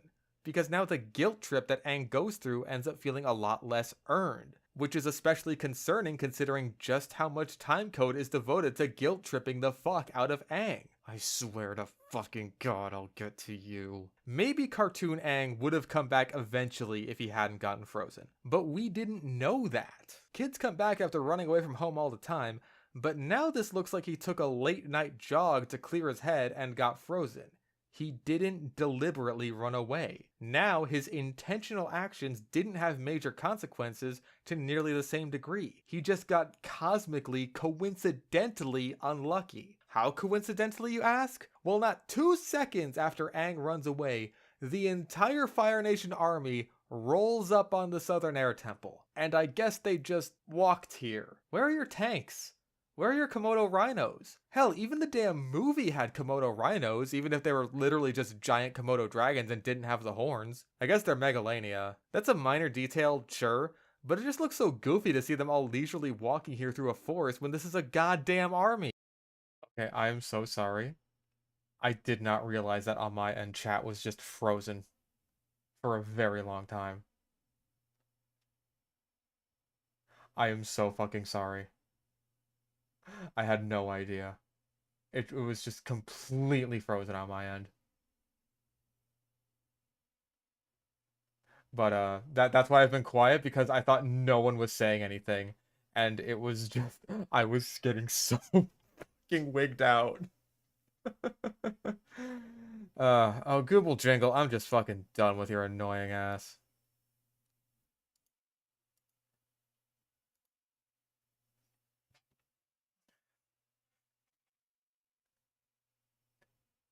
Okay, well, I cannot interact with chat right now. Shaker, can you ban Google Jingle? I'm done with his annoying ass.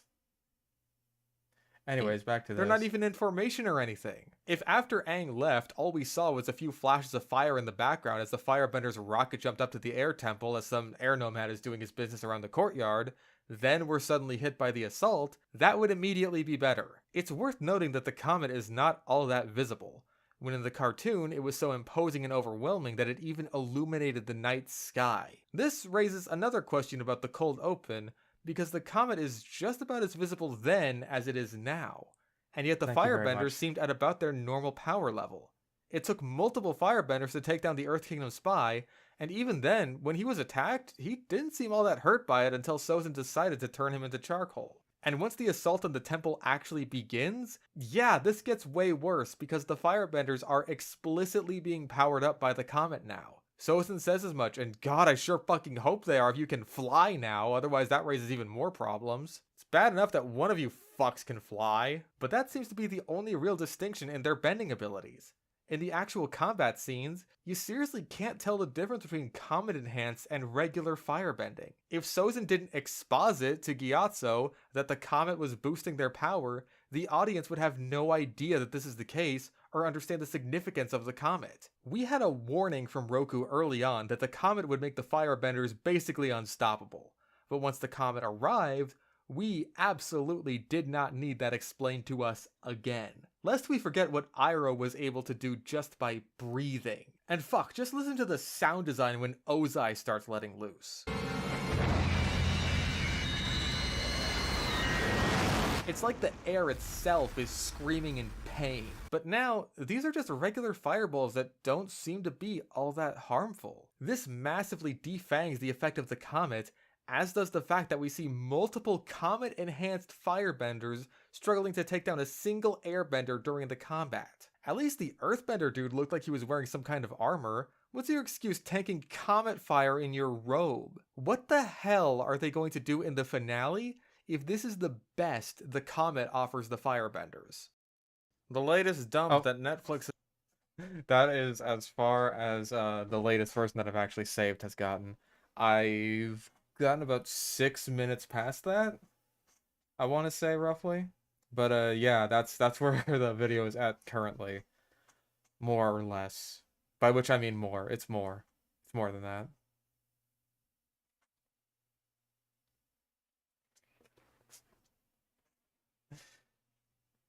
Hopefully, I want to have the video completely, like, edited basically by tomorrow, if that's at all possible. So, I will be ending the stream and heading right back to editing that.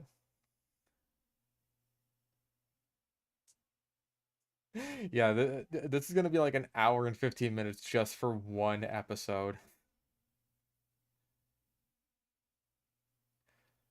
Ugh. So yeah, I hope we enjoyed this certainly different stream.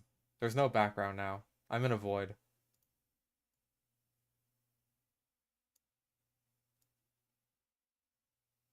Ah.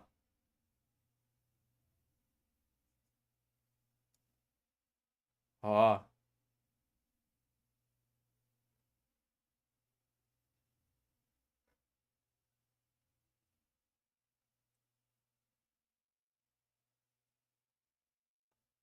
Ah.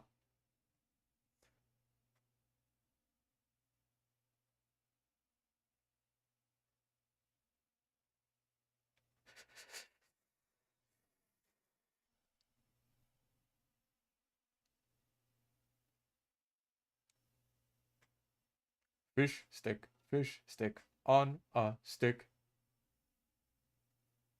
This Netflix show can suck a my dick. I have nothing else planned. That's it.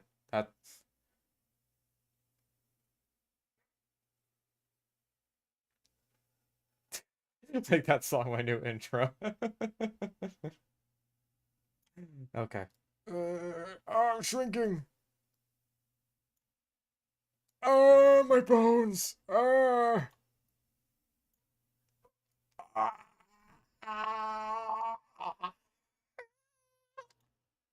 Oh, I went so small that I inversed. There we go. I'm too small now. Oh no, help me, I'm too small. Oh no! Someone save me! Ah!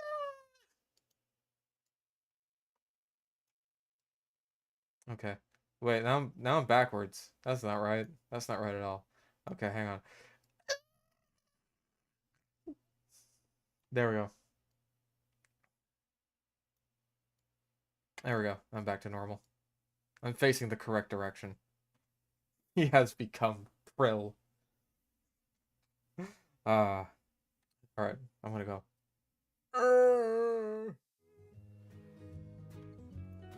I appreciate everyone for watching. Even the part where we watched just the fucking Avatar video of mine. Because...